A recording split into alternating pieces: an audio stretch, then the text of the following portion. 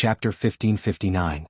The sky was clear, the clouds were untainted, the mountains were moist, the wind was warm. At the top of the azure sky there were no clouds for thousands of miles, not even a wisp of cloud. It was as if all colors had been filtered out. The few remaining thin white clouds seemed to have been melted by the sun and slowly dissipated with the wind, causing the sky to sparkle magnificently. The sun and fresh air shrouded the land. Sometimes, the sun would walk into the few clouds that were about to dissipate. The light would shine through the clouds and onto the rivers and seas of Fuyuki City. Sometimes there would be dark clouds floating in the sky. The clouds were so thick that when the sun came out, it was impossible to see it. But the rays of the sun in the clouds penetrated the encirclement, and set the clouds with a glittering rim of gold. Soon after, the sun slowly rushed out from the clouds and appeared in the sky. It even dyed the dark clouds golden, causing them to dissipate as if they had melted. At this time it wasn't only the sun, the clouds, and the sea that were shining. Even the land was bright. The weather was so clear. Looking from the window, the transparent blue sky looked like a silk handkerchief. Inside the window, two girls were busy with cleaning utensils. The two girls had been in this state since they woke up in the morning. Standing in the middle of the hall, Wu Yen looked at Hinajiku and Mikoto, who are wearing aprons and busying themselves around. His expression is somewhat helpless. Okay, do you have to be like this? If you have time to be sarcastic, why don't you come and help? Mikoto wiped the sweat off her forehead. She held a broom with one hand and put the other on her waist. Can't you see how busy we are? Just a little bit more. Chuju didn't look back. She was tidying up the kitchen. Once this is done, the cleaning is done. So, even if you do a cleaning, so what? Wu Yen was speechless. When we leave, time will freeze in this world. When we come back, this house will still be the same as when we left. Do we need to do this before we leave? That's true. Mikoto looked around. He sighed. After all, we've been living here for 1 or 2 months and we've been living quite well. Don't clean this place up. There will be a knot in my heart. Anyway, if we have the chance to come back again, she would continue to live here, wouldn't she? Chuju glanced at Wu Yen. When you come back and see a clean house, you'll be in a good mood, right? But if I remember correctly... Wu Yen covered his forehead with one hand and pointed out a cruel fact with a headache. These places. Since you woke up in the morning, you've tidied everything inside and out 3 times, right? Teach 3 times? Hinajiku and Mikoto looked at each other and said awkwardly. Is there really that much? How much do you think it is?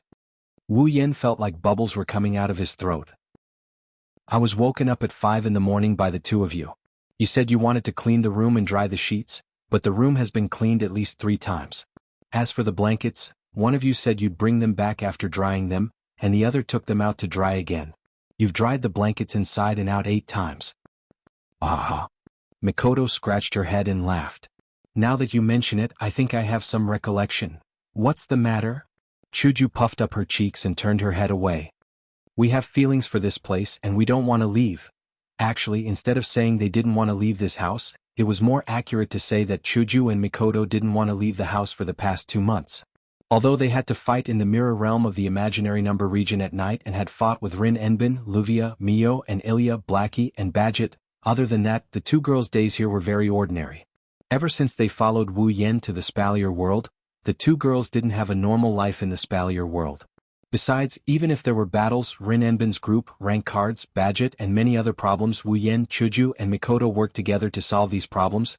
The 2 girls felt like they were back to the time when the 3 of them were the only ones exploring the world. It's understandable that they didn't want to leave. Of course, now that they have so many companions, Chuju and Mikoto weren't unhappy at all. Now that the base in the Behemoth Forest has been completed, the capital of alternate generations has become the home of the Summoners and the Misaka sisters. If nothing major happened, they could just stay in the capital of alternate generations and live a normal life, and they would still be able to visit the girls. Until now, the happy life that the girls have been praying for finally took shape with the completion of the capital of alternate generations. Now all they need is a guarantee and they can continue living like this. That guarantee, needless to say, is to have the power to deal with all accidents and protect their happy life and home.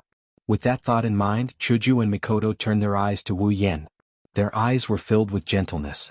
In order to find the power to protect everything, Wu Yen has been wandering between the Spalier world and the various dungeon worlds to increase his strength. Now, all he needs to do is complete the Demigod Path quest and reach the level of Pinnacle Demigod, and Wu Yen will become a Pinnacle Demigod. He will become the strongest in the Spalier world in the truest sense of the word. Under these conditions, plus the fact that the system still has S-rank equipment and mythical armaments that can provide the power of God, Wu Yan can exchange for the S-rank equipment and obtain the power of God. When that happens, with the help of the power of God, Wu Yan will have the chance to become a true God-tier expert. When that time comes, a truly peaceful and happy life will befall everyone living in the capital of alternate generations. In order to welcome the arrival of that day, Chuju and Mikoto swore to themselves that they won't fall too far behind the most important person in front of them. No matter how reluctant I am, it has to end here. Wu Yan, who was oblivious to Chuju and Mikoto's determination, looked around and sighed. If this goes on, there will be no end to it, all right? Chuju and Mikoto snapped out of their daze and reluctantly put down the cleaning tools in their hands. They untied their aprons and folded them carefully before coming to Wu Yan's side. By the way, aren't you going to say goodbye to the children? Mikoto wrinkled her nose. Because you're leaving, the children are quite affected, aren't they? Yes. That's why they're children. Wu Yan's expression was helpless. I already said I won't be leaving for long. But that's cute too. Chuju couldn't help but smile. Why don't you summon them to the Spalier world as well? Even if we go back, I'll continue with the Demigod Path mission. Wu Yan shook his head. If that's the case, wouldn't it be the same as leaving the children in a foreign world? That's true. That's true. Mikoto nodded in agreement. In a foreign world, you won't be by my side. Even if we won't be apart for long due to the time ratio, it still won't feel good. That's why I'll wait until the Demigod Path mission is over and I've ascended to Demigod Pinnacle before we talk about this. Wu Yan shrugged. Before that, let's be apart for a second. What about Rin Enbin and Luvia? Chuju glanced at Wu Yan. Aren't you going to say goodbye to them? Forget it. Wu Yan hesitated for a moment before shaking his head. I've already said everything that needs to be said. After we leave, the time in this world will freeze. Instead of parting with sadness, it's better to wait for the next reunion. Oh? Mikoto raised an eyebrow. You're already interested in having them as your summons? Of course not. Wu Yan chuckled and mumbled. At least not all of them. What did you say? Nothing. Stepping forward, he arrived in front of Hinajiku and Mikoto before looking at the two girls. Well then, let's go back. The two girls nodded. In the hall, the three figures disappeared without a trace. Everything returned to normal. Chapter 1560. Spalier World, Behemoth Forest. Ever since the birth of the Beast King and the demonic beast's rampage, no one has entered this natural treasure trove of the Spalier World. In order to prevent the innocent warriors and magicians from being destroyed by the demonic beasts, Ailu, Baruba, and Fea empires have set up camps near the Behemoth Forest. Only after passing through the camp's management and gaining the approval of the camp's person in charge, could they enter the giant beast's forest with a specific purpose and be dispatched. Hunting demonic beasts in the Behemoth Forest is also a way to get the resources needed for the Spalier World's market to operate normally. If it weren't for this reason, perhaps the camp's mission would only be to guard the Behemoth Forest and prevent the demonic beasts from coming out. However, even if the camps send teams into the Behemoth Forest every day, the number of people in the Behemoth Forest has decreased. In the past, they could enter and leave as they please. Now they need to organize teams to enter the Behemoth Forest. In the past, there were more people entering the Behemoth Forest. Under these circumstances, no one knows that in the Behemoth Forest, where both danger and opportunity exist at the same time, there is something that others can't see. If someone can see the abnormality in this area, then they can see that around the area, there is a transparent barrier that ripples like water. It is a semicircle that covers more than 80% of the area. Inside this semicircular transparent barrier that covered more than 80% of the open space, there was a fortress that was located within it. The steel-like walls, which were at least 100 meters tall, spread out to both sides, forming a circle that surrounded everything in the fortress. Inside the fortress, tall buildings stood in great numbers. However, they were of different types and styles. They were orderly, but they also seemed to be uneven. It is like a strange city where buildings from different eras are gathered together. In this city where buildings of different styles, types, and tastes are gathered together, there are also those with short brown hair and brown eyes, delicate face and slender body. They look exactly the same. Girls with a lack of expression are living their lives. Some are staying in their homes. Some are walking outside on the streets. Some are enjoying their daily lives. Some of them were working as shop owners. There were also people wearing the same uniform with an armband embroidered with the word patrol on their arms, walking up and down the streets. Apart from the identical looks and figures, this was simply a living city. As for the Misaka sisters, they were just like normal girls, living a leisurely and ordinary life. This is the current capital of alternate eras. At the center of the capital of alternate generations, there was an inverted pyramid-shaped building with the highest height, which allowed one to have a panoramic view of the entire capital of alternate generations. The heart of alternate eras. This is where Wu Yan and his summons live. At this moment, Mikoto was standing at a window on the top floor of Generation's heart. Through the window, she looked down at the Misaka sisters who were living their lives peacefully. Her tea-colored eyes were actually red. This is great. This is great. Wu Yan and Chuju, who are standing behind Mikoto, are also looking at the scene below. They saw Mikoto's excited expression and smiled gently. They can understand Mikoto's feelings. Originally, the Misaka sisters were only clones. They were born as experimental subjects in the magic catalog world. They were killed by Accelerator and used by Alistair. In order to save the Misaka sisters, Mikoto had sunk into the depths of darkness and despair. Later on, even though Wu Yan gave Mikoto a glimmer of hope and saved all the sisters still couldn't be said to be completely out of danger. After all, there were too many people who coveted the existence of the Misaka sisters in the magic catalog world. There are so many conflicts in the Spalier world that in the end, the Misaka sisters picked up their weapons and joined the battle. Of course, it was more like hunting in the giant beast's forest. Occasionally, they would get rid of the bugs in the giant beast's forest. Compared to the life in the magic catalog world, life in the giant beast's forest was like heaven to the Misaka sisters. But Mikoto doesn't want the Misaka sisters to join the battle at all. Although the Misaka sisters don't care about it, the truth is that the Misaka sisters have never lived a good life since they were born. They haven't even lived a normal life. This is something Mikoto can't bear to see. It was also because of this that Mikoto was the one who put in the most effort and labor when they decided to build the base and give the Misaka sisters a place to rest. It's all for the sake of letting the Misaka sisters live a normal life without any conflicts. Unfortunately, in this world there are endless conflicts. Without the power to protect everything, there's no such thing as a happy life. This is because there's no telling when it will be destroyed. Even now, the Misaka sisters seem to be living a normal life in the capital of alternate generations. But there's no telling when there will be a large-scale battle.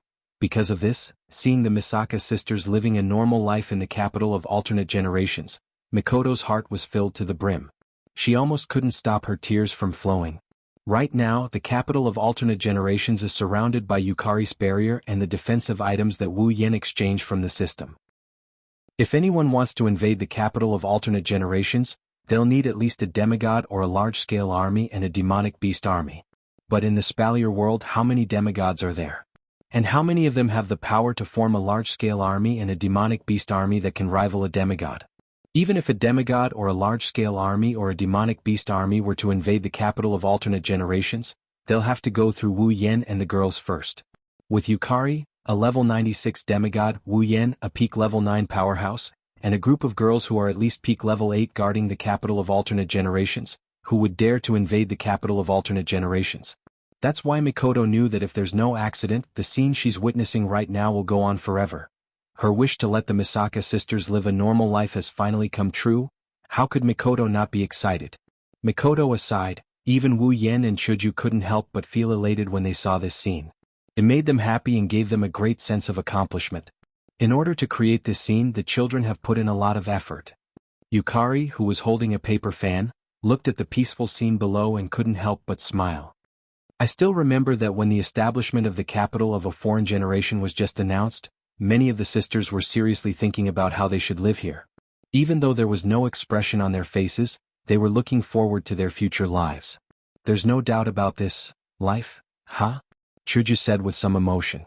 So, even if there's no need, some of the sisters are still opening shops? The things sold in those shops are all made by the sisters themselves. Yukari smiled happily. Clothes, food, decorations, and even potted plants and flowers are all made by those sisters according to their own interests and hobbies. They put them in the shop to sell. Everything you see now is presented because they decided what they want to do. Even the clothes and decorations are made by themselves? Wu Yan is a bit surprised and impressed at the same time. That's really something. When did the sisters learn to do this? Then the things sold in those shops are also set by the sisters? Chuju asked with interest. Is the currency that my sisters use to buy things and buy raw materials for making items that need to be circulated in the market from Purple Flow? Those children don't use currency to buy and sell things. Yukari chuckled. Sometimes they use items to exchange with each other. Sometimes it's just a small condition like cooking a meal. There are all kinds of forms. Of course, even if they don't, when they see that their sisters really want their things, those children will also give away the things they made with their own hands. Hearing this, Hinajiku showed a look of yearning. How enviable such a life. The way the sisters live is really attractive. There's no profit or human selfishness, they do whatever they want, opening their own shops and making things. This was also the kind of life that his younger sisters wished for. Yukari also said that even if there's nothing to exchange for these things, the sisters will give away the things they made themselves. That's because the ones who need these things are their sisters. Isn't such a life desirable enough? Stop talking. Mikoto rubbed her eyes, wiping away all the moisture in them. She pulled Hinajiku's hand and couldn't wait to start yelling. Choju, let's go shopping together. Okay. Hinajiku agreed without hesitation. She seemed to have thought of this a long time ago. The two of them rushed out without saying goodbye. Wu Yen and Yukari didn't know whether to laugh or cry. Chapter 1561. How's the mission going on your side? Yukari asked Wu Yen with an expression like she's interested in something she rarely does. It should be done, right? Well? Wu Yen scratched his head. Although there were a lot of problems in the middle, I finally completed it. It's good that you can complete it. Yukari patted the paper fan in her hand and glanced at Wu Yen. It's rare to have a shortcut that allows you to climb to the top, you have to grasp it well. I know what you're trying to say, but sometimes accidents happen. Wu Yen recalled how he almost gave up on the Demigod Path quest due to his archer class being stuck in Blackie's body. He sighed. The Demigod Path mission is indeed a rare opportunity. However, there are some things that I can't lean towards just because it's more beneficial to me when I'm truly comparing them. Oh? Yukari looked at Wu Yen in surprise. She smiled at him with a deeper meaning. Looks like you've spent a lot of effort in this dungeon world. You can even say something so profound. I'm just saying. Wu Yen shrugged. However, this Demigod Path mission has made me realize how difficult it is. Although there will be trouble in the second phase of the Demigod Path mission, it's mainly because I'm looking for trouble. No matter what, try to complete it to the end if you can. Yukari waved the paper fan in her hand casually. Since the capital of a different era is here, there won't be anything to worry about in the Spalier world. You can focus on your own mission. I've always planned to do that. When Chuju and Mikoto come back, I'll immediately depart for the third part of the Demigod Path mission. Wu Yen shrugged and looked at Yukari. Speaking of which, Yukari, aren't you going to a dungeon world with me? Do I look like the kind of person who would run around for something? Yukari looked at Wu Yen with a faint smile. I'm interested in other dungeon worlds as well, but compared to running around in different worlds, I prefer a leisurely life.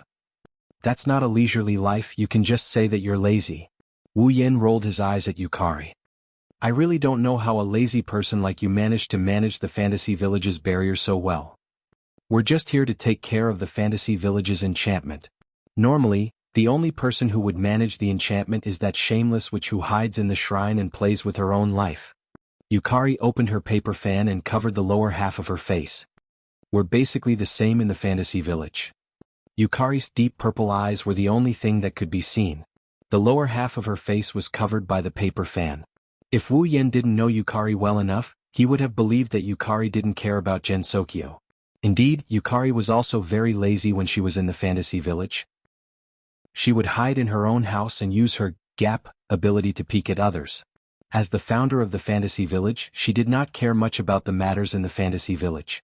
Instead, she advocated the policy of turning a blind eye to it. However, that was mainly because the matters in the village were either trivial matters or things that would never be out of Yukari's control. If something happened in the Fantasy Village that could threaten her existence and force Yukari to take action personally, Yukari would never be careless about it. That was why Yukari was acting like it had nothing to do with her. He could just treat it as a tsundere. Are you sure you don't want to go? Wu Yen tried to tempt her with a seductive tone. Perhaps the dungeon world in the third round of the Demigod Path mission is Fantasy Village. By that time, I'll go to Fantasy Village and the time flow in Fantasy Village will return to normal. If something happens and you're not there, then I'll leave it to you. Yukari was unfazed. She even pushed her responsibility to Wu Yan as she casually opened her mouth. Don't you have my red jade mode? In a way you're like me, aren't you? Haha. You're flattering me. Wu Yan sighed. Putting aside the fact that the red jade mode has a time limit, if I activate your red jade mode, I'll only be on par with you in terms of strength. How can I compare to you in other aspects? Yukari. Yukari Yakumo, a sage shifter. A great shifter who has lived for more than 1,000 years. Even if Wu Yan could use the ruby mode to achieve the same level of strength as Yukari, he wouldn't dare boast that he could solve everything in the fantasy village. After all, there were people stronger than Yakumo Yukari in Fantasy Village. However, Yakumo Yukari was still able to manage Fantasy Village so well. This was enough to prove that not everything in Fantasy Village could be solved with power alone. With the title of Sage, Yakumo Yukari's wisdom was unquestionable. And this wisdom was the true reason why she was able to manage Fantasy Village.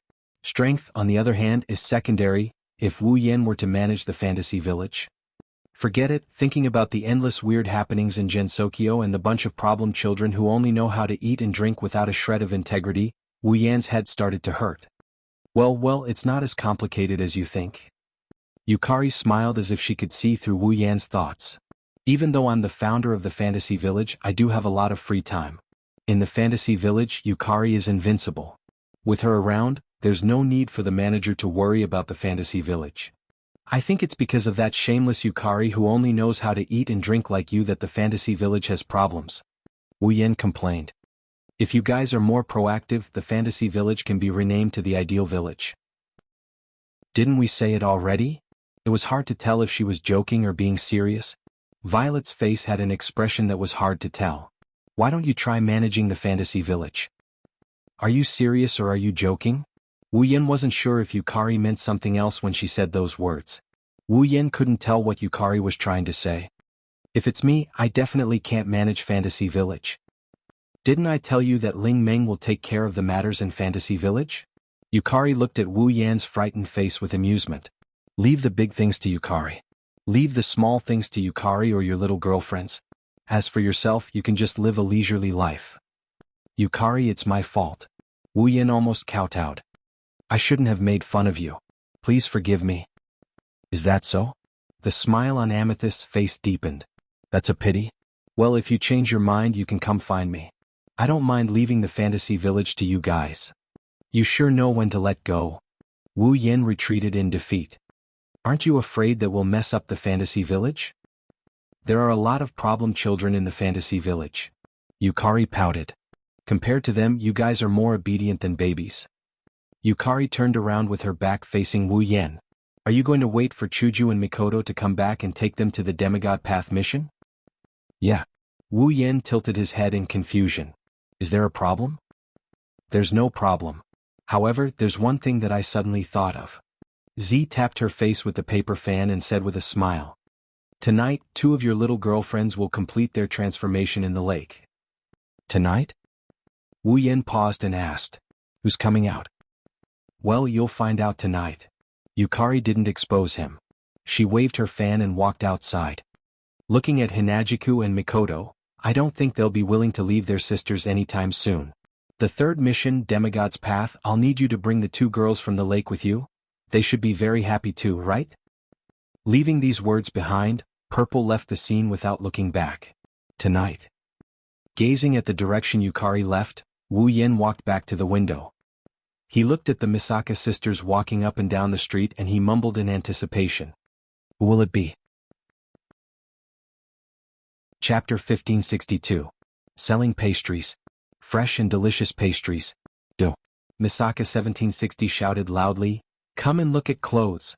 Here are some nice clothes. Do. Misaka 16307 shouted loudly, is there anyone who wants to buy flowers? Do. Misaka 2640 carefully held her favorite flower while observing the surrounding customers. Please come and take a look at Misaka's greatest masterpiece. Do. Misaka 10047 raised her umbrella and proudly showed off. On both sides of the retro-styled street that was similar to the Western style, such voices constantly reverberated in the air and passed into the ears of everyone walking on the street. The voices came from the shops on both sides of the retro-styled Western street. The voices came from the mouths of the shop owners. Judging from the scene alone, It was undoubtedly very much like a very lively commercial street, or a street of stalls set up during a large-scale event. It was necessary to increase the number of customers for oneself. However, if someone were to personally visit the scene, they wouldn't have the mood to patronize these shops. This was because the shouts that were reverberating in the air were all emotionless, devoid of uplift, and cold as if they were listless and cold. Standing at the corner of the street, Wu Yan looked at the scene and felt a sense of helplessness. Yukari said that 2 girls would finish their metamorphosis and emerge from the lake tonight. She wanted him to bring them to the 1564th takoyaki stall. Misaka is setting up a stall. Misaka 10032 is reporting to Oniai-sama and using her eyes to signal Oniai-sama, who I haven't seen in a long time. Misaka 10032 said as she moved her head closer to Wu Yan's face until there was less than 5 centimeters between them. Her brown pupils stared straight into Wu Yan's wine-red eyes and stopped talking. That. Looking at Misaka 10032's expressionless face, Wu Yan laughed dryly. Please forgive me for not having the ability to read other people's inner thoughts from their eyes. Is that so? Misaka 10032 understood and distanced herself from him. Wu Yan let out a sigh of relief.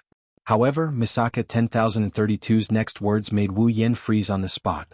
As Oniai-sama's Oniai-sama, you don't even have such an inhuman ability.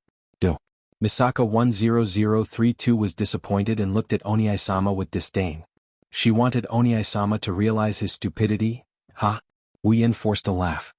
I'm sorry, I'm just that stupid. There's no other way. I can only tell Oniai-sama what I mean.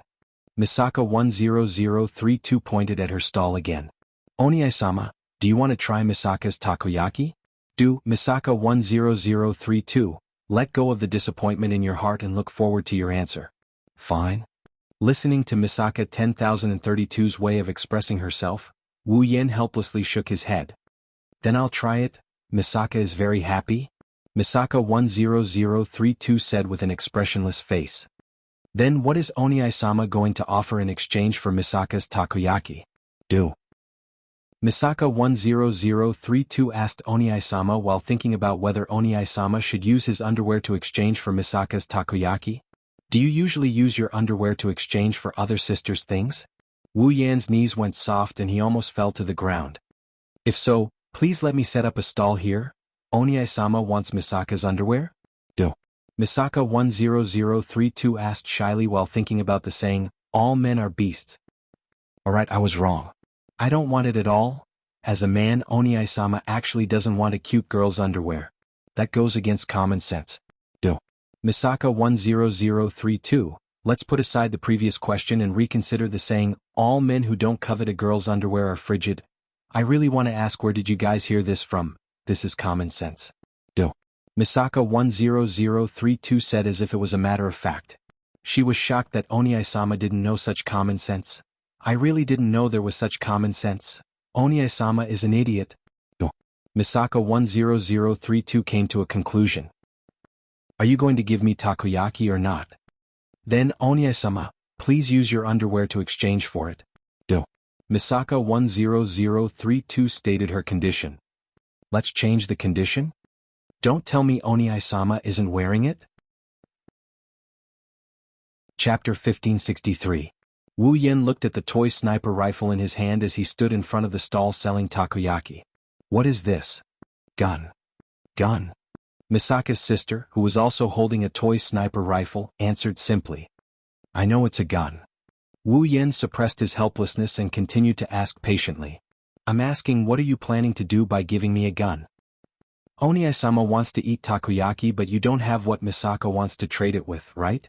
Misaka's sister raised the toy sniper rifle in her hand as she explained. So, if Oniai-sama wants takoyaki, you have to follow the rules of the shop and compete with Misaka. Misaka 10032 explained to Oniai-sama. She felt it was a pity that she didn't get Oniai-sama's underwear. Competition? Wu Yan ignored Misaka 10032's explanation and looked at Misaka 10032 suspiciously. What competition? Shoot. Misaka 10032 spat out these 2 words and pointed at a human-shaped target wearing a cloak in her stall. That's a human-shaped target made by Misaka. There's a number on each part of the target. If you hit the target, you'll get the number on the number. Everyone has 3 bullets. Whoever gets the most points wins the competition. Misaka 10032 explained patiently. I see. Wu Yan got the gist of what Misaka 10032 means. So, if I get more points than you and beat you, I'll get takoyaki? Correct. That's right. Misaka 10032 nodded and added this sentence. On the other hand, if Misaka gets more points than Oniai-sama. If I beat Oniai-sama, I'll get Oniai-sama's underwear. Misaka 10032 finished her explanation.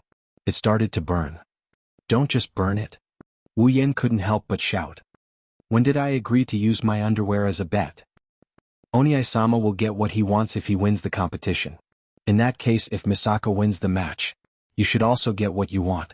This is the most basic rule of a competition. Misaka 10032 stared intently at Wu Yan's face. Or perhaps Oniai-sama has the despicable idea of obtaining Misaka's takoyaki unconditionally, and Misaka won't object. Misaka tried her best to show her magnanimity, but she despised Oniai-sama's idea. Wu Yan's strength instantly disappeared. In the past, he thought that the way the Misaka sisters talked was cute. It was also a way to show that the Misaka sisters did not hide their true thoughts. They were very worthy of love. But now, this kind of idea. They really disappeared without a trace. Together with the strength in his body, since you've said it to this extent. Wu Yan gritted his teeth. Good. I agree to your conditions. Shooting was not Wu Yan's specialty. However, Wu Yan did put a lot of effort into the shooting aspect of the noble phantasm that has great destructive power, meteor shower. Although the Misaka sisters also used guns as their weapons in the magic catalog world, the target was less than 5 meters away. It was such a short distance. Wu Yan was confident that he could shoot wherever he wanted. Therefore he could at least get full marks. Under such circumstances, even if the Misaka sisters also got full marks, it would at most be a draw. Both of them would not get what they wanted, but at least he could keep his underwear. As for the Misaka sisters' takoyaki, Wu Yan did not really want it. He only said that because he wanted to patronize the Misaka sisters. Who would have thought that something like this would happen? Using his underwear as a bet. Wasn't this a trap? If he were to use the Misaka sisters' underwear as a bet, he would be more motivated. Then let's begin. Misaka 10032 walked into her stall and removed the cloak on the human target. No matter what, I won't lose. Although the bet was a trap, Wu Yan felt that he had to be serious in order to keep his underwear. However, this ambition disappeared when Misaka 10032 lifted the hood of the target in the shop, exposing the target to the air. Even Wu Yan himself froze in place, unable to move. He did not know why. It was because the target was a naked man who was tied to a rack in a Jesus pose. There were a few concentric circles drawn on the naked man's body. There was even a number on each circle which indicated the points that could be obtained if the target was hit. Using a naked man as a target? That was not the real reason why Wu Yan froze. The real reason why Wu Yan froze was that the target's face was his face. Moreover, the position with the highest score, which was 100 points, was in the crotch area. Wu Yan's face was covered in cold sweat. This is Misaka's most precious treasure. Misaka 10032 seemed to be touching the target's body lovingly. Incidentally, the place she touched was also the target's crotch. Because it's Oniai-sama, Misaka took this treasure out to be our target. Normal people would not be interested in Misaka's treasure. Misaka 10032 proudly puffed out her chest. After that, Misaka 10032 ignored Wu Yan's sweaty face and walked to Wu Yan's side. Her brown eyes calmly looked at her treasure. Then Misaka, I'll start first. Misaka 10032 stuffed a cork into the muzzle of her toy sniper rifle. She skillfully aimed at the target and calmly pulled the trigger. Bang! With a clear sound of impact, the cork shot out from the toy sniper rifle in Misaka 10032's hands and accurately hit the target's crotch. From the crisp sound of the collision, it could be heard that if it were any other object, the force of the collision would definitely not be inferior to the force of a shot put at full force. Wu Yan's face quickly turned green to red, from red to black, and finally from white to white. Now Wu Yan only had one feeling, that was a sharp pain coming from the lower half of his body. Phew. Misaka 10032 calmly exhaled. She picked up another cork and stuffed it into the muzzle of her toy sniper rifle. She aimed and fired. Bang! Bang! Misaka 10032 fired 2 shots in a row and accurately hit the target's crotch area. It made people feel that her marksmanship was superb. At the same time, there was another point to feel. That was the strength of the sniper rifle. Every shot made the target wobble and almost fall off the shelf. It made people wonder if the fourth shot would blow a hole in the same spot. Looking at the target that looks like him getting hit in the crotch, and with such ferocious force at that, Wu Yan's body trembled and trembled again. Sweat was dripping down his face and his back was drenched in sweat. Onie-sama, what's wrong? On the side, Misaka 10032 calmly put down the toy sniper rifle in her hand. She looked at Wu Yan's trembling body and sweating all over. Is Onie-sama not satisfied with Misaka's marksmanship? Misaka 10032 was a bit uneasy. Is my marksmanship not good enough? No. Misaka's sister's marksmanship is very strong. Very strong. So strong that even Wu Yan was scared. Holding the toy sniper rifle in his hand, Wu Yan could clearly feel his facial muscles twitching. His palms were sweating and his whole body was shaking. Misaka's sister had already fired 3 shots and all 3 shots hit the target with the highest score. She obtained full marks. In other words, if Wu Yan didn't want to lose, he had to hit the target with the highest score all 3 times. But there was only one spot with the highest score. That was the crotch area. Even though he knew it wasn't him to shoot the crotch area of a target that looked like him, Wu Yan felt that he had to be mentally prepared for the pain. Just like that, Wu Yan held the gun with his face covered in sweat. He didn't dare to pull the trigger. Just like that, at a certain moment Wu Yan's hand shook and the cork shot out and hit the target, in the chest. Bang! The toy sniper rifle in his hand fell to the ground. Wu Yan's face was filled with shock. It's over. Chapter 1564. Nighttime. The sky gradually darkened and the curtain of night quietly descended. The full moon was clear in the sky. Soft moonlight shone down from the sky and penetrated the barrier of the capital of alternate generations. It shone into this wondrous city that seemed to be a mixture of buildings from different eras, covering the entire capital of alternate generations with a layer of silver gauze. Under the soft moonlight, wind started to blow on the streets where there were windmills. The windmills slowly rotated as if they were providing electricity to the capital of alternate generations. In an instant, all the streets shone with a neither bright nor dim brilliance. These lights were all emitted from the bricks that paved the street itself. Although the bricks that paved the streets of the capital of alternate generations had different styles, different types and different colors, they were all made of the same type of ore. At night it would be like a luminous pearl, emitting light. In order to obtain these glowing ores, many girls had put in a lot of effort back then. Some went around to inquire about the source of the ores. Some followed the girls to the behemoth forest to search for ores. Some went to the supply town to purchase large quantities of ores. Some even contacted Lulu and Feifei for help. Only then did they obtain enough ores to build the streets of the capital of alternate generations. And the reward for that hard work was the beautiful nightscape of the capital of Otherworld, which could be described as a dream. The streets themselves were emitting a soft radiance that was different from each other, causing the night of the capital of Otherworlds to be set off by a rainbow of colors. It was an extremely beautiful sight. Under such a beautiful night scene, even if they knew it was night time, there would still be many who would want to walk on the glowing streets. Even the girls who were slightly used to the night strolled up and down the streets at night to relax. They were admiring the night scene. They were enjoying such an enviable night. The heart of alternate generations, located in the center of the capital of alternate generations, was also shining like the streets. The entire inverted pyramid was shining with a dazzling golden light. It looked like it was made of gold, dazzling to the extreme. Come to think of it, living in such a building should give one a greater sense of achievement than living in a palace, right? Such a night. It was indeed the envy of others. However, despite the envy of others, there was someone who didn't even have the mood to appreciate it. On the top floor of the heart of alternate generations, Wu Yan lowered his head.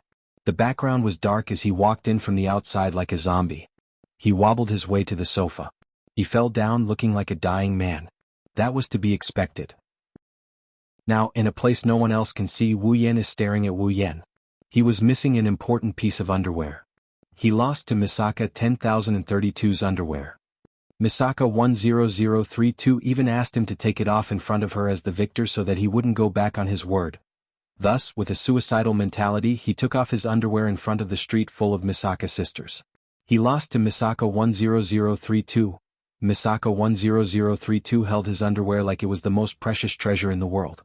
Then she gave all the takoyaki to Wu Yan and walked away expressionlessly. At that moment Wu Yan felt like something left with Misaka 10032, never to return. Then, the Misaka sisters on the street started to drag Wu Yan to do all sorts of business. They forcefully sold Wu Yan all his clothes and left, leaving behind a naked Wu Yan who was staring blankly at the sky. He didn't move for a long time. Luckily, there were only Misaka sisters in this capital of alternate generations. Luckily, the girls are soaking in the magical lake water, undergoing a transformation. Luckily, Chuju, Mikoto, and Yukari aren't around. Fortunately, the girls left behind a shop that sells men's clothes. Otherwise, Wu Yan felt like there was no reason for him to stay in this capital of alternate generations any longer. Or rather, there's no reason for him to live anymore. I'm an idiot. Wu Yan buried his face in the sofa. He wanted to cry but no tears came out. Why did you go on the street? Why did you eat takoyaki? Why did you play games? Why didn't you run away? In an instant, a new 100,000 whys came out of Wu Yan's lifeless body and echoed in the living room. His voice was filled with desolation. Not long after, Wu Yan suddenly bounced up and said with a loud voice, "It's okay. Other than the Misaka sisters, no one else knows about it, right? I just want to forget it. Then no one will know about it." "Yes, forget it." Wu Yan lowered his head and tried to hypnotize himself. However, when he lowered his head, a piece of paper on the table entered his sight. "Nice body, keep up the good work." There was a line of words printed on the paper. Wu Yan couldn't recognize the handwriting but he could guess who it was. Who else could it be other than Yakumo Yukari, who had a gap that allowed her to spy on any place she wanted? I'm an idiot. Wu Yan collapsed on the sofa again. Why did I go on the street? Why did I eat takoyaki? Why did I play games? Why didn't I run away? Wu Yan suddenly heard something amidst his self-deprecation. Outside the hall, the sound of 2 footsteps could be heard. They were sneaking over to the entrance of the hall. Who is it?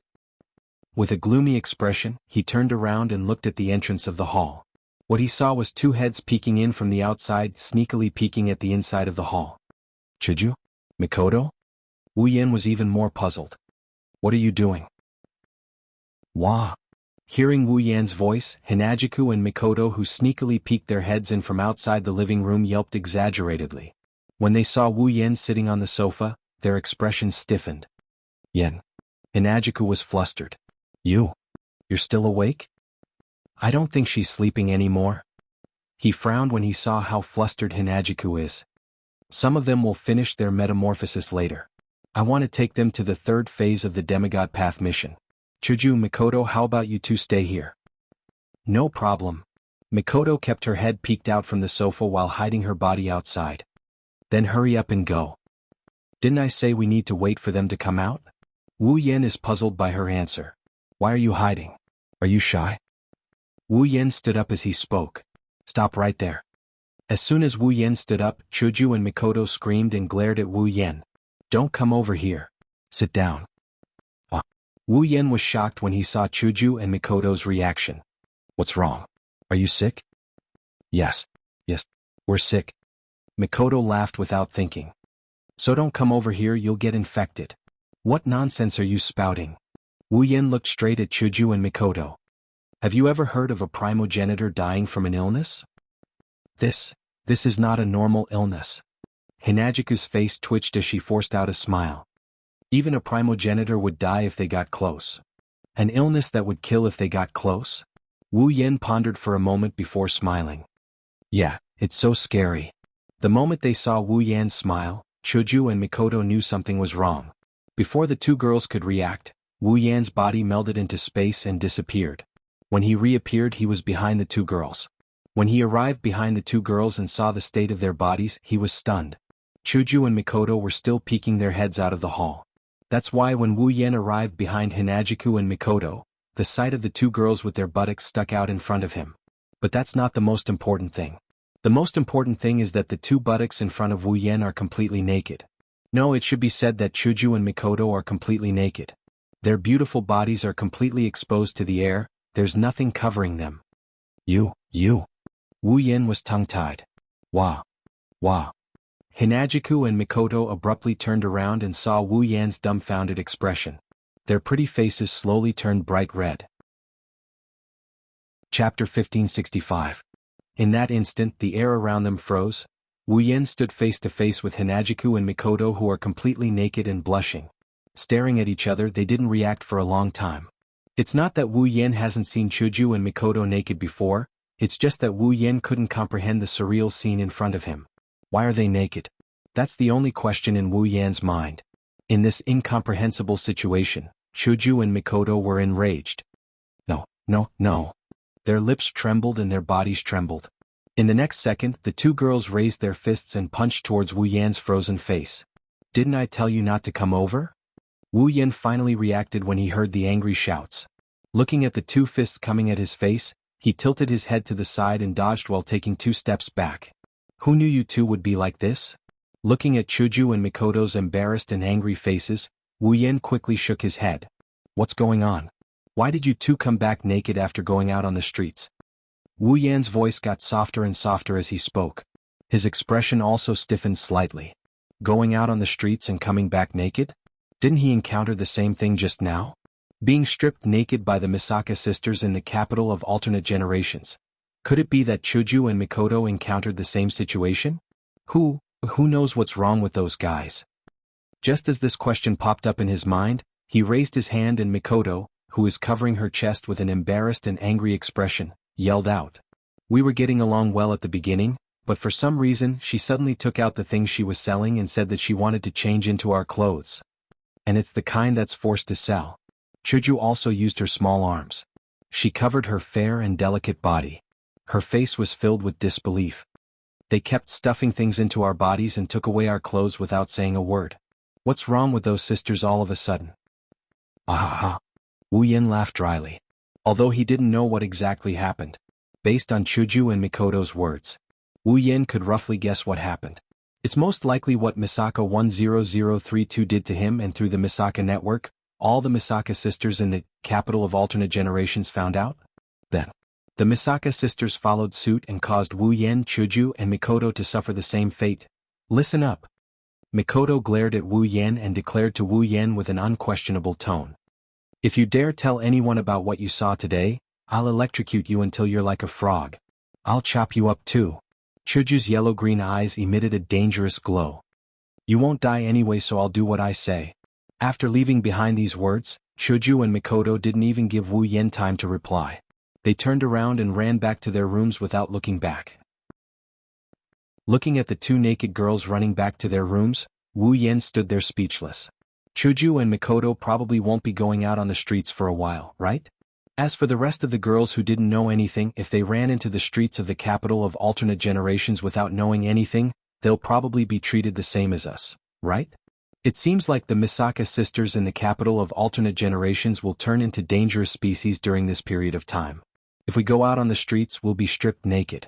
That's why it's best if we don't go out on the streets for the time being.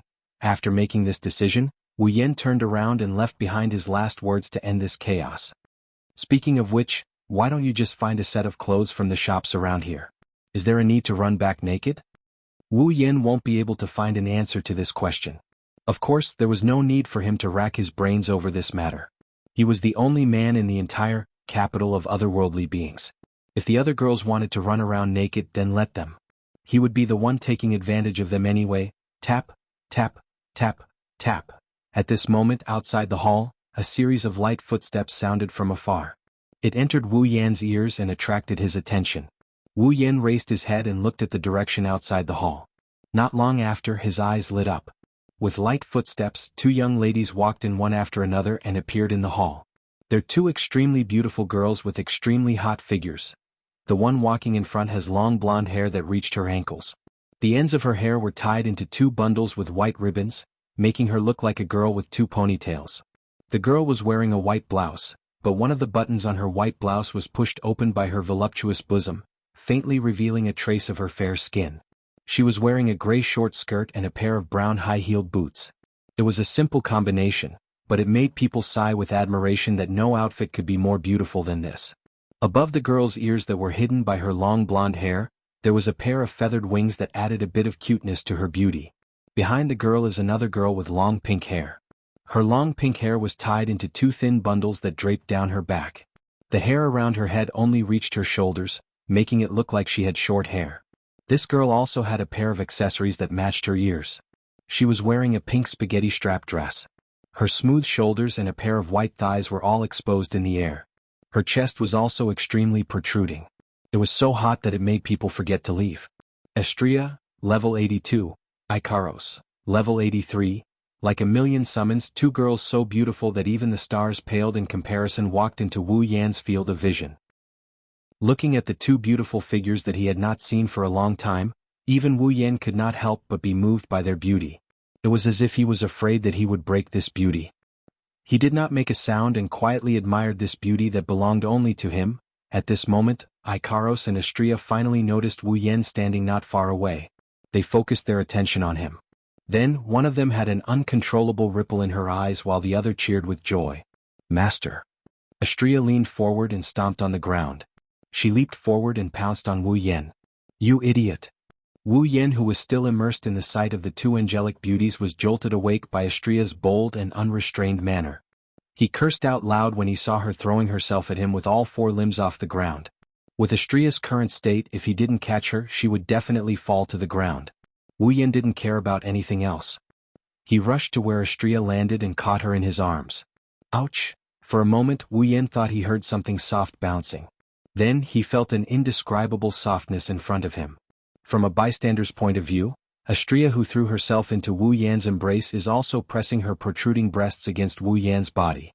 They're squashed so hard that the soft flesh on the sides of her body almost burst out of her clothes. Wu Yan almost wavered from this indescribable softness. It took him a lot of effort to suppress it. He knocked Estrella's head hard. You idiot. What if you fall? Ouch. Estrella hugged her head and squatted on the ground. She complained with tears in her eyes.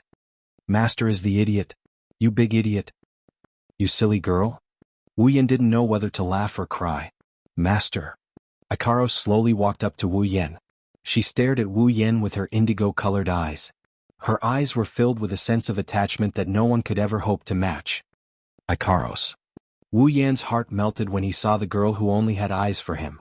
He reached out and rubbed Icaros' head. I missed you so much. Icaros tightened her grip on her chest. The attachment in her eyes deepened. Chapter 1566. Soft sunlight poured down from the edge of the sky, sprinkling on every corner of the ground. A gentle breeze blew past, bringing with it the fragrance of the wild grass. On the green field, a patch of green sparkled under the sunlight, setting off the most vibrant color in the world. It was full of vitality, making the mood of those who saw it better. On this boundless field, there was a railroad that seemed to connect the two ends of the world, extending to both sides. It was like a long dragon undulating in the field. If one were to observe carefully, they would discover that this seemingly endless stretch of railway was extending towards a seemingly bustling city that occupied a large area. At a certain moment on one end of the railway, a sharp and long whistle resounded, reverberating between heaven and earth. Amidst the sharp and long whistle, a train dashed from the other end of the railway with black smoke rising into the sky. Amidst the rumbling sound of the tires, the train drove towards the bustling city, allowing the very modern city scene to be imprinted in the window. The fields on both sides of the road were moving backward at an extremely fast speed, left behind by the speeding train. Looking at the bustling city through the car window, one could faintly see grayish-white concrete buildings in the bustling city, and cars running on the asphalt road. However, compared to the latest cars of the 21st century, these cars gave people a feeling that they were outdated. Yes, not only cars but also buildings. Although the entire city could indeed be described as bustling, the style would only give people a feeling of being a little backward. Even in many cities, some steam could be seen rising. Using steam? This already felt a little backward. Unfortunately, this backward era is actually a reflection of this world. The train unyieldingly moved in the direction of the city. In one of the carriages of the train, a man and 5 women were looking at the city through the window, chatting happily. Wow. The first to speak was a petite girl with a ponytail, a pair of round red eyes, and a very pretty and cute girl. What a refreshing city. This is the first time I've seen a city like this. I wonder if there's anything fun to do there? Is there an aquarium? Aquarium? You mean a place with a lot of fish? On the side, a blonde girl with a ponytail had her hands pressed against the car window. Her entire face was almost pressed against the glass. For some reason she revealed a longing look. It sounds delicious. MMM. The ponytail girl puffed up her cheeks, dissatisfied. Listen up, Astria-chan, the fish in the aquarium are not to be eaten, they are to be looked at. If you eat those fish they will sue you and ask you to pay for it. Sigh. The blonde girl called Astria looked like a deflated balloon. She slumped down on her seat. I can only look but can't eat. This place is so boring. No matter where it is, the fish in the aquarium are not to be eaten. The ponytail girl put one hand on her waist, she raised her other hand and showed a finger. Astria-chan, places where you can eat are called restaurants, places where you can sleep are called hotels, places where you can drink and party are called taverns. You can order food in these places but not in other places. Oh, I see. Astria nodded in realization. She shouted excitedly. Then Nisha-chan. Are there restaurants, hotels and taverns in that place? Well? Nagisa and Astria sat by the window and pretended to be educating each other while Astria nodded with an expectant look. The rest of the people around them didn't know whether to laugh or cry. You don't know anything about this world, you were just asking about aquariums. Wu Yen shook his head with a chuckle. I wonder why Nagisa has so much to say. Nagisa-chan is also happy to be able to come out. Sitting not far away from Nagisa, a young girl with shoulder-length silver hair appeared on her face. She looked like a tranquil saintess. She had a genuine smile on her face. Even though she was in a deep sleep when she was in teacher's body, Nagisa-chan, who loves excitement, still hopes to come out. Then what about Kanon? Wu Yen moved his head closer to Kanon. Do you like to come out too? Actually, I can do anything. Kanon smiled shyly and said in an embarrassed voice. As long as I can stay by teacher's side. When she was in your body, Xiao Nagisa was also in high spirits. At this moment, a petite girl sitting next to Kanon, holding a black lace fan and wearing a white goth lowly outfit with a head full of long, straight black hair that was curled up like tornadoes at the ends of her hair. She was fanning herself with her eyes closed and said all of a sudden. After all, we vassal beasts are connected to your consciousness when we're in your body. We can even peek into your memories. Nagisa is very curious about your past. You mean? Wu Yen opened his mouth in shock. He asked with uncertainty. Nagisa, Kanon, and Natsuki, did you all peek into my memories? You didn't say we can't peek into your memories. Natsuki opened one eye and glanced at Wu Yen. Also, when we first became your familiars, we didn't know anything about your past. It's necessary for us to learn more. Wu Yen looked at Nagisa and Kanon. Nagisa was still chatting with Astria. She didn't seem to hear the conversation. Kanon heard everything. She gave Wu Yen an embarrassed look and admitted it without saying a word. Fine. Wu Yen smiled bitterly. Thank goodness I never did anything wrong. Perhaps. Natsuki closed her eyes again and waved the fan in her hand. Ikaros, have another cup of black tea. Ikaros looked at Wu Yen in a pleading manner. Astria and Wu Yen sat beside him with a tea set in their hands. How could you casually order around a comrade you've only met for the first time? Wu Yan's bitter smile deepened, but he still rubbed Ikaros' head. Ikaros, I'll have to trouble you to satisfy Natsuki. Yes. Ikaros nodded without hesitation. She poured a cup of black tea and handed it to Natsuki. Natsuki took the black tea as if it was a matter of course. She took a small sip, and her doll-like face relaxed significantly. It's as good as always.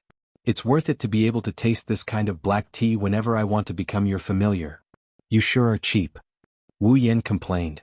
You're satisfied just because the black tea is good after becoming someone else's possession? Don't forget. Natsuki's blue eyes looked at Wu Yen coldly. Back then when I became your familiar, you didn't even ask for my opinion. Instead, you forcefully turned me into someone else's thing as you said, this? Wu Yen choked, he didn't know what to say. Natsuki wasn't the only one. Nagisa and Kanon were in the same situation as well. Without any choice, the Yao Beast mark turned the girls into familiars and turned them into Wu Yan's familiars. It ignored the owner's wishes and turned them into his familiars. The demonic beast seal, that he still didn't fully understand, was such an extremely dangerous thing. Of course, even if it was very useful, the conditions to make it work were also very harsh. Not only did the user and the target have to be in a state similar to that of a vampire and a familiar, but the target's feelings for the user had to be at a certain level, and they had to be mentally compatible as well. Only when these two conditions are met will the Yao Beast mark come into effect. It will turn the target that is compatible with the user's body and mind into a familiar for Wu Yen to command. Due to these harsh conditions, The Yao Beast mark hasn't been activated since Wu Yan came out of the Bloodlust Rampage world. In fact, it would be a miracle if Natsuki, Kanon, and Nagisa were able to become Wu Yan's familiars. Chapter 1567. Wu, the long whistle of the train echoed clearly in the surroundings. The rumbling noises of the train gradually decreased, and the speed gradually decreased. The train drove into a dome-shaped station and stopped. Sizzle, steam rose from various parts of the train, making a sound like water being poured over a flame. At the same time, uniformed station guards came to the surroundings of the train and began to get busy. The doors of the train opened one by one, and the passengers disembarked with their luggage in the midst of the clamor, and scattered around the station. Not long after, Wu Yan, Ikaros, Astria, Natsuki, Kanon, and Nagisa got off the train and went to the entrance of the station. However, compared to those who came from afar or came back from afar, this group of people also came from afar, but they didn't bring any luggage. Their hands were empty, and they didn't look like tourists who came to this city for the first time. Instead, they looked like they were here to pick someone up. The 6 of them stood at the entrance of the station and surveyed the city. This was a city surrounded by steam from top to bottom. The buildings around them were different from the skyscrapers and mansions they were familiar with. They leaned more towards the classical style of a church and other sacred halls. On the streets, heavy cars that looked like they were popular in the 80s were moving at a speed that Wu Yan and the others thought was slow. There were also carriages that rumbled under the whips of people. The people wore formal clothes, there was no trace of casual wear. It felt like they were back in the past. Backward. This was the first impression Wu Yan, Natsuki, Kanon, and Nagisa had of this city. They used to live in a high-tech world. For Ikaros and Astria, who used to live in Synapse, a place that was centuries ahead of modern society, a place where almost everything could be done with technology, this place was even more backward than they already were. However, in this city, there were scenes that couldn't be found in a normal world. Here there were bodies with smooth surfaces. They glowed with a cold, steel-like luster. There were human-shaped objects that looked like they were made of iron. There were gears on some parts of them. They could be seen everywhere. There were people selling coffee in small shops along the street. There were people who walked awkwardly and comically. There were people who moved goods and worked slowly. There were also people who walked beside the pedestrians. There were people who helped them with their work. It was a scene that seemed a little inconceivable in this city. However, it was as if they were living a normal life, mingling in the streets. These humanoid objects were the most special existences in this world. Puppets? To be more precise, it should be called an automaton. It was a puppet that didn't rely on steam, electricity, light, or other energy sources to move. Instead, it relied on magic as the source of power to move. And this kind of automaton, which is different from ordinary people, is also the main combat method in this world. Finally, it feels real. Wu Yan mumbled to himself as he watched the scene of the man and the dolls living together. Smart girl, invincible world. Smart girl, invincible world. This was the dungeon world for the 3rd phase of the demigod quest. This so-called mechanism was actually referring to the automaton. Speaking of the automaton, the root of the automaton is the magic circuit. It is a necessary part of the automaton. It is an invention that replaces magic rituals. The various conditions, complicated incantations, and magic arrays needed to activate magic were simplified to create a circuit that was installed in the body of an automaton. By injecting magic power into it and activating it, the automaton would be controlled and the magic would be performed through the automaton. This method of activating the magic circuit through the automaton is called smart magic. Through the cooperation between the automaton that was equipped with a magic circuit in its body and the puppeteer who controlled the automaton, it performed magic that was different from ordinary tedious and lengthy magic. It was a powerful magic that was unprecedentedly fast and precise. The automaton was created for this purpose. Because of the existence of smart magic, magicians can be freed from the cumbersome magic circles and lengthy incantations. They can borrow the power of the automaton to perform magic quickly. Today, smart magic has become a complete magic system. It is used as the most basic method for magicians to perform magic. It is used in all aspects, including war. Therefore, the necessary prop to perform clever magic, the automaton, became a magic prop that magicians had to equip themselves with. The magician who controls the automaton is called the puppeteer. The puppeteer and the automaton are the main theme of the smart girl, invincible world. The city Wu Yen and the girls are in is the British academic city known as the Smart City, Liverpool. In the center of the city, there is a school that exists for the purpose of smart. The school. It is Wu Yen and the girls' destination. After carefully observing the scenery of the city and the clumsy automaton, Wu Yen couldn't help but look at his wrist. Over there, a silver bracelet was being worn on it, limited bracelet. Similar to the time in the magical girl Ilya world, the path to demigod mission restricted Wu Yan's power. Not only Wu Yan, the two angelic girls who entered the dungeon world with Wu Yan and the familiars who were released after entering the dungeon world are all restricted by the limited bracelet.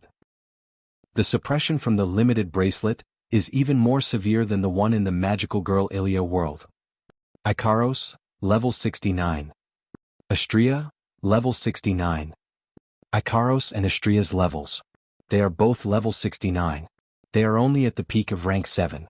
Even vassal beasts like Natsuki, Kanon, and Nagisa were suppressed to level 69, the peak of rank 7. Their power dropped by God knows how many levels. That's not the worst part. The worst part is, Wu Yan is the worst. Character, Wu Yan equipment points, 111100 item points, 200000 ability points, 101000 summoning points, 131000 level, 0. That's right. Level 0. In other words, Wu Yan's current level is the same as a normal person's. Of course, level doesn't represent everything. Wu Yan can't be like a weak scholar just because his level is suppressed to 0. His combat power can't even be considered as trash. However, he is still down to 5. This was because not only was his level suppressed to 0, the powerful physical abilities he obtained from the body of the true ancestor were also suppressed to the point where he was no stronger than a normal person. His superpower is also restricted. He can use the spells in the 103,000 grimoires, but he is restricted to the same level as the magicians of this world. He has to chant long incantations and use complicated magic formations to cast them. Other than infinite armaments, the only thing Wu Yan isn't restricted is his boundless mana and true ancestor's immortal life force. However, with infinite armaments, Wu Yan is only strong in terms of technique. His physical strength is also restricted. He has techniques but no physical strength. He is still weak. According to the system, Wu Yan must be like the puppeteers in this world. His main combat method is to control his automaton. Karos, Astria, Natsuki, Kanon, and Nagisa are Wu Yan's automaton. Similar to Wu Yan, the 5 girls aren't just restricted by their levels. Like the automaton of this world, they need to rely on their master's mana to activate their magic circuits, perform their magic and engage in combat. Of course, the girls don't have any magic circuits. However, if they were to participate in a battle, they would need Wu Yan's mana to execute their moves. In other words, without Wu Yan's mana, the girls are no different from normal humans. They can't fight at all. This is why the restrictions in this world are so severe. That's why Wu Yan released Natsuki, Kanon, and Nagisa while bringing Ikaros and Astria with him. He's afraid that Ikaros and Astria won't be able to hold their own against a strong foe under such circumstances. Chapter 1568. Currently, all of the spells in the 103,000 grimoires were restricted by the bracelet, requiring complicated magic circles and lengthy incantations to be used. It was impossible for them to be used in a real battle. Their superpowers and physical abilities that came from the true ancestor were directly suppressed, and they could not even use them. Wu Yan couldn't even use his red jade mode and familiars. Natsuki, Kanon, and Nagisa were released because Wu Yan released them the moment he arrived in this world. However, the 3 girls were also restricted by the bracelet. To put it simply, other than infinite arms refinement, all of Wu Yan's other means of combat are restricted. Under these circumstances, Wu Yan's combat power with infinite arms refinement is only equivalent to that of a tier 4 or 5 fighter. He can reach tier 6 with his mana boost, but that's about it. Fortunately, there were no restrictions on the items. Wu Yan could still use the Gate of Babylon, Shana, Meteor Shower, and the other treasures in the Gate of Babylon. With these, it shouldn't be too difficult for him to go against an ordinary automaton. It shouldn't be a problem for him to defeat a weaker automaton. However, it would not work for the more powerful automaton. That's why, when it comes to high-level battles, Wu Yan still has to rely on the girls who are limited to his automaton and let them do the dirty work. One has to say, with these restrictions in place, Wu Yan can be considered a half-baked puppeteer. Why half-baked puppeteer? It was very simple. A true puppeteer needed to have a certain degree of control over their automaton, and the level of use of clever magic would directly affect the combat power of the automaton. Wu Yin didn't know any of these. How could he control his automaton to a certain extent? Ikaros, Astria, Natsuki, Kanon, and Nagisa could all fight on their own. There was no need for Wu Yin to control them. Mastery of magic? Wu Yin hadn't even touched a real automaton before. He didn't even try to control a normal automaton. This was his first time coming to a world where the automaton girls couldn't get hurt. He didn't know anything other than the theory behind the automaton magic. What kind of level was that? Therefore, as a puppeteer, Wu Yin didn't have any other skills other than infusing his automatons with mana so that they could fight. It could be said that he was completely unqualified. Because of this, Wu Yin decided to come to this mecha city. Other than completing the third phase of the demigod quest, Wu Yin is also interested in the fighting style of a real puppeteer. He wants to learn how to control puppets and how to use them in magic. How interesting! While Wu Yin was observing the city, the girls were doing the same. Nagisa's red eyes were glowing. It's just as Sensei said, there are a lot of automatons that can move around. They are just like the automatons on Itagami Island. Why aren't they armed? Doesn't an automaton have to fight as well? Automatons that can fight only have built-in magic circuits in magic. These automatons only have basic functions that allow them to move around. Wu Yin patted Nagisa's head. If the streets were filled with automatons that can fight, this place would be in chaos. Automatons that can use magic aren't something those metal lumps on Itagami Island can compare to. Natsuki raised her parasol with one hand and placed the other on her waist. Looks like this world is more interesting than I thought. I wonder how powerful the automatons are. Wu Yin scratched his cheek. I really want to know how powerful I am right now. If we're talking about automatons, I'm sure you're the worst. Natsuki didn't hold back. If we're talking about automatons, I'm still waiting to see how powerful they are. Why don't you just tell me you don't know how powerful you are in this world? Wu Yin pursed his lips. Well, it's only a matter of time before I find out. Hey, master? Astria held her stomach and looked at Wu Yin with a pitiful expression. I'm hungry, fine. Wu Yin shook his head. He didn't know whether to laugh or cry. Then let's go to the academy first and settle the matter before we talk about it. Yes. Astria and Nagisa beamed with joy. Ikaros and Kanon nodded. The lively and cheerful duo attracted a lot of attention. As for Natsuki, she was neither quiet nor moving. She was neither lively nor cheerful, but she was neither quiet nor beautiful. She was somewhere in between, and one could only say that she was very delicate and cute. Under Wu Yan's lead, the group passed through the streets filled with people and dolls. They headed towards the center of the city that is filled with steam. Walpurgis Royal Mechanical Academy. Located in the heart of Liverpool, the ingenious city, it was a world-renowned ingenious academy known as the greatest academy in the magic world. It was like a palace standing in the center of the city. It occupied a vast area, and its scale was so large that it reminded people of a real palace. Its architectural style reminded people of the Buckingham Palace. From the front, the Walpurgis Royal School of Mechanics looked like an awe-inspiring royal palace. The walls were like the walls of a castle. They were about 5 meters tall and there were some stone spikes at the top. If one were to look carefully, they would discover that there were some black muzzles on the academy's gate. These guns aren't for decoration, they're loaded with real bullets. That said, their purpose was not to defend against external enemies. Instead, they were used to stop those who were trying to escape.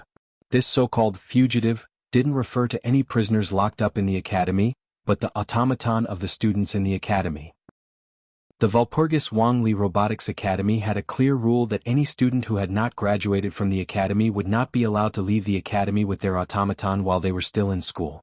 As for the automaton carried by the students in the school, if they left the school without permission during the school period, they would be mercilessly sniped by these pitch-black gun muzzles. For the puppeteer it was an academy, but for the automaton, it was a prison. So big. Astria and Nagisa's jaws dropped as they looked at the unbreakable fortress in front of them. Is everything ready? Standing in the middle of the group of girls, Wu Yin glanced at them.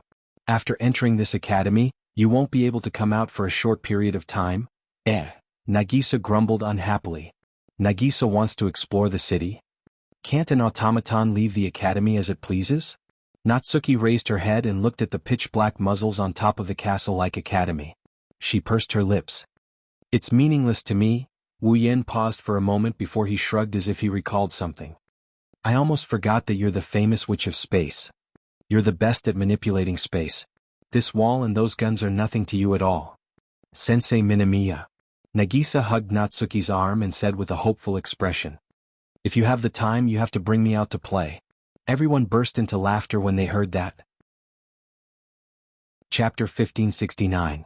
The Walpurgis Royal Mechanic Academy was publicly recognized as the best academy in the magic world. It was at the top of the ivory tower in this era where magic tricks were prevalent. Of course, such a high-end academy would have a very high threshold. To others, the entry requirements were already harsh to the point of being harsh. It was fine for those who had excellent academic ability and were rich. As long as they paid a fee that satisfied the Walpurgis Royal Tactical Academy, they would be able to enroll. However, for those who had excellent academic ability but did not have any financial backing, it was a difficult situation. Although it was a little realistic, the entrance fee of the Walpurgis Royal Tactical Academy was shockingly high. It was impossible for an ordinary family to pay this fee. Only those nobles and powerful forces could afford this fee. Therefore, if those without much wealth wanted to enter the Walpurgis Royal Mechanic Academy, they could only go out and find sponsors who could pay for their tuition. For example, the military, the corporations, the churches, the corporate alliances of various countries. These existences were very willing to be the financial support for excellent puppet users. After all, a powerful puppet user could bring about combat power. It was comparable to a small army. Therefore, in this world, almost every country's military would do their best to find those outstanding puppeteers. Cultivating puppeteers had also become the most important thing for every country. Under such circumstances, it was definitely worth it to spend a bit of money to get an excellent puppet user to join his side. Of course, if one wanted the military, corporations, churches, and corporate alliances of various countries to provide financial support for an unrelated person, the puppet user would have to show the corresponding ability. In other words, if one did not have the ability to impress these sponsors, one would not be able to enter the Walpurgis Royal Mechanic Academy. Then, one could only rely on one's own ability to pay for the expensive tuition. In terms of ability to be a puppet user, Wu Yan was very bad. Very bad. Regardless of whether it was theoretical knowledge or actual combat control of the automaton, it was a skill that could be used to control the automaton. The method and experience of performing magic tricks. Wu Yan could be said to have none at all. If he had to find a sponsor to provide him with financial support. If he didn't take into account Ikaros, Astria, Natsuki, Kanon, Nagisa, and the others, Wu Yan wouldn't have been able to pull this off. However, unfortunately, Wu Yan isn't someone who's short on money. Sorry. Wu Yan smashed a bag filled with at least 100 gold coins on the table in front of him and said with a smile on his face. The staff member of Walpurgis Wangli Academy had a dumbfounded expression on his face. Wu Yan smashed a bag full of gold coins on the table in front of him. I want to enroll. Enter the school? The staff member couldn't react in time for a long time. When he came back to his senses, he quickly adjusted his glasses to cover up his gaffe. It couldn't be helped. Although it wasn't like no one had come to the Walpurgis Wangli Academy to enroll in the past, those students were only here to sign up. They wouldn't bring any tuition fees with them. The tuition fees of the Walpurgis Wangli School of Engineering are too expensive. If you use paper money, you would need to fill up at least 2 large boxes. It's unrealistic to carry money around with you. Therefore, generally speaking, when a student was admitted, the faction behind the student or the sponsor behind the student would first pay the tuition fee in advance. Then, the student would bring their personal information to report and apply for admission. Wu Yan came to the registration counter and applied for admission with a bunch of gold coins. This is the first time in the history of the Walpurgis Wangli School of Engineering. No wonder the staff member was dumbfounded. After lifting the heavy bag and putting it aside, the staff member respectfully handed Wu Yan an application form. Please fill in your personal information here. Wu Yan nodded slightly, but when he saw one of the lines on the application form, he frowned. Do I still need to fill in the information of my automaton as well? Yes. The staff member pushed up his glasses and answered. This is because once you enter the school, your automaton will not be able to leave the campus until you graduate. We need to have the information of your automaton so that we can identify it easily. In other words, we have to register the person we need to monitor. It's like applying to enter a prison, isn't it? Wu Yan took a deep look at the staff member before turning around to the girls behind him. Natsuki glanced at Wu Yan and she nodded nonchalantly. As the representative of the girls, she agreed to this arrangement. All right. Wu Yan shrugged and tapped his cheek with a pen. He rolled his eyes and started to fill in his automaton information. Automaton Natsuki Minamiya, magic circuit, space manipulation, able to manipulate space as one pleases. Automaton Ikaros, magic circuit, wave barrier, able to create a barrier by vibrating the atmosphere. Automaton Agurola, magic circuit, freezing cold fog, the ability to generate cold air on its own, condense cold ice and control cold air and ice. Automaton Hanes Natsuan, magic circuit, boost healing. No matter how serious the injury is, it can be healed in a short period of time, allowing the target to return to their full state. Automaton Astria, magic circuit, particle sword. Controls particles to form a laser lightsaber. You can freely control the changes of particles, enlarging or shrinking the laser lightsaber. After filling up the form, Wu Yan ignored the weird looks from the girls behind him and handed the form to the staff member with a nonchalant expression. Is this good enough? Yes, sir. After the staff member glanced at it slightly, he put the form in his hand into an envelope and sealed it. Automaton is related to the combat power of the puppeteer. We will only show your form to the guards at the entrance, we will not show it to anyone else. Don't worry, the staff member handed a key to Wu Yan. Tomorrow we will have an academic test. After participating in the test, the invigilator will arrange your ranking and dormitory in the academy according to your results. Before that, please go to the guest courtyard and make do for the night.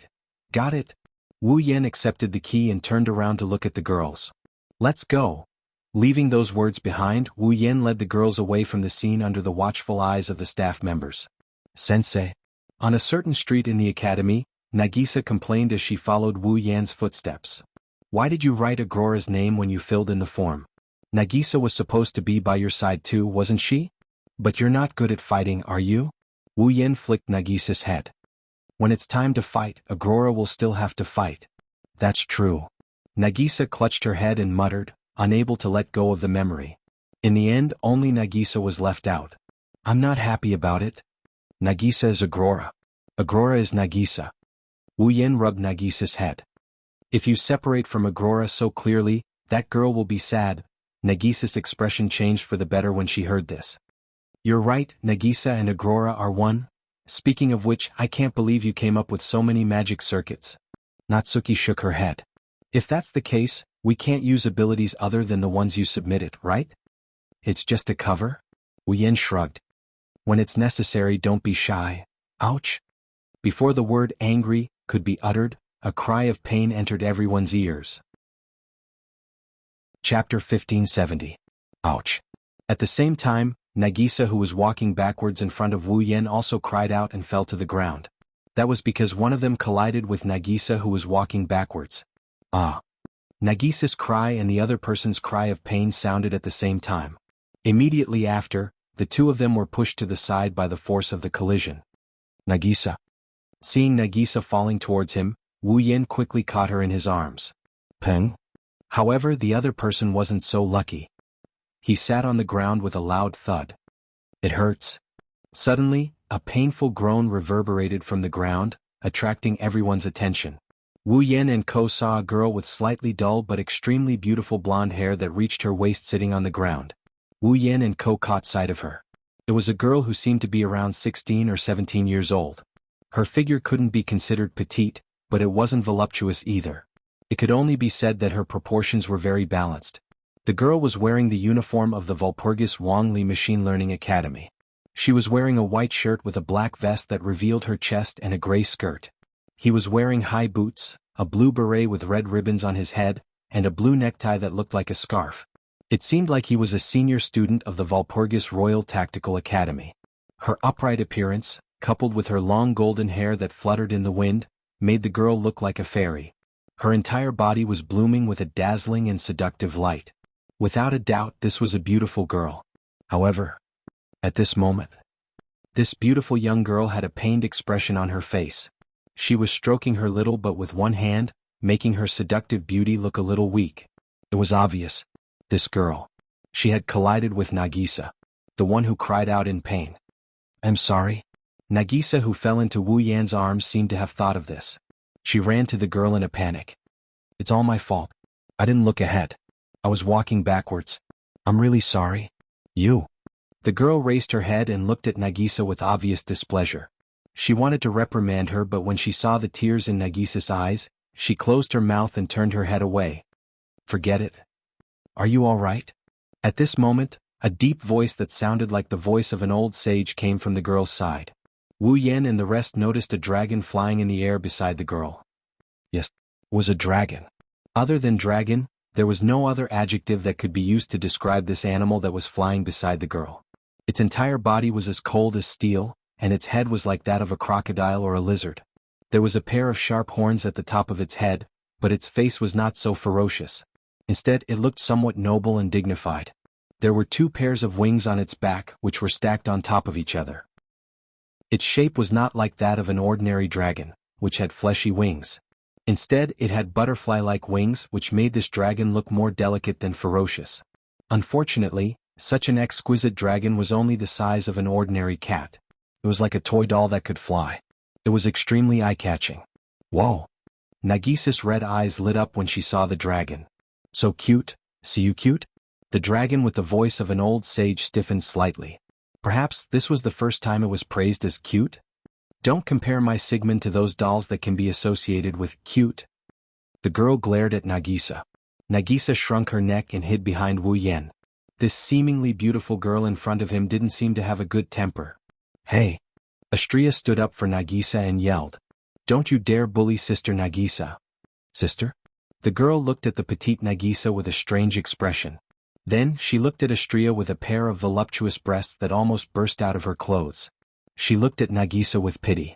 No matter if you look at it from side to side, up to left or right, Astria should be the older sister, right? Unfortunately, Astria was an idiot. Basically, anyone with a higher IQ than Astria could be her elder sister. For Astria, the talkative Nagisa was like an elder sister to her. That was why Astria kept calling Nagisa her elder sister. Nagisa was happy to hear that and naturally became Astria's elder sister. The oblivious girl pushed herself up from the ground and glared at Astria with a displeased expression. Get this straight, she's the one who knocked me down. But Sister Nagisa already apologized, didn't she? Astria glared at the girl angrily. You're bullying her by yelling at her. I am bullying her. What do you want? The girl got angry too. She looked at the group and mocked. You look like freshmen, what's wrong? Did they think that they would have more confidence just because they had more people? Ugh.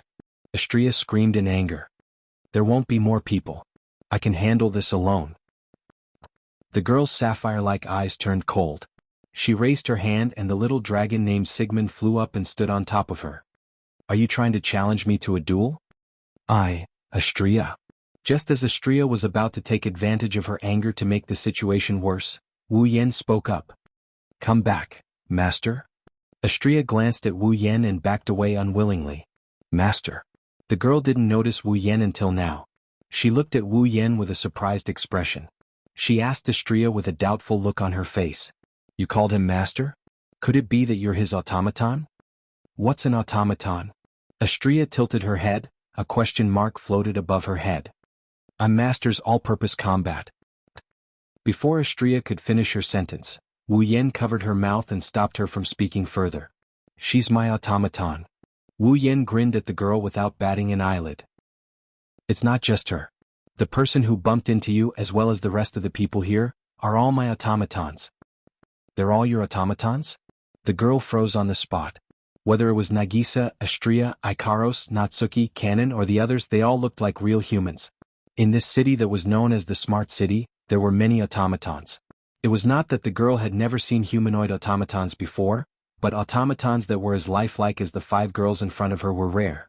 After all, to most people, the impression of an automaton was still a mechanical form with gears and steel exposed to the outside. The girl has seen a lot of things, but she has never seen an automaton as lifelike as this one. It was also the first time the girl couldn't recognize the automaton. It's all because of your automaton. After mumbling like she was sleep-talking, the girl glanced at Natsuki and the other girls. You actually brought 5 automatons with you? Don't tell me that you can control 5 automatons to fight at once? Who knows? Wu Yan shrugged. That's what I'm talking about. Wu Yan shrugged. By the way, can you bring me to the Academy's guest room? Huh. Chapter 1571. In the Valpurgis Royal Mechanical Academy campus, There is a street that runs through the north and south of the academy. This large street is the main street of the Walpurgis Royal Mechanical Academy. Not only does it connect the north and south of the academy, it also connects to the various classrooms, dormitories, and cafeterias. Therefore, once it was time for lunch break, this main street would be packed to the brim with students who wanted to go to various places in the academy, and it would be extraordinarily lively. Fortunately, it is not time for lunch break and the busy time has passed. The sky is slightly yellow and night is about to fall. At this time, the students should be in their dormitories, right? Even so, there are still a few scattered people on the main street.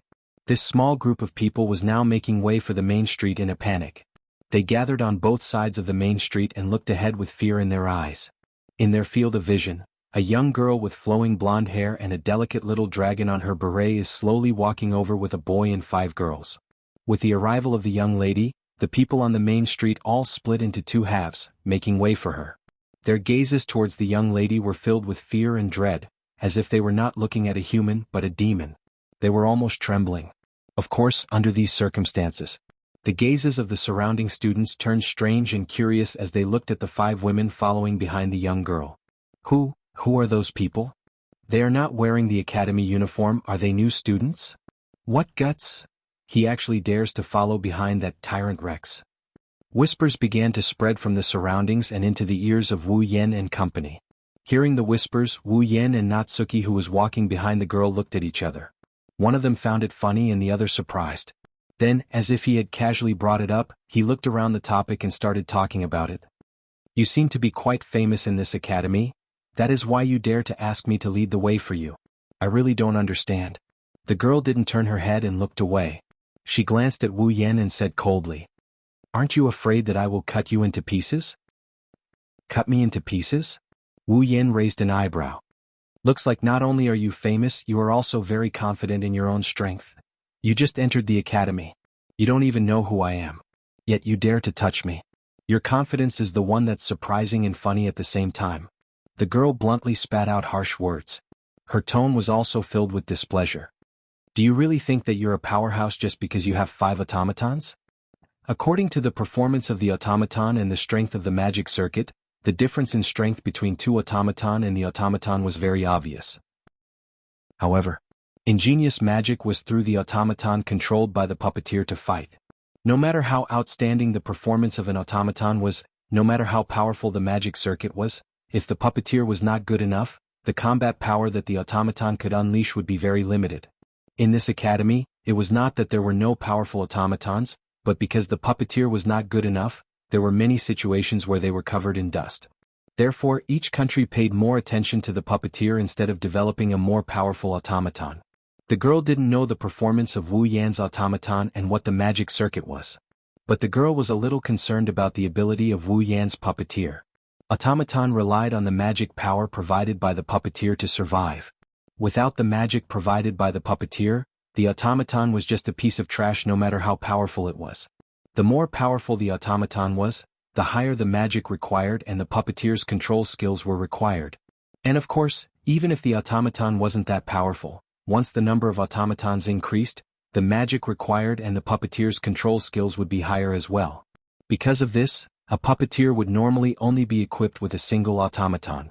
They would invest all of their mana and manipulation skills into the automaton, fully unleashing the power of the automaton. In this way, even if there was surplus magic, the automaton's combat time could be effectively extended.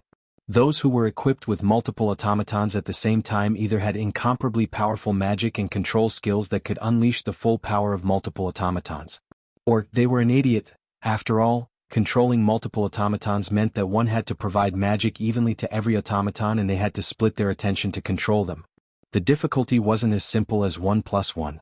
If one didn't provide enough magic to the automaton and didn't have powerful control skills to control the automaton, in the end, not only would the combat time be very short, they wouldn't be able to unleash the full power of each automaton. What was such a person if not an idiot? What the girl was concerned about was whether the freshman before her was a truly powerful puppeteer. Or an idiot. The girl would never have thought that Wu Yan's automaton could fight on its own without him controlling it. Therefore, as a puppeteer, Wu Yan's mastery of magic was extremely bad. He was even worse than a newbie. As for magic, Wu Yan didn't have much but magic. Not to mention an automaton, He had more than enough magic power to provide an army's automaton with magic power. Only I know if I'm strong or not. Wu Yan's lips curled up in response to the girl's sarcastic but probing words. As for whether my automaton is strong or not, I'm the only one who knows. The girl paused for a moment before she snorted and continued walking. No matter what, you better not piss me off. Otherwise, I don't care if you and your automaton are strong or not, I will not hesitate to chop you into pieces. Nagisa and Astria showed obvious dissatisfaction when they heard the girl's words. Kanon consoled them by pulling their hands. Only Natsuki and Ikaros remained expressionless. They looked like real automatons who followed their master's orders. Not long after, a rather luxurious courtyard appeared in front of the group. That's where the academy's guests are staying. The girl stopped and waved her hand at Wu Yan like she was swatting a fly. There are many rooms inside, but the room number is engraved on your key. Go find it yourself. After saying that, the girl turned around and walked in another direction with the little dragon on her head. That little girl, although her mouth was merciless in the end, she still brought us here. Only then did Nayu lazily open her mouth. Surprisingly, she's a nice brat, she's just a little clumsy, yeah? Wu Yan looked at the girl's back and after a while, he yelled out. What's your name? The girl stopped and stood there for a long time without responding. After a while, she turned around with a provocative yet joyful smile on her face. Charlotte? Birao. Don't forget the name that might chop you into pieces. After saying that, the young girl left without looking back. Chapter 1572. The Valpurgis Royal Mechanic Academy was the best academy in the magic world. Usually, guests from all over the world would come to the academy as a guest, which was a common occurrence. For the sake of these guests who came from afar, there was a courtyard within the Valpurgis Royal Tactical Academy that was specially used to entertain these guests and allow them to stay in it. The courtyard took up more space than the average dormitory and was mainly divided into 3 floors. The first floor was for the ordinary guests to live in. The second floor was for the distinguished guests from all over the world to live in. On the third floor, there were luxurious suites for the royal family and the nobles, as well as those who had extraordinary statuses and great backgrounds. Students like Wu Yan who came to register but hadn't been assigned a dormitory would sometimes be arranged to live in this courtyard for a period of time. Naturally, Wu Yan had no affinity with the luxurious suites provided to the royal family, the aristocrats, the aristocrats, the aristocrats, the aristocrats, the aristocrats, the aristocrats, the aristocrats, the aristocrats, the aristocrats, and the like. Before tomorrow's test, Wu Yan would live in the dormitory on the first floor of the courtyard. Although it was called a dormitory, the courtyard that was specially used to entertain guests naturally couldn't be shabby. Therefore, when Wu Yan used the key to open the door. When they entered the dormitory, what appeared in front of the group of 6 was a room that was very different from an ordinary dormitory. The area was about the size of 2 or 3 rooms of an ordinary dormitory, with a built-in bed that was enough to lie down 3 people. There was a round table in the middle, and the surrounding walls were full of decorations, including potted plants, vases, and counters. There was a window at the front, and outside the window there was a small open platform. The platform was planted with flower beds, and when the breeze blew, it could clearly bring a fragrance. The whole room was filled with a fragrance. It made people feel refreshed. For the level of the dormitory, it was quite luxurious. This kind of environment couldn't be said to be too good, but it definitely couldn't be said to be bad. At least. Even Natsuki, who was quite demanding in all aspects, eased her delicate doll-like face when she saw this dormitory. Thinking about it, he was quite satisfied.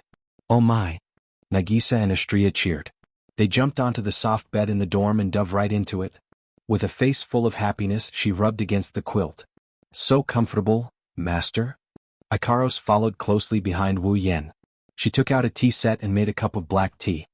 Please have some tea, thank you Ikaros. Wu Yan ruffles Ikaros's hair. Under Ikaros's joyful gaze, he picks up the teacup and takes a sip. Minamiya-sensei. Kanon poured a cup of black tea and handed it to Natsuki.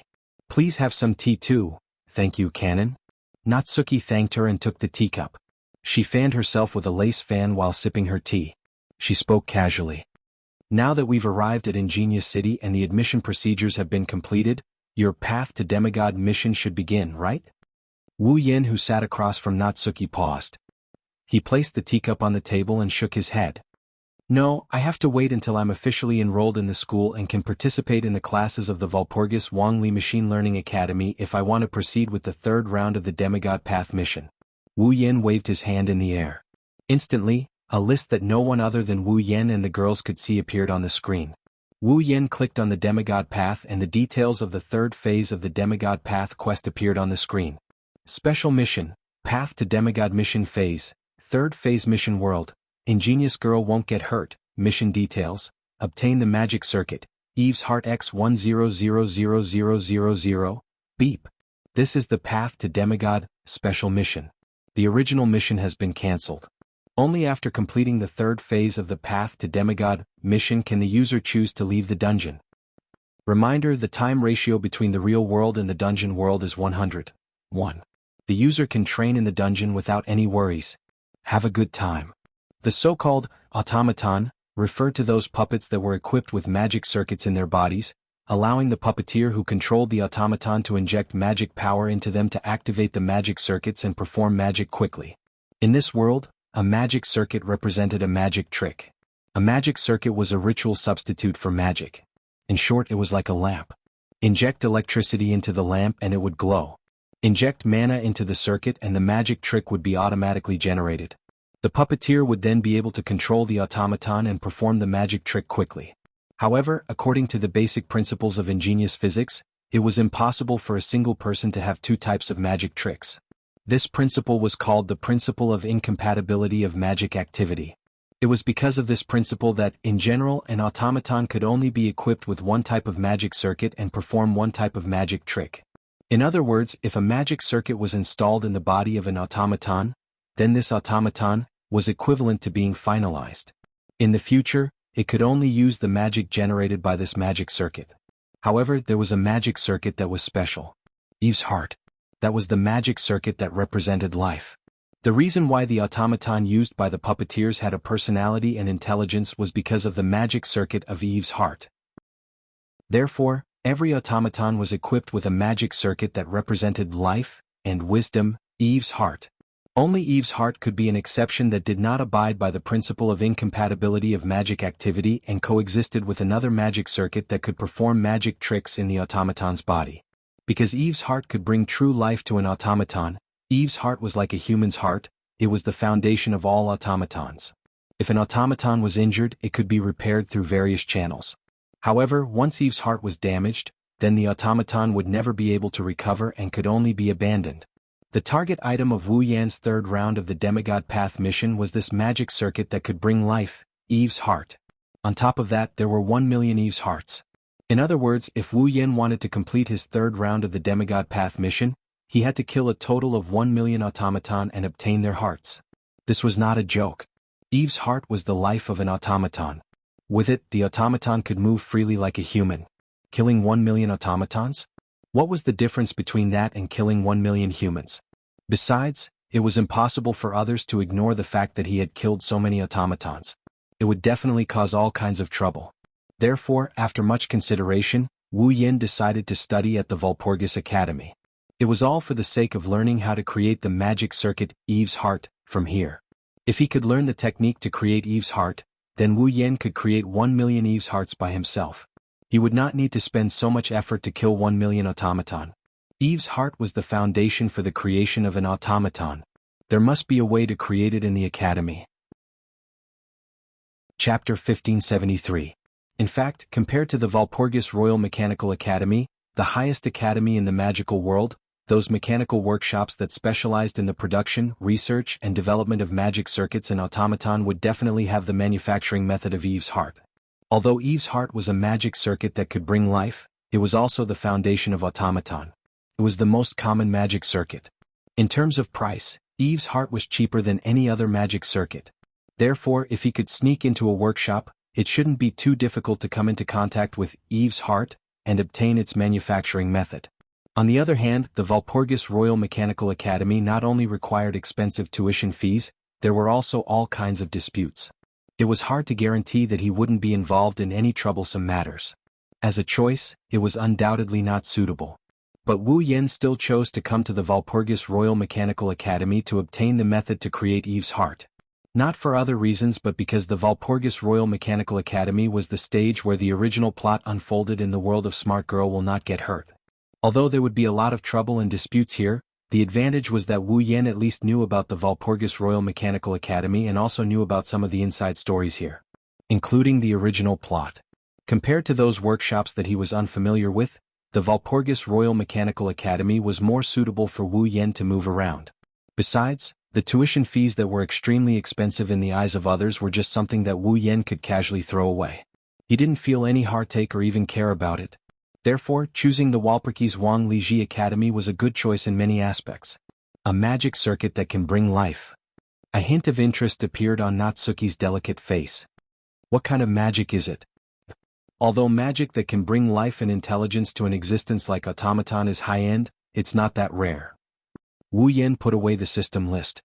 He shrugged his shoulders. Compared to being able to truly create life, it's better to be able to do so. Or rather, those human magic tricks, Eve's heart, is only at the magical level. Only someone like you who has an endless supply of spells can say something like that. Natsuki glanced at Wu Yan. At least, back on Itagami Island, I've never heard of any magic that could bring life and intelligence to a puppet. But Itagami Island also has artificial life forms and clones, right? Wu Yan scratched his cheek. Things that magic can't do. However, technology could easily achieve this. Wasn't there an existence like artificial intelligence? Automaton is a life form similar to artificial intelligence with a body, isn't it? Let's not talk about clones for now. Artificial life forms are demons. Nayu smacked Wu Yan's head with her fan. To think that you used to be an offensive mage on Itagami Island. Did he even forget about this? Ahaha. Wu Yan rubbed his head and laughed dryly. Then he recalled something and looked at Nagisa. Speaking of demons, Nagisa, the automaton shouldn't trigger your fear of demons, right? It's fine, it's fine. Nagisa was lying on the soft bed with her chin resting on her hands.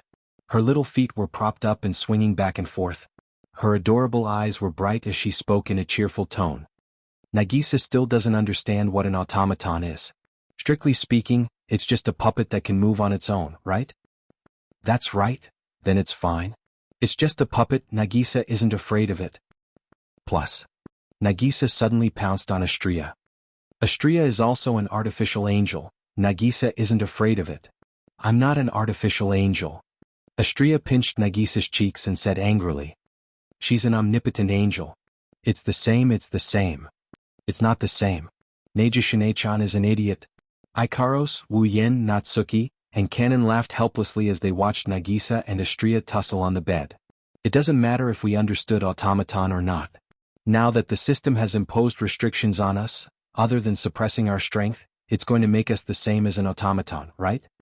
Natsuki raised her hand that was wearing the limited bracelet, and glanced at it. During battle, I have to rely on the puppet user to provide me with mana. Every method of battle consumes mana. Even some of the bigger movements require mana to support them. I've really become restricted in every aspect. Upon hearing this, many girls looked at the limited bracelet on their wrists. It's just as Natsuki said. Now, every girl present could feel that they couldn't use the various combat abilities that they were supposed to have. It's not that they can't fight anymore, they're like a car that ran out of gas. They can only use their combat abilities after the gas is refilled. Wu Yan's mana is the fuel that allows the girls to use their combat abilities. Natsuki, Kanon, and Nagisa's restrictions are even more severe. The three girls aren't limited to Wu Yan's automaton. They are also Wu Yan's familiars. They need mana to maintain their existence in this world. If Wu Yan didn't inject mana into them, they would have returned to Wu Yan's body a long time ago. It's a good thing Wu Yan is the one providing the mana. If it was anyone else, just keeping the three girls alive would be a huge burden, not to mention providing them with the mana they need to fight. Even though you guys are limited to automaton, you guys still have elements that other automatons don't have. Wu Yan shook his head as he reminded them.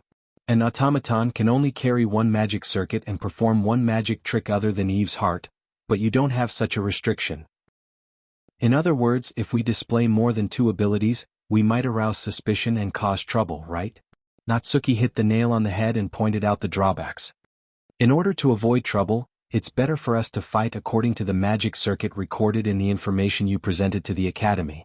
That's true. Wu Yan nodded and looked at Natsuki. In that case, Natsuki, the magic circuit you recorded is space manipulation. In the future, you can just use your space manipulation magic. You can hide your guardian for now. The lock of discipline is a weapon, it's not part of the scope. Natsuki nodded. I'll just hide my guardian. My magic circuit is healing boost. Kanon said calmly. I'll be in charge of healing from now on, I won't be using the power of purification. My magic circuit is freezing mist. It can control ice and cold air. Nagisa replied. I'll talk to Agrora and tell her not to reveal the true form of the Enchantress of Azure Ice in battle. Aye. Natsuki, Kanon, and Nagisa responded. Astria racked her brain to recall the magic circuit she recorded in her notes. She looked at Wu Yen with a pleading look. Astria's magic circuit is particle sword, it can control the size of a vibrating lightsaber. Wu Yen chuckled. That's why, Astria, you should hide your shield when you fight from now on. Wu Yen looked at Ikaros, who has been by his side since the beginning. Ikaros's magic circuit is the wave barrier, the ability to form a protective barrier. From now on, Ikaros, you only need to use Aegis to protect Kanon and me. Protect. Master. Ikaros's indigo eyes flashed with a sharp light. Yes. Just like that, Wu Yan's battle team was formed. Chapter 1574. The next morning, wake up. Teacher. Wake up. Master. It's morning. In a daze, Wu Yan heard two indistinct but strangely familiar voices that were extremely close to his ears, trying to wake him up from his dreams. Really, teacher, don't sleep in anymore. Get up quickly. Master, I'm hungry. Let's go eat. As his hazy consciousness gradually cleared, the voice that drilled into Wu Yan's ears also became clear, causing Wu Yan to slowly open his eyes. Wake up, wake up. Yan. When Wu Yan opened his eyes, Nagisa and Astria's beautiful faces entered his vision. Wu Yan finally woke up from his dream. Ikaros, Astria, Natsuki, Kanon, Nagisa, and the other girls woke up in the bright dorm room under Kazuhi's sunlight. At this moment, Natsuki was sitting on a chair with a teacup in her hand. She was enjoying black tea. Kanon stood beside Natsuki, holding a tea set in her hands like a maid. Natsuki's black tea was brewed by Kanon. Nagisa and Astria laid on either side of Wu Yan, who was sleeping on the ground with a quilt covering his mattress. She looked at him with her red gem-like eyes, beaming with joy. Ikaros, on the other hand, stayed by Wu Yan's side as usual. She sat cross-legged on the side of the sleeping Wu Yan's head. It was as if Wu Yan was the only one left in her indigo pupils. From her eyes, Wu Yan could even see his own sleepy self. It was so bright that it made one's heart tremble. Good morning? Seeing Wu Yan gradually opening his eyes, Ikaros's pitiful pair of eyes flickered a little. She's the first one to greet him. Master, good morning. Teacher, master. Astria, Nagisa, and Kanon also greeted Wu Yan in a cheerful and shy manner. Until now. Wu Yan recalled what had happened last night. In the Valpurgis Royal Academy of Engineering, the automaton of the puppeteer was classified as the personal belongings of the puppeteer. Therefore, the Valpurgis Wangli Robotics Academy would not provide another residence for the automaton of the puppeteer to live in. The puppeteer would either shut down the operation of his automaton and place the dormant automaton in a facility of the Valpurgis Wangli Robotics Academy that was dedicated to the safekeeping of robotics. He could only carry it with him. In other words, last night, Wu Yan's group of 6 stayed in the same dormitory. Or rather, even if he became an official student of the Valpurgis Royal Tactical Academy, Wu Yan would still have to stay in the same dorm with the group of girls. That's a lot of trouble, after all. There were 6 of them here. No matter how big the dorm was, it was only a temporary dorm for normal guests. It would be difficult to fit 6 people. Fortunately, Ikaros and Astria were omnipotent angels. They didn't need to sleep. Natsuki, Kanon, and Nagisa were able to sleep comfortably on the large bed that could easily fit 3 people. As for Wu Yan, he had to sleep on the floor. As usual, you can't do anything about waking up early. Natsuki's expressionless face showed a hint of annoyance. Can someone like you really be a good student? I don't know if I can be a good student, but I can't avoid being late in the morning. Wu Yan yawned and sat up. He rubbed his eyes. Seriously, why can't you be late in the morning? What are you talking about? Nagisa stood up with her hands on her hips. She looked down at Wu Yan, who was still sitting on the ground. Isn't it because it's morning that you should be more energetic? Well, I'm not the only one who's tired. Wu Yan yawned again and pointed to the side. Look at Astria, she's tired as well. I'm hungry, master. Astria rubbed her flat tummy and whimpered while shaking her head. I'm hungry. I'm hungry, I know. Wu Yen smiled bitterly and stood up. Then let's go eat. Yes, master. Walpurgis Royal Mechanical Academy, Main Street. At this time, the main street was completely bustling with activity. One by one, students wearing uniforms and carrying automatons walked out of the dormitories in an endless stream, filling up the entire main street. Not long after, it was time for class. Most of the students went to the student cafeteria in the middle of the main street. It's the only cafeteria in the academy. Other than this cafeteria, the only other cafeteria that serves food is the dorm downstairs. However, the food served in the cafeteria is fixed every day. Almost everyone eats the same dishes. Students with more money would avoid the dorm cafeteria and eat at the student cafeteria. However, it just so happened that most of the students in the Walpurgis Royal Tactical Academy were people who came from influential forces with high status. Otherwise, they wouldn't have been able to afford such an expensive tuition fee. Most of the students would abandon the dorm cafeteria and eat at the student cafeteria. Under such circumstances, coupled with the fact that classes were about to begin, all the students on the main street gathered together and walked in one direction.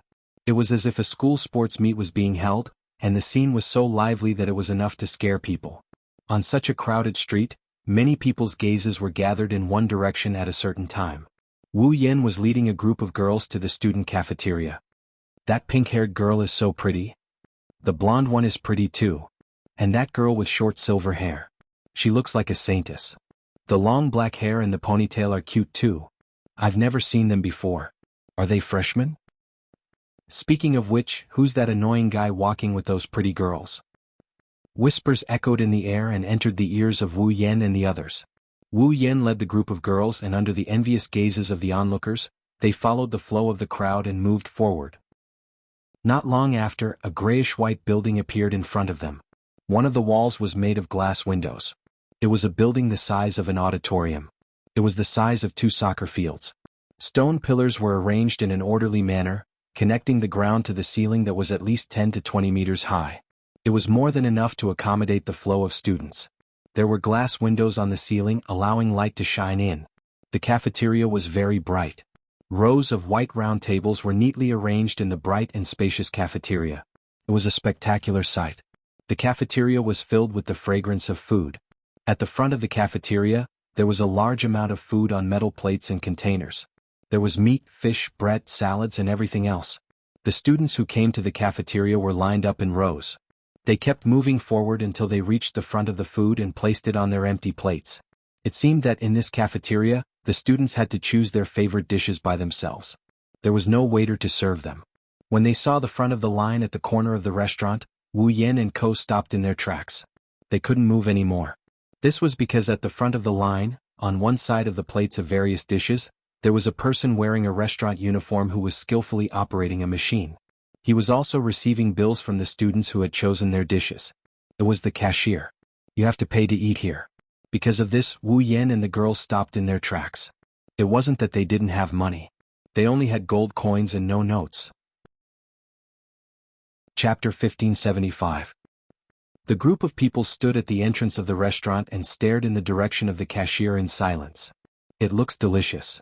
Astria, who is still oblivious to the situation, looked at the direction where the aroma is coming from. She kept tugging at Wu Yan's clothes. Let's go. Wu Yan rubbed his brows. He didn't know whether to laugh or cry. Restaurant charges? Wasn't this a matter of course? Even the meals provided to students in the dormitory cafeteria had to be paid. However, the meals in the dormitory cafeteria were already counted as food expenses and included in the tuition fees. Students did not need to pay cash when eating in the dormitory cafeteria. Wu Yan didn't have any cash since he had to pay the tuition fee in gold coins. In terms of yen, Wu Yan had lived in Heavenly Palace City in the Date Battle world, Itagami City in the Blood Raid world, and Fuyuki City in the Magical Girl Ilya world. However, this is Liverpool, the academic city of England, also known as the Smart City. In other words, the currency used here is pounds sterling. Hey Natsuki. Wu Yan rubbed his brows and looked at Natsuki. You are one of the top offensive magi in Itagami Island, the Witch of the Void, the name of which is feared by the demons. You must have worked in many places, right? For example, England, right? Are you an idiot? Natsuki said with an expressionless face. When I officially became an attack mage commander, I also became the prison barrier's warden. The one who was active as an attack mage commander was my avatar. Do you think it's that easy for me to leave Itagami Island and go to a place as far away as England? Natsuki said. Wu Yen fell silent and looked at Kanon and Nagisa. I have always lived on Itagami Island. Kanon helplessly looked at Wu Yen with her emerald eyes. So, I only collected English coins from my parents when I was young. Nagisa smiled awkwardly. Now they are all in my house. Kanon and Nagisa's conversation. Wu Yen fell silent. He subconsciously looked at Ikaros. Ikaros muttered with a bit of unease. Do you want me to go grab some? This time, Wu Yen didn't say anything, his expression collapsed. Astria had a bad feeling about this. Tears started forming at the corner of her eyes. Are we not allowed to eat anymore? What should we do? Wu Yen couldn't help but lower his head when he saw Astria's expression as if she just saw the end of the world. He mumbled to himself. Why don't we let Ikaros go and snatch some back if it's just a few? That should be fine, right? Are you an idiot? Someone behind Wu Yen and Co said the same thing as Natsuki. A voice that didn't sound friendly came from behind Wu Yen and company. Everyone was stunned. They turned around and looked at the source of the voice. They saw a person with long golden hair that reached his waist, blue eyes, and a small dragon on his beret. A young girl as beautiful as a fairy entered his field of vision. However, it was a pity that at this moment, that beautiful and alluring face. The corners of her mouth and eyes were twitching. She had a look of disbelief. What an idiot. Idiot. What an unparalleled idiot. You can't find another idiot like him even if you search the entire world. Without the slightest bit of politeness, the fairy-like beautiful young lady took a deep breath and began to insult the person she had just met yesterday. Rob, aren't you afraid of being attacked by the discipline committee and the guards? Aren't you afraid your automaton will be confiscated?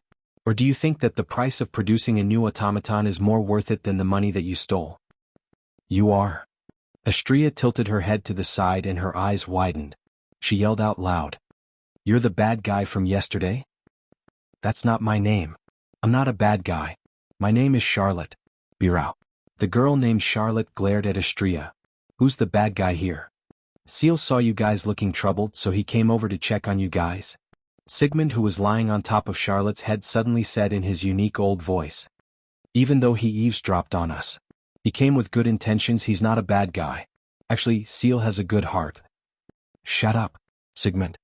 Charlotte's pretty face stiffened. He shouted in shame and anger. Be careful, I might replace your chicken with breadcrumbs. Nagisa stood up and bowed apologetically to Charlotte. I'm really sorry about yesterday. Forget it, I also threw a tantrum. Let's call it even. Charlotte wasn't used to dealing with Nagisa's formal way of apologizing. She turned her head away in a fit of anger, but she quickly looked back at Nagisa. By the way, I thought you didn't have money to eat? Well, it's not that I don't have enough money to eat. Wu Yen sighed. He grabbed something from his pocket and tossed it at Charlotte. We just don't have any cash. Charlotte reflexively reached out her hand and caught a small object that was flying toward her. She opened it and was immediately stunned. Lying in Charlotte's palm was a shiny gold coin. A gold coin? Charlotte's face stiffened again. Should I say it's an accident? Or should I say it's within reason? Sigmund shook his head. To be able to carry 5 automatons with him, of course he wouldn't be short of money. However, this so-called not short of money has already reached the level where he can casually put gold coins in his pocket. There are plenty of rich people in this academy. Natsuki said nonchalantly. Little girl, you must be a rich young lady, right? Who do you think I am? Charlotte's blue eyes emitted a sharp light like that of a ferocious beast. I am the Charlotte of the Northern Territories, Count Bilo family, with the unicorn badge bestowed by Her Majesty the Queen. Bilo. When she said this, Charlotte's tone wasn't filled with pride and glory, but something even more intense. It was like the Charlotte of the Northern Territories, Count Bilo family, with the unicorn badge bestowed by Her Majesty the Queen. The phrase Birao was not a title or status, but a dream and yearning. Therefore, Sigmund, who was lying on Charlotte's head, fell silent. Natsuki also stopped talking. Even Astria, who didn't understand complicated matters, noticed the change in atmosphere and shut her mouth. Of course, the only thing she shut was her mouth. Gulp, In the silence, Astria's stomach started growling at the most inappropriate time. You? Astria clutched her stomach and shrugged her shoulders weakly. She sounded like she was about to cry. I'm hungry. The solemn atmosphere instantly collapsed, and Charlotte's resolute expression became powerless. You did it on purpose. After glaring at Wu Yan, Charlotte grabbed Wu Yan's hand and smashed the gold coin back into Wu Yan's hand. Then Charlotte walked into the dining hall and said angrily, "What are you waiting for? Do you really want to go hungry?" "I don't want to," Astria yelled out without hesitation. She then looked at Wu Yan with a pitiful expression. Astria-chan. Nagisa and Kanon looked at each other helplessly. You. Wu Yan shook his head. He didn't know whether to laugh or cry. "Then let's follow her." "Yeah. It's time to eat." Astria smiled brightly and chased after Charlotte. "Charlotte? Bilo. I was wrong. You're a good person." "Who's a good person?" "You're a bad person." Am I not?" That's right. I am a bad person." Everyone looked at each other helplessly when they saw Astria hopping around beside Charlotte and Charlotte giving up on herself. They couldn't do anything about it. Chapter 1576. Who? Astria held a plate of meat slices in one hand and a spaghetti rolled up with a fork in the other. She chewed on the spaghetti from time to time. Her beautiful face was bloated from eating. She had a blissful expression on her face. Ding! Kanon tidied up the empty plates and put them aside with an incredulous expression. On the other side, Ikaros was doing the same thing. She had a pitiful expression on her face. She didn't look surprised at all. Soon, the plates were stacked on top of each other by Astria's side. The height of the plates was still increasing. Right now, the plates were at least 20 centimeters tall. Nagisa was already stunned by the sight. Natsuki also looked like she was full.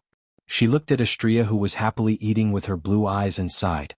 In the dining hall, the rest of the students who were eating at the dining table all looked over with a dull expression. Their mouths were wide open and their jaws almost fell to the ground. What's even more hilarious is that some of them followed their master around. The automaton, that can also eat, seemed to think that the master who was watching Astria was enjoying this. It followed Astria's example and started eating as well. In the end, they were all lying on the table and couldn't get up anymore. The atmosphere in the cafeteria became eerie as the dead silence continued to spread. Even the staff of the restaurant and the chefs in the kitchen of the restaurant left their work and gathered in the distance, looking over here. They watched as Astria ate. Astria, who was stuffed like a bottomless pit, looked at each other in confusion. They must be wondering why such a beautiful girl would eat so much. That seductive body of hers can hold so much food, right? Of course. She's a beautiful girl. To have such a huge appetite, it must have given a huge shock to the students who were also eating in the cafeteria. Standing at the dining table, Sigmund, who was eating just now, was drowned by the dishes. His figure could not be seen at all, nor could he see his performance at this moment. Charlotte unconsciously let go of the sandwich in her hand, and the sandwich in her hand fell on the table with a thud. Everyone stared blankly at Astria, who was eating with a blissful expression on her face. No one said a word. After a long time, Charlotte finally took out a wallet from her arms with trembling hands.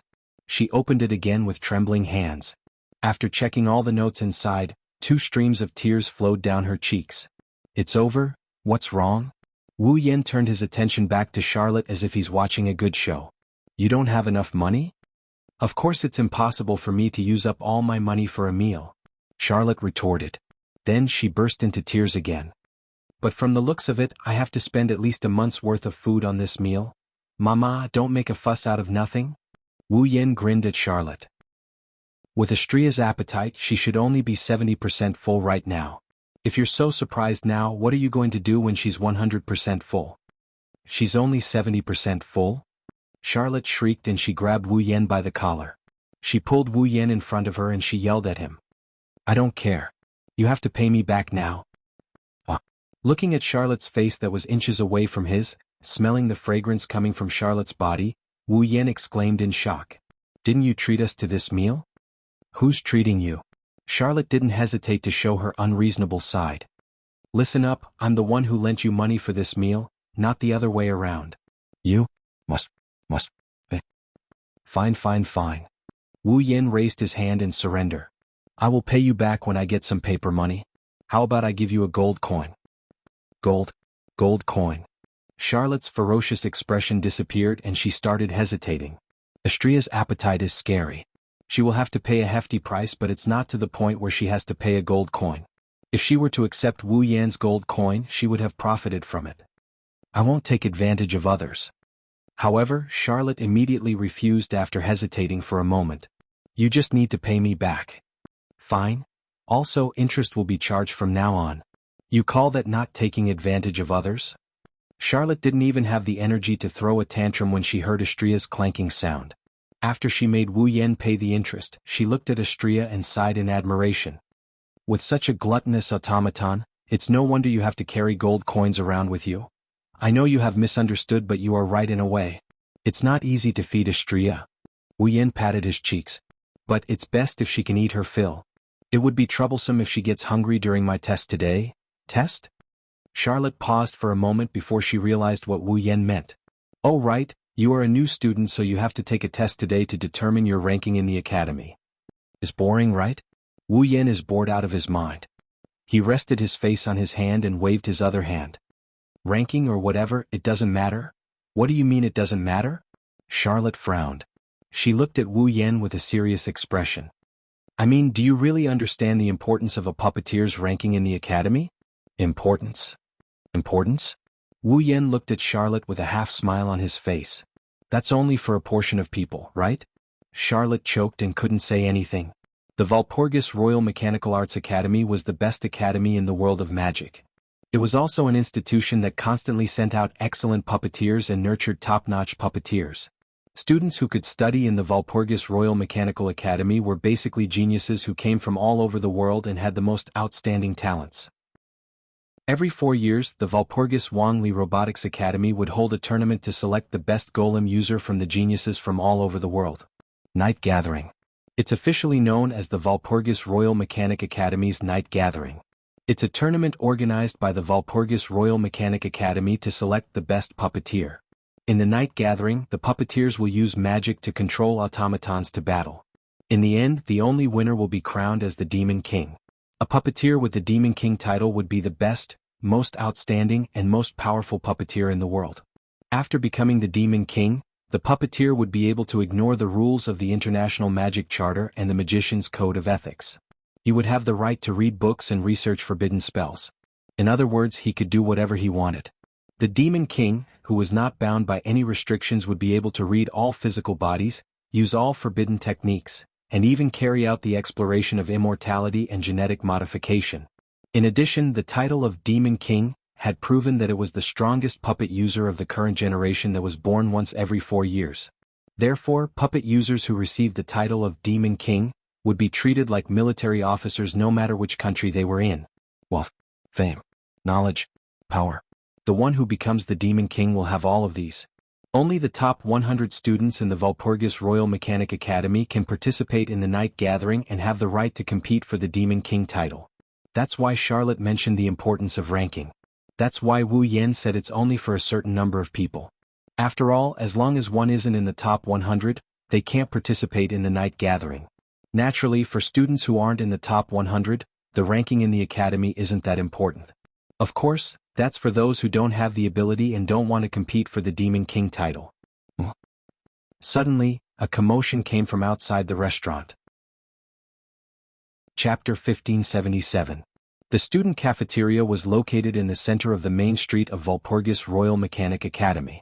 The cafeteria had a wall made of glass and the seats near the wall made of glass, so the students could clearly see the main street that extended in all directions past the cafeteria. Therefore, if something happened on the main street outside the cafeteria, the students in the cafeteria would be able to see it clearly. At the same time, there was a small commotion on the main street outside the cafeteria. The one who caused the commotion was a student wearing the uniform of Walpurgis Royal Mechanic Academy. The female uniform of Walpurgis Royal Mechanic Academy was a white shirt with a black tank top that exposed the chest and a short gray skirt. The male uniform was a simple white shirt and black trousers, but on top of the white shirt, there would be a black tight leather jacket with a tank top. Apart from wearing the same male uniform as the other students, this student was also wearing a luxurious black cloak with badge-like ornaments on both shoulders. On his face, there was a silver mask that covered the upper part of his nose and only one eye was exposed. Just the outfit alone. It was enough to show that this student was out of place with his surroundings. Needless to say, there was an oppressive aura that made one's heart palpitate as he walked on the main street. It gradually filled the air with his figure. Obviously, he was not just a normal student. Behind him, there were two girls in black dresses with lotus edges and lace, with a black veil hanging over their faces, who looked like the dead, following him closely as if they were his bodyguards. No matter how one looked at them, they did not look like normal girls. They were his bodyguards. That was an automaton. It was this student who was carrying two automatons in the form of young girls. A small commotion was caused on the main street outside the cafeteria. Of course, it was not his fault. The commotion. It was not so much this unusual student that caused it. Rather, it was the students around him that caused it. The student carrying two automatons in the form of young girls walked on the main street expressionlessly. In front of him, all the students retreated to the sides of the main street in a panic. Every student who retreated to the sides of the main street avoided him in a panic, similar to when they saw Charlot yesterday evening. But this time, the students' expressions were completely different from when they saw Charlot. When they saw Charlot, they were afraid and fearful. When the students saw the student who was carrying two automatons, they were filled with respect and fear from the bottom of their hearts. It was as if they were ordinary soldiers who were admiring a general who had accomplished miraculous feats on the battlefield. Now the students who were making way for him gave off such a feeling. Oh? Natsuki looked at the student with the silver mask, black cloak, and two automatons in the form of young girls. There's an interesting person here. Who is that person? Nagisa blinked her large, watery eyes. He seems very powerful. It's him? Charlot frowned when she saw the student with the silver mask. He is Magnus. Wu Yen interrupted her before she could finish. He is the best student in all his subjects in the academy, and his comprehensive score is the best in history. He can be said to be the most talented and the strongest genius since the Valpurgis Royal Mechanical Academy was established. Controlling 6 automatons that have the name of one-man force, and whose combat ability is comparable to that of several warships when combined, is the puppeteer who is most likely to win the night meeting and win the title of Devil King. I said. Wu Yen had a strange smile on his face that Charlot couldn't understand. Am I right? Yes. Charlot's frown deepened when she saw the strange smile on Wu Yan's face, but she still nodded. Magnus' ingenious magic and magic power are far beyond the level of ordinary puppeteers and even the top puppeteers. Ever since he entered the school, he has shown his talent and climbed to the top of the night meeting ranking. He is a monster that even the ingenious professor who teaches practical combat said he has no chance of winning. Is that so? Wu Yen glanced at Magnus, who was walking on the main street. In other words, he is your strongest enemy who wants the title of Demon King, right? Yes. You are right. Charlot smiled bitterly. The number of automaton he controls is even more than you. Not only that, but each of them has a powerful combat power. If I were to fight 1 or 2 of them, I might still be able to find a slight chance of winning. If I were to fight 3 of them, it would be my limit. If I were to fight 4 of them, I would definitely lose. If I were to fight all 6 of them, no chance of winning. Charlot didn't say it out loud, but that was probably what she was trying to say. One-man force? Natsuki's blue eyes softened a little as she stared at Magnus. There was a slight ripple in her eyes. What? Wu Yan's lips curled into an amused grin. You're interested in him? A little? Natsuki said in an emotionless tone that startled Charlotte. Maybe it's because I haven't exercised for a long time, or maybe it's because I'm too weak. A little? I want to exercise a little. Exercise a little? Charlotte was stunned for a moment before she opened her mouth wide. You want to? Well, that's fine too. Wu Yen stood up and looked out the window. I wanted to see what level we are at. If our opponent is the number 1 in the academy, he should be able to give us a good result. What? What do you mean? A thought flashed through Charlot's mind. He was shocked by his own thoughts. Don't tell me you want to challenge Magnus? Are you crazy? He's an existence that can skillfully control 6 powerful automatons. Do you know that? 6. Wu Yen rubbed his chin as if he's in a dilemma. I only have 5 automatons. I'm at a disadvantage in terms of numbers. You're only considering numbers? Aren't you a little too naive? Charlot stood up.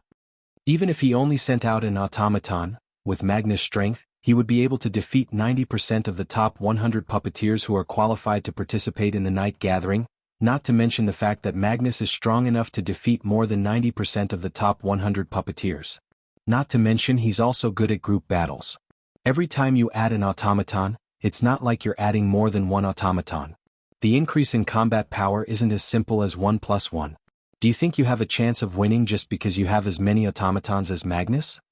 Magnus' automaton is also very strong, but magic and skill are Magnus' strongest points. Charlotte became serious. Do you understand?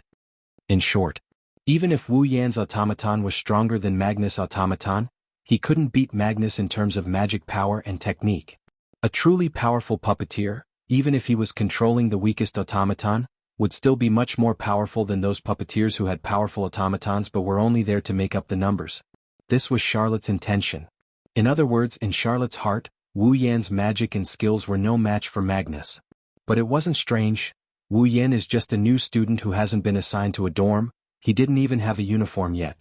No one expected a new student to have the ability to defeat the #1 genius puppeteer who broke the academy's record. Too bad Charlotte didn't know that Wu Yan is indeed weak when it comes to puppeteer skills. But even if he doesn't have any skills, his magic power won't lose to anyone. Plus, I don't think my companions will lose to a coward who doesn't even dare to show his face. Leaving these words behind, Wu Yan turned around and walked towards the entrance of the restaurant. Natsuki and Ikaros's eyes lit up. They stood up and followed him. Kanon also stood up silently, bowed politely to the stunned Charlotte, and followed after them. Estrella-chan. Nagisa grabbed Estrella's hand and dragged her up. Stop eating. We're going to fight. You.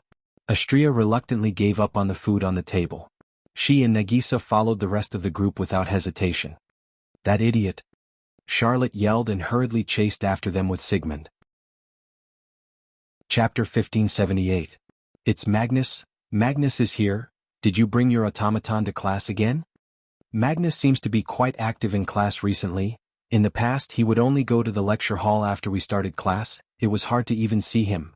Now we can see him on the main street almost every day. It should be because of the night meeting, right? That's right, the night meeting should be starting soon. Even if he's the #1 in the academy, he should be a bit nervous, right? That's true. On both sides of the main street, the students fully played the role of spectators. They looked at Magnus with awe as he walked across the main street while whispering to each other. It's unknown if he didn't hear them or if he didn't, but he acted like he didn't. Magnus was still expressionless. Even his eyes that were exposed outside the mask didn't have a trace of emotion. It seems like he's already used to being the center of attention, right? Magnus slowly walked towards one of the lecture halls in the academy under everyone's gaze with the 2 teenage automatons in tow. However, it didn't take long before Magnus' footsteps paused for a moment. It's not because of anything else. It's because, in this situation where everyone is avoiding him, there's a person walking towards him. There was a person walking towards Magnus on the main street to greet him. It was a man with black hair, red eyes, and a calm expression on his face. He was accompanied by 5 beautiful young girls of different sizes, figures, and temperaments. They were so beautiful that they looked like they had walked out of a painting. They were chatting and laughing as they walked over. The man was wearing a black shirt, black pants, and a black coat. He wasn't even wearing the academy's uniform. It made people wonder if he was a student of this academy. But it was very obvious. He was carrying an automaton, so he shouldn't be a teacher. After all, in the Valpurgis Royal Tactical Academy, other than the professors who taught tactical magic and control techniques, there were also other instructors. The other teachers either didn't have an automaton, or even if there was an automaton, it would be impossible. They wouldn't just casually bring one out. However, Magnus has seen all the teachers who taught magic and control techniques. So, the man in front of him who was carrying 5 automatons. He should be a new student. Of course, at the scene, only Magnus was able to guess the other party's identity. The students standing on both sides of the main street looked at each other, not knowing what was going on. These students didn't see that the beautiful girls following the man were all automatons. The reason Magnus was able to tell that the girls were automatons was because he was extremely sensitive to mana. Therefore, he could clearly feel that there was a weak and almost imperceptible magical wave on the man's body that was constantly rippling and flowing into the bodies of the 5 young ladies bit by bit. Only an automaton could receive magic power from others so easily. It was also because he sensed the magic flowing from the man's body that Magnus paused for a moment. Automatons that had self-discipline and high intelligence only needed to receive a certain amount of magic from their master to be able to maintain their daily activities. And the magic power flowing out of the man who was walking towards them and infusing into the 5 automatons was enough for them to fight. The man was coming for him. After coming to this conclusion, Magnus' expression didn't change at all. His footsteps returned to normal and he walked towards the man. It didn't matter if the man was coming for Magnus or not, Magnus wouldn't take it to heart. As the #1 super genius in the history of the Academy, it wasn't the first or second time that Magnus had been provoked by others. If he took it to heart every time, then Magnus would be tired. So, to Magnus, even though he hadn't been provoked in a long time, it was just a small interlude in his daily life. Nothing more. With this mentality, strands of weak magic rose from Magnus' body and poured into the 2 girls behind him as well as several other places. Under such circumstances, the distance between the 2 male automatons, who were also in the form of young girls, gradually narrowed. Until the distance between them was shortened to only 4 to 5 meters. Whoosh! In that instant, a gust of wind blew out from behind Magnus and blew towards the main street in front of him without any warning. Around them, all the students only saw a blur in front of their eyes. Following that, a fragrant scent drifted along with the wind. Then, on the main street, an unbelievable scene appeared in front of everyone's eyes. He saw a few girls wearing black dresses with lotus leaves and lace skirts. They also had a black curtain hanging over their faces, but their hair was of different colors. They held various weapons in their hands, and they were accompanied by 5 girls of different sizes. They flashed around the man who was not wearing a uniform. There were a total of 6 girls. Their faces were all covered by the black veil, making it impossible to see their faces. However, some of them held crimson swords, some crimson short sabers, some crimson spears and some crimson sickles. As for those scarlet-red sharp weapons, they were now raised by the encirclement of young ladies. The razor-sharp edges of those weapons were pressed against the throat of the man who wasn't wearing a uniform. Of these 6 girls, 2 of them were the automatons that Magnus just brought with him. Where the other 4 came from, none of the students knew. But what made them feel incredulous wasn't that they didn't notice when the automatons of the top puppeteers of the 6 academies appeared and formed a circle around the man without a uniform. What truly caused them to feel disbelief was that the automaton of the #1 puppet user in the history of the 6 academies, and the sharp weapons that were pressed against the throat of the man who was not wearing a uniform, were all wrapped around by a chain that flickered with a faint purple light. It was a chain that extended out from the space behind the 6 girl-shaped automatons that had formed an encirclement. Where these shackles came from when they appeared, and when they wrapped around the weapons of Magnus' automatons, no one knew either. They only knew that under the effect of these shackles, even if the sharp weapons were aimed at the throat of the man without a uniform, they couldn't pierce any further. But on the other side it was the complete opposite. In everyone's eyes, the undefeatable #1 powerhouse of the Academy, Magnus. Compared to the man who was surrounded by 6 girls, there was only one girl in front of him. She had long golden hair that reached her ankles, tied with 2 white ribbons at the ends of her hair, splitting it into 2 ponytails. She was the girl who was beside the man who was surrounded just now. The girl was the same as the 6 girls surrounding the man without a uniform. She was holding a weapon in her hand.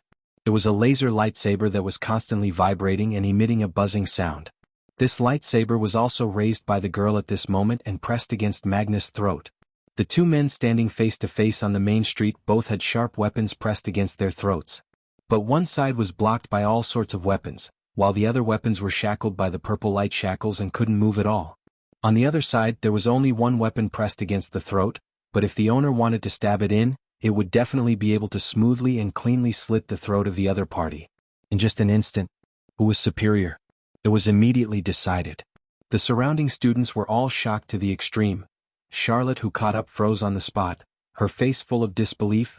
Magnus' pupils continued to shrink until they were the size of a needle's tip. Chapter 1579. Silence. A deathly silence. All the students stared at the 2 men who were standing face to face with their weapons pressed against their throats by the automaton. Their expressions kept changing and finally, they were all stunned. Impossible. Charlotte, who had just rushed out of the student cafeteria, had a shocked expression on her beautiful face. Not to mention Charlotte, even Sigmund, who was flying beside Charlotte and resting on Charlotte's shoulder, straightened his body and reacted in a manner similar to that of shock. This battle had come too quickly. And it ended too quickly. However, regardless of whether it was Charlot who knew that the 2 of them would meet, or the surrounding students who had yet to react. All of them seemed to subconsciously reject everything they saw and froze on the spot. Although it was only a momentary encounter, no one knew how much of their strength the two people on the main street had used. However, the most talented and strongest puppeteer in the history of the academy had mobilized all 6 of his automatons. In the end, he still lost to a nobody in a battle that might not even last a second. That was a fact. The 2 men who weren't wearing uniforms formed a circle around Magnus' automatons and began to exert force on their weapons, as if trying to break free from the chains that wrapped around their weapons. Unfortunately. No matter how hard the 6 girl-shaped automatons tried, the chains that were glowing with purple light wrapped around the weapons firmly shackled them, causing the various weapons to be unable to move at all. Left with no choice, the 6 young girl automaton decisively gave up on those weapons. With light footsteps, they nimbly retreated and chose to save their master instead. However, the laser lightsaber that was pressed against Magnus' throat gently moved forward and pierced the skin of Magnus' throat a little. The blood flowed down. It was just a very slight movement. Magnus' 6 automaton girls abruptly stopped in their tracks and stood in the middle of the main street, not daring to move anymore. Ding ding! At this moment a figure appeared from the space. Only then did the chains that wrapped around the weapons of Magnus' automatons begin to move. The red weapons that were wrapped around them loosened. With a contraction they returned to the space and disappeared. The man who wasn't wearing a uniform continued to lead the other 4 young female automatons of different sizes. As if nothing had happened, his expression was as calm as ever as he walked towards Magnus with footsteps that could be heard by everyone present. Magnus' automatons immediately went on alert, but the other party ignored them and walked past them, even past Magnus, and headed to the other side of the main street. Then, the blonde girl who held the laser sword against Magnus' throat put away her weapon and jumped back to the man's side, walking towards the other side of the street. Looking at the man leaving with the 5 young girls without saying a word, no one at the scene made a sound. They only looked at him and used their gazes to send off the victor of the short encounter as he slowly walked away. Magnus, who had been silent for a long time, suddenly raised his head and spoke. Name? The man who wasn't wearing a uniform stopped, and the young female automatons also stopped. Shouldn't you say your own name before asking for someone else's name? Maintaining his posture with his back facing everyone, the man's casual and humorous voice echoed. Well, even though I already know your name, that's right, Magnus? Magnus spat out one word after another in a concise manner. Name? I'm not as famous as you.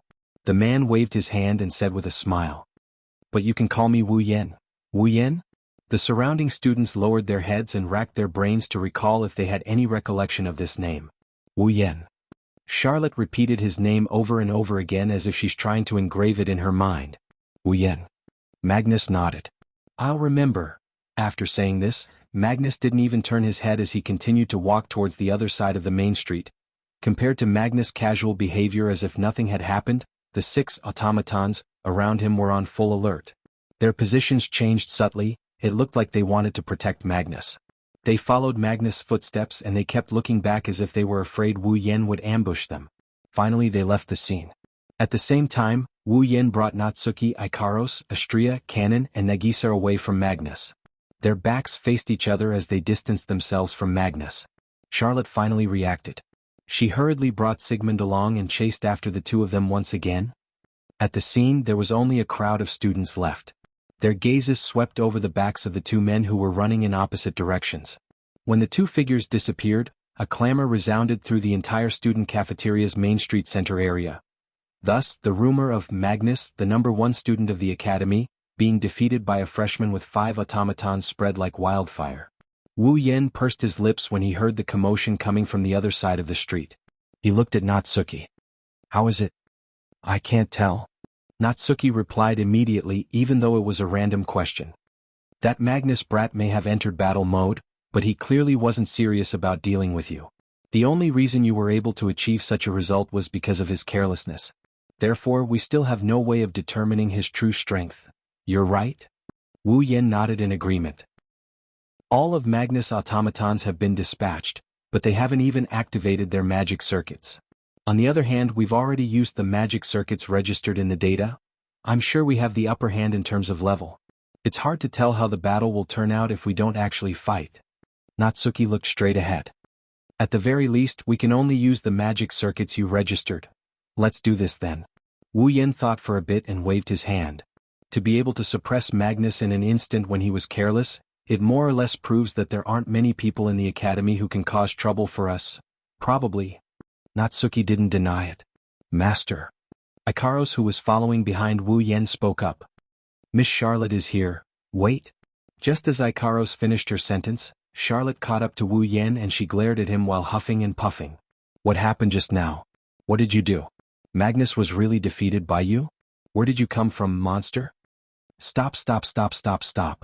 Listening to Charlotte's barrage of questions, Wu Yen quickly raised his hand to stop her. Why do you have so many questions? How can there be nothing wrong with me? Charlotte leaned forward, almost touching Wu Yan's face. You defeated Magnus with only 2 automatons when he used all of his automatons. Even though only Natsuki and Astria made a move, that's still the majority of our forces. Wu Yen grabbed Charlotte's shoulder and pushed her away. Ikaros' magic focuses on defense, while Kanon's magic focuses on healing. I've only hidden Nagisa's combat strength. The rest of our combat strength has been deployed. Charlotte immediately fell silent. Chapter 1580. You. Charlotte's sapphire blue eyes looked at Wu Yen with a complicated expression. Reading the latest novel, you expose the information of the magic that can be used by the magic circuit of your automaton to me just like that? Aren't you afraid that I'll formulate a strategy to counter this? Devise a strategy to counter the magic that my automaton can perform? Wu Yen didn't know what she was talking about. Why would I need to counter the magic that my automaton can perform? Isn't that obvious? Charlotte said matter-of-factly. Even though I didn't see your full strength and Magnus didn't use his full strength just now, you still managed to suppress the #1 student in the academy. It shouldn't be difficult for you to qualify for the night gathering, right? By then we will be enemies. Charlotte stared at Wu Yen. Isn't it dangerous for you to expose the intelligence of your automaton magic circuit to me? Indeed. Exposing the magic circuit of an automaton before a battle is an extremely irrational behavior. Because an automaton can only perform one magic circuit. Therefore, once the magic circuit of an automaton is exposed, the enemy will be able to counter this magic and come up with a strategy to counter it. It will be very disadvantageous in a battle. Of course, the premise is that there will be a battle. Wu Yen said while Charlotte was still in a daze. Who told you I'm going to the night gathering? You're not going to the night gathering? Charlotte cried out involuntarily. In the Walpurgis Wangli Machine Learning Academy, the Walpurgis Evening Party was held once every 4 years. It was a banquet where the best puppeteers could be selected. The puppeteer who won the night gathering and became the Demon King would be able to dissociate himself from the ethics of a magician.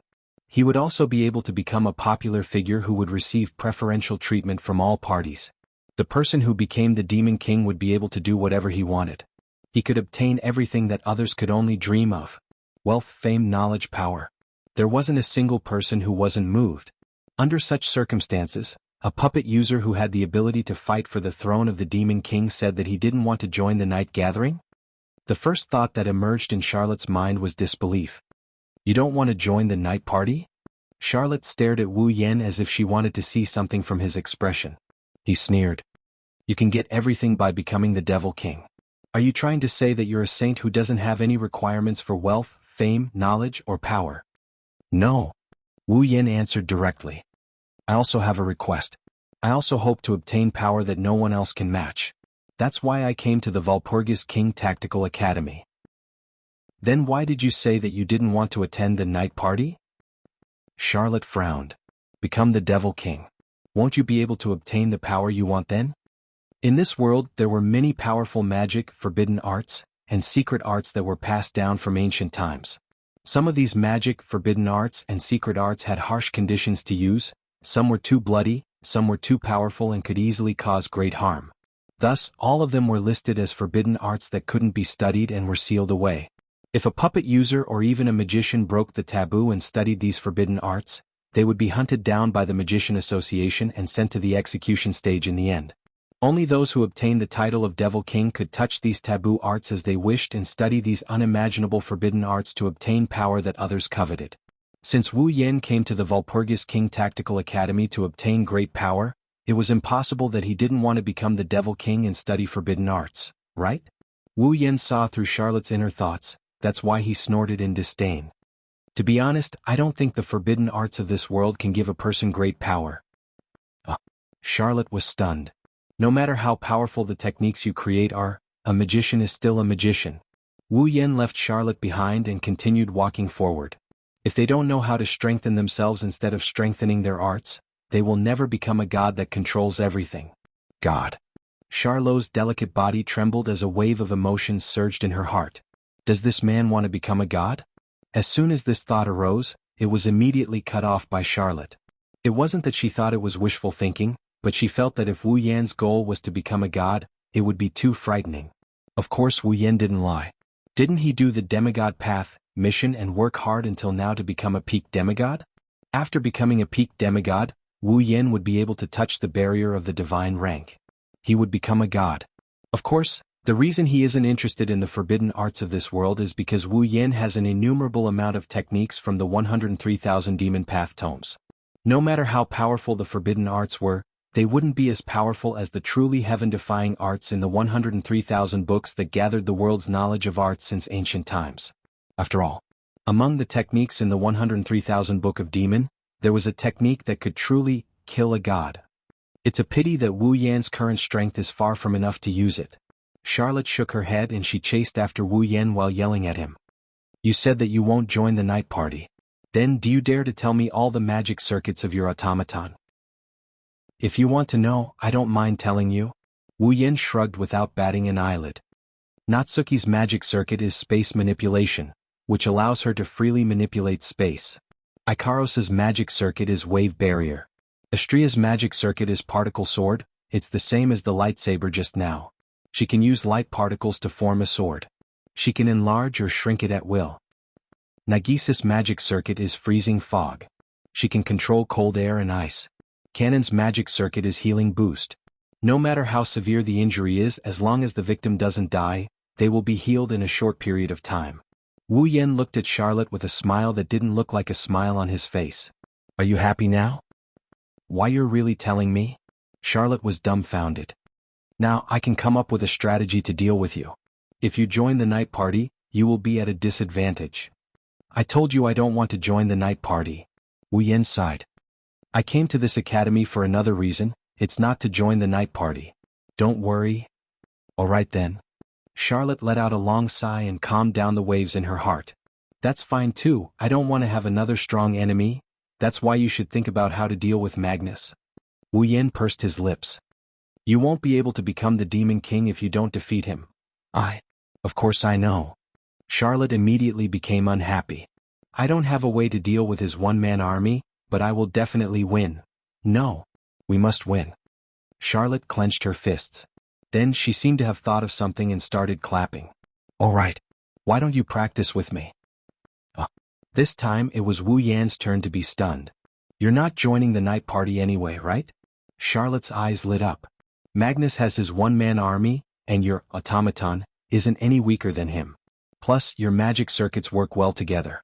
If you practice with me, I might be able to find a way to defeat Magnus. What Charlotte said was right. Astria specializes in offense and can be used as a strong attacker. Ikaros's magic circuit is for defense. She can focus on defense. Natsuki can manipulate space as she pleases. She's perfect for ambushes and rescues. Nagisa's magic is for controlling air and ice. She can attack from a distance and control the battlefield. On the other hand, Kanon had excellent healing abilities. She could heal all kinds of injuries in a short period of time. Such a team that took care of all aspects was simply too ideal. It was even more like an army than Magnus, one-man force. If they could defeat such an ideal team, Charlotte might really be able to find a way to defeat Magnus. Time is of the essence. Charlotte grabbed Wu Yan's hand and rushed out. Let's go practice. Wait. Wu Yan didn't have time to say anything before Charlotte, who has transformed into a biker gang, pulled him into the air. His feet left the ground and he rushed out with Charlotte dragging him along. Master. Ikaros stared blankly at the man and woman, leaving a trail of smoke behind them. Wait. Astria, Nagisa, and Kanon snapped out of their daze and chased after him. Only Natsuki and Sigmund remained where they were, speechless for a long time. Chapter 1581. This was a forest located at the back of the academy.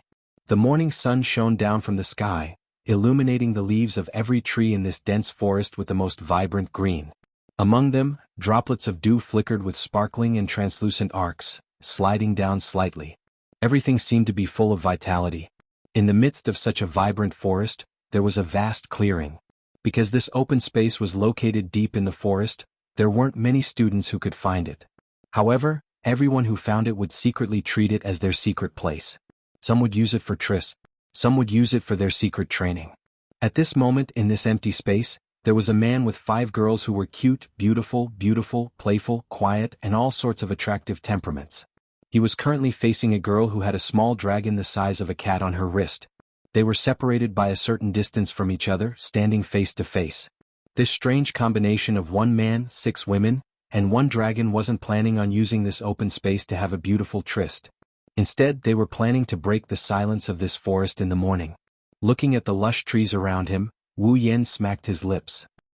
He looked at Charlotte, who was standing in front of him with a serious expression, and helplessly opened his mouth. "I'll talk. Are we really going to fight? Are you regretting it?" Charlotte said with some displeasure. "It's not like you're going to participate in the night meeting, right?" "I don't plan on participating in the night meeting, but why do I have to practice with you if I don't?" Wu Yan rubbed his forehead and pretended to have a headache. "And in a place like this, aren't you afraid that this place will be affected and razed to the ground?" "What can I do? I only know of this secret place that not many people know about." Charlotte's face was filled with reluctance. "Practice before the night meeting, and it's to defeat Magnus. Of course it has to be done in secret." "But isn't class about to start?" Wu Yan had just finished speaking when a bell rang in the academy, causing his mouth to twitch. "You're skipping class just like that?" Just a day. No, half a day. It doesn't matter, right?" Charlotte wasn't used to skipping classes, but she still insisted stubbornly. "Perhaps skipping today's class will allow me to defeat Magnus?" "Skipping class can defeat the #1 student in the history of the academy. There won't be any more students in the entire academy's lecture halls. You're so long-winded and annoying." Charlotte's expression became fierce. "Do it when it's time. Don't be so sentimental. You're not like a man at all." Hearing these ambiguous words, Wu Yan raised his eyebrows. "Since you've put it this way, then don't blame me for being impolite." "You're welcome? Who do you think I am?" Charlotte puffed up her slightly flat chest. A confident smile appeared on his face. "I'm one of the top 13 participants of the night party, Charlotte, who logged in with the code name Tyrant Rex, and I'm one of the 13 people who is ranked the highest among the night party participants. Birao." Hearing this, Wu Yan couldn't help but look down at Charlotte's hands. Her fair skin was faintly visible, and there was a pair of fingerless gloves on her hands. The gloves were made of pitch-black silk. Although it looked dull, the style revealed a sense of superiority. On the edge of the pitch-black glove that covered the wrist, there were a few letters embroidered with golden thread. Tyrant Rex. Tyrant Rex.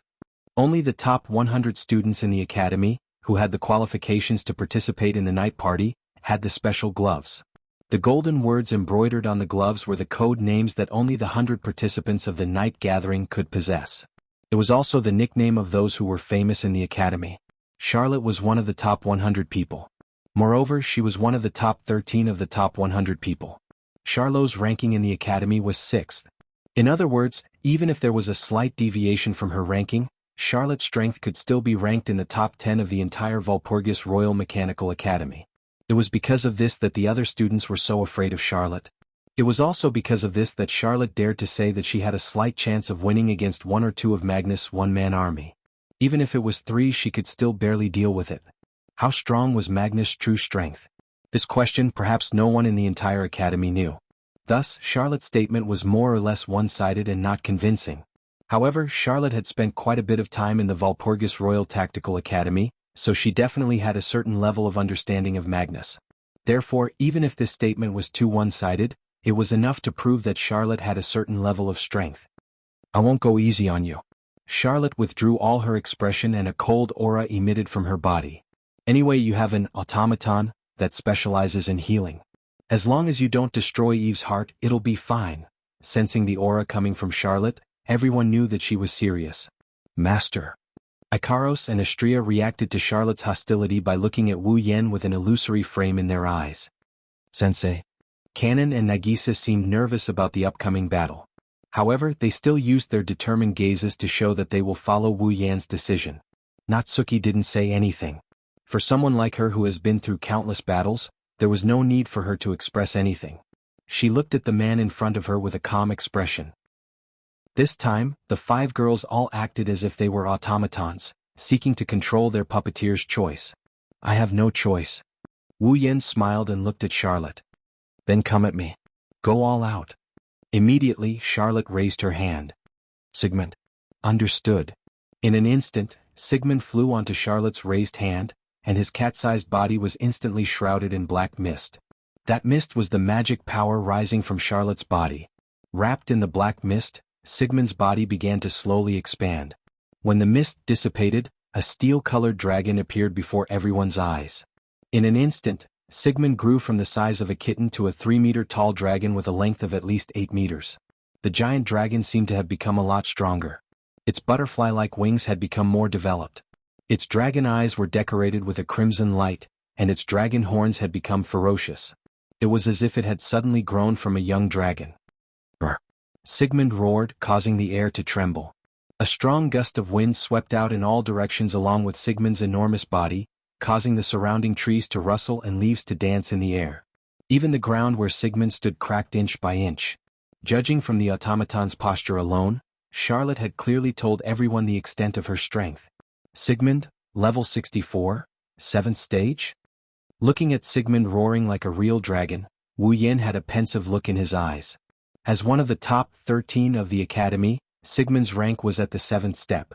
In that case, the rest of the 13 people meet NDS should also be around the same level. And a puppeteer usually only had 1 automaton. In other words, with 5 peak 7th stage automatons, if Wu Yan were to display the true strength of the girls, it wouldn't be hard for him to stand at the top of the academy. At the very least, he would be able to stand on the same level as Magnus, who also had multiple powerful automatons. Thanks to Charlotte, Wu Yan finally knew where he stood in this academy. Raster Kane, then the scene before him was filled with light. Chapter 1582. Grading Cannon. Wu Yan's group could clearly feel a surge of magical energy flowing from Charlotte into Sigmund's body. Roar. Then, on Sigmund's long neck, the lines that looked like the gaps between the scales flashed with a blue light as if they were gathering something. From the bottom to the top, the light gradually dimmed. Finally, on Sigmund's wide-open dragon mouth, it gathered into a dazzling ball of light. Well then. Wu Yan raised his hand and he pointed his palm at Ikaros. It's time for us to test out the puppet user's fighting style. Wu Yan's magical energy surged and flowed into his palm. The energy turned into a dazzling golden halo. At the same time, Ikaros felt a vigorous magical energy bursting out from the depths of her body, filling her whole body. Her combat skills that she couldn't even use before suddenly became active. Ikaros abruptly raised her head. Her indigo pupils turned into a crimson red, and an illusory frame like a scope appeared in front of her eyes. Her pink hair fluttered up and a pure white halo appeared above her head. A pair of pink wings unfurled from her back without any warning. Pink feathers fluttered in the air. As if it was calculated, a ray of sunlight shone down from the sky. It hit Icarus's body. Ikaros closed her eyes and slowly floated up with the help of her pink wings. Pink feathers fluttered around her. Simply. Just like an angel descending from the heavens. Beautiful to the extreme. So beautiful. Charlotte couldn't help but stare blankly at the angelic girl. She shook her head and tried to focus. Sigmund. Roar? Sigmund squeezed out a ferocious roar from his throat. The ball of light that converged on his dragon mouth suddenly exploded, turning into a dazzling beam of light that pierced through space, and shot out with a sonic boom. Ikaros. Looking at the incoming beam, Wu Yan raised his hand towards Ikaros. The dazzling magic circle rippled even more frequently. Ikaros's crimson, square-rimmed eyes flashed and her lips parted. Aegis, absolute defense circle. Buzz? The surrounding space suddenly trembled. A barrier made of tiny crystals suddenly rippled out from Ikaros' body. It expanded and enveloped Wu Yan and the girls in a spherical barrier. It's useless. Seeing the ripples in the protective barrier, Charlotte revealed a ruthless smile. Sigmund. Pierce through it. Roar. Amidst Sigmund's roar, the light beam that pierced through the air and landed on the Aegis, absolute defense circle. as if it evaporated the atmosphere. However, the collision between the light beam and the aegis did not produce any unusual sound. Under everyone's gaze, the beam of light directly melted the aegis, absolute defense circle, melting a hole in it. Seeing this, Natsuki, Astria, Kanon, and Nagisa were all surprised by this development. The illusory square frame in Ikaros' eyes also shrunk. Then, circles of aegis rippled and overlapped with the aegis that was about to be melted completely. In an instant, the entire aegis seemed to have thickened. The crystal-clear luster on it skyrocketed. The beam that landed on the aegis, absolute defense circle, was melting the crystal-like barrier bit by bit. Instantly, the speed of melting slowed down as if a pile driver had hit a solid rock plate. It gradually disappeared. Wah! Charlotte, who was riding on Sigmund's dragon head, gasped. He blocked it. Wu Yen wasn't surprised to see Charlotte's shocked expression, because Sigmund's body was equipped with a magic circuit known as the Demon Sword. It was a magic that was related to the truth of the universe. It was a magic that could create elements of annihilation in one's body and fire them out. The essence of the demonic sword was to reverse the state of existence of matter, switching the state of matter from existence to nothingness. It was a destructive magic spell that could destroy everything. And now, this unstoppable magic was stopped by Ikaros' aegis. It's not that the magic was stopped.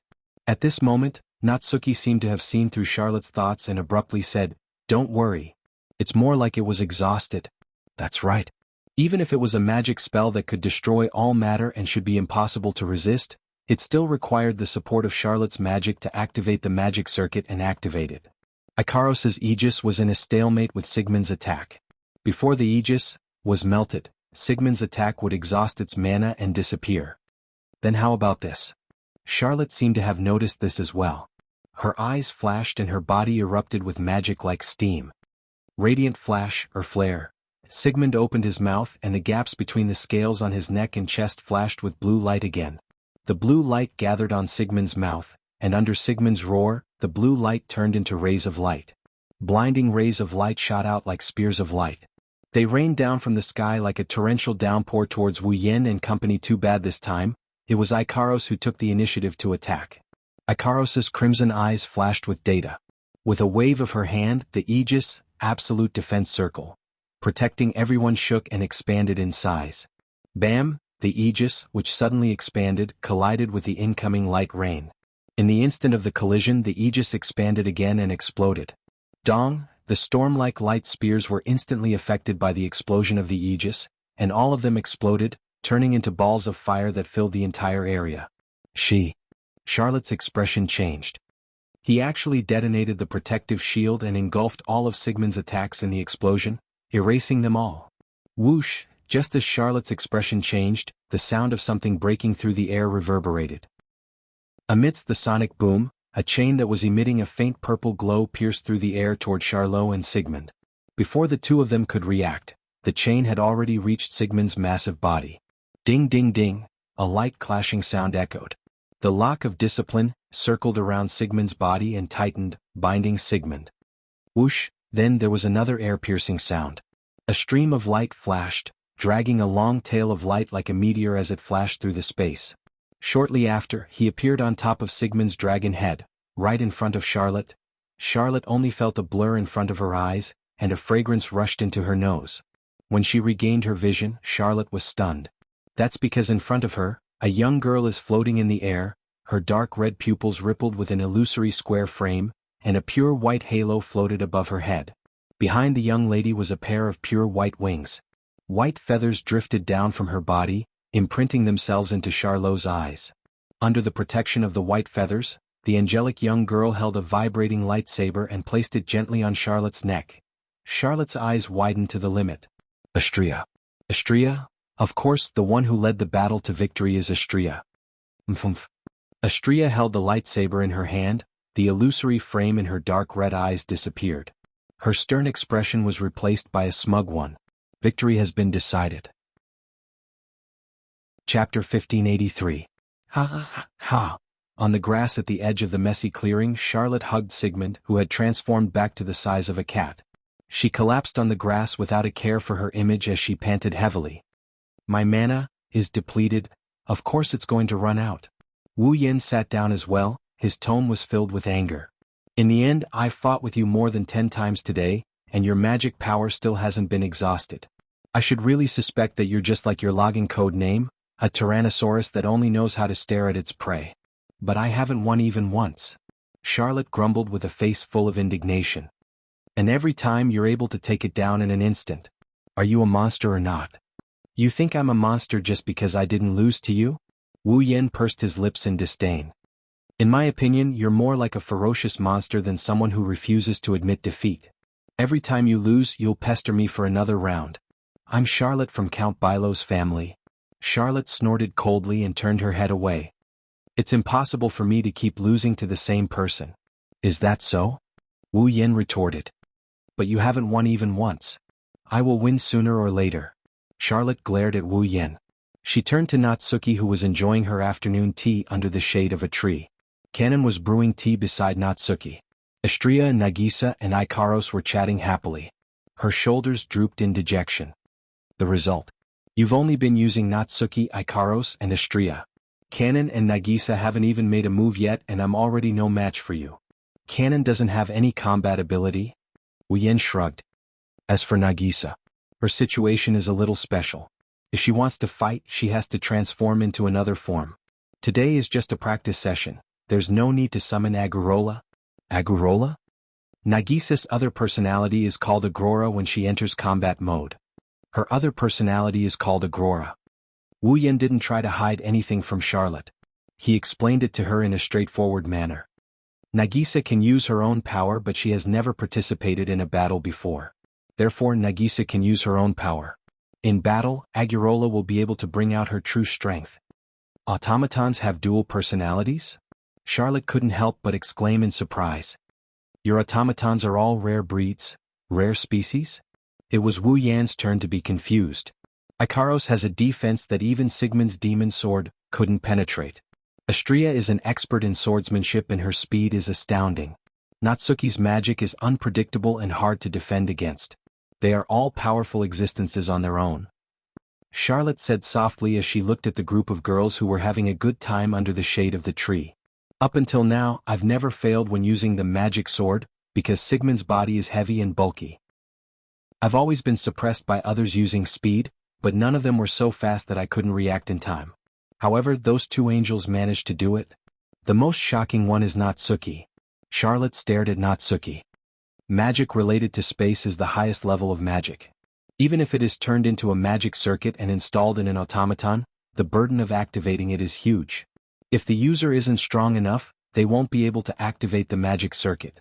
And this is when the magic is dissected. For example, there are spatial transference, spatial distortion, spatial fissure, and so on. Charlotte looked at Natsuki in a different light. But Natsuki seems to be able to use all the magic related to space. Under such circumstances, the magic circuit in her body is like a spider web that is dissected one by one. Activating the magic circuit is like reassembling them one by one and activating them one by one. Charlotte turned around. She looked at Wu Yen with a serious expression. To be able to control such a complicated automaton so easily, your technique and magic power are amazing. You are stronger than I expected. Wu Yen bitterly laughed inside when he heard that. That's true. However, Natsuki doesn't have a magic circuit in her body and the magic isn't controlled by him. It is all Natsuki's doing. Even if Charlotte is impressed by Natsuki's ability to use space magic, she should be impressed by Natsuki, not Wu Yen.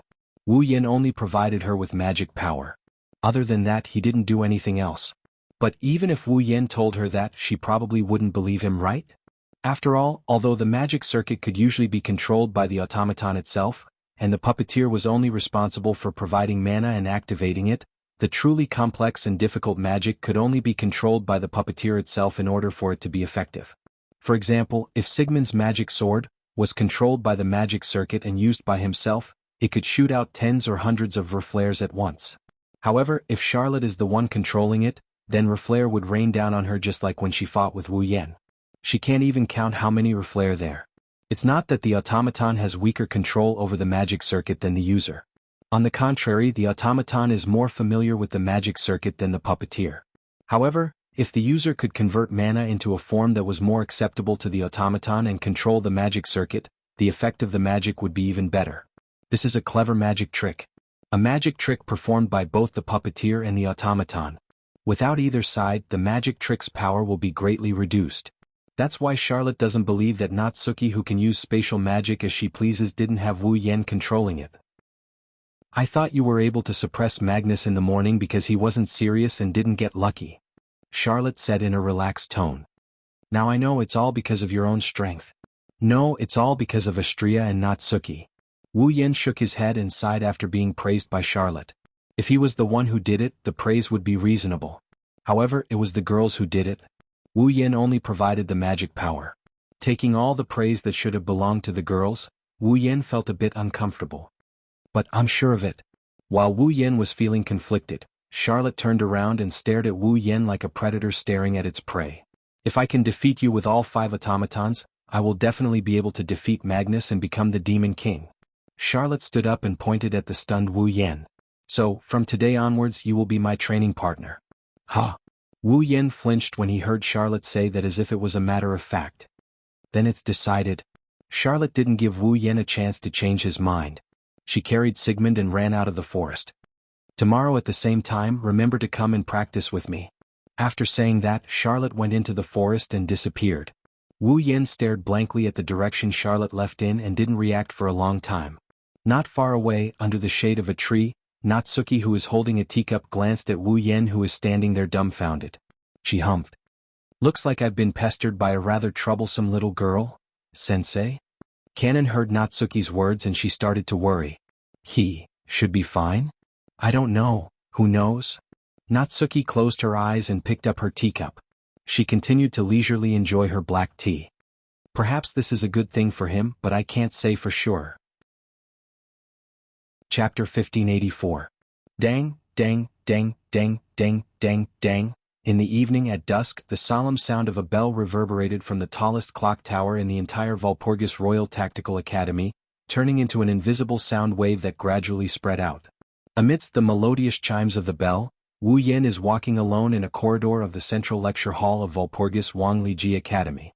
Just now, Wu Yen received a notice that the academic test for new students is about to begin. The venue for the examination was the central lecture hall of the Walpurgis Royal Mechanical Academy. Only after participating in the test will the academy give Wu Yen a uniform and arrange a dorm room for him. That's why even though Wu Yen didn't care about his ranking in Walpurgis Academy and didn't want to participate in the night party, he still had to come here as a formality. It said that new students who don't participate in the test will have their enrollment revoked. It was clearly just a test, and if they didn't participate they would even lose their status as a student. With such harsh rules, only the Walpurgis Royal School of Engineering could stand up to such standards.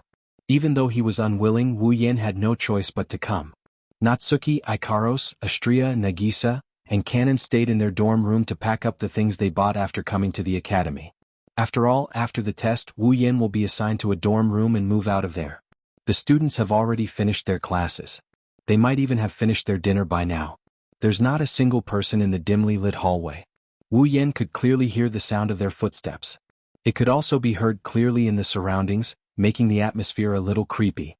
Under these circumstances, Wu Yen walked in a straight line until he reached the end of the corridor. Then he abruptly made a turn and walked into another corridor. According to the staff member who came to inform them, the testing location was right in front of this corridor. The moment he turned into the corridor, Wu Yen heard a conversation. I can't stand it, I just had a train crash. I didn't even get a chance to rest and now I have to take the test. At least give me some time to prepare and take a stroll around the academy. Absolutely not. What? Lei Jun will definitely do something perverted with some vixen.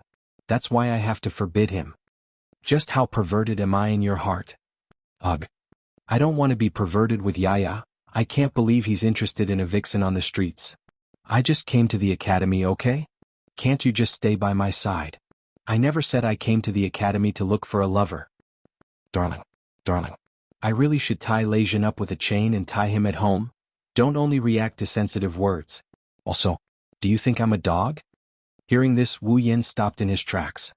He raised his eyes and looked forward. Then a man and a woman stood in front of a door. They entered Wu Yan's field of vision. It was a man and a woman who were having a heated conversation. The man seemed to be a freshman, but he was already wearing a uniform.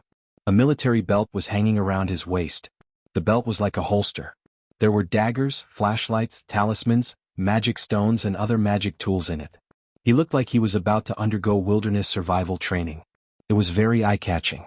From his face, he could faintly see a bit of immaturity. The man's age was about 16 or 17, but his eyes were as sharp as an eagle's. The lines of his body were sharp. Obviously, at such a young age he had already experienced a lot of wind and rain. Beside the man there was a woman. It was a girl wearing a kimono. The kimono was pitch black with some golden edges and red ribbons in some places. It was very small, and the hem was like a short skirt. Under the constant blowing of the wind, a pair of white thighs were faintly discernible. The girl's hair was also black. It was long and straight to the waist. Her exposed shoulders were as white as snow and full of luster. It was simply not like a human girl should have. What left the deepest impression on people was still the young girl's face. No matter how you looked at it, it was like a delicate work of art. A pretty face that was carefully carved by someone like a doll. No. This girl was most likely an automaton. From the conversation between the two, the man's name was Lei Zhen, and the woman's name was Yaya. Looking at the couple who didn't seem to notice his arrival and are still engaged in an intense conversation, Wu Yan's wine-red eyes flashed with a hint of a smile. This man and woman Wu Yan naturally knew. They were the male and female protagonists of this world's original plot. The original plot also started when they came to Smart City and entered Walpurgis Wangli Academy to study. The time Wu Yan entered the dungeon world was the day before the plot started. After spending a day at the Walpurgis Wangli Machine Learning Academy, the plot of the original novel was officially announced to have begun. Please, let me calm down a little so that I can focus on the test later, okay? Then do you need Yaya to help Lei Zhen calm down? Although I don't know what you're going to do, but let me listen. Yaya's body is the coldest in the world. As long as I throw myself into her arms, Lei Zhen's head will definitely cool down. It's my fault for choosing to listen to you. You better get out of my way. The smile in Wu Yan's eyes was instantly wiped clean by this conversation. It was replaced by twitching eyes.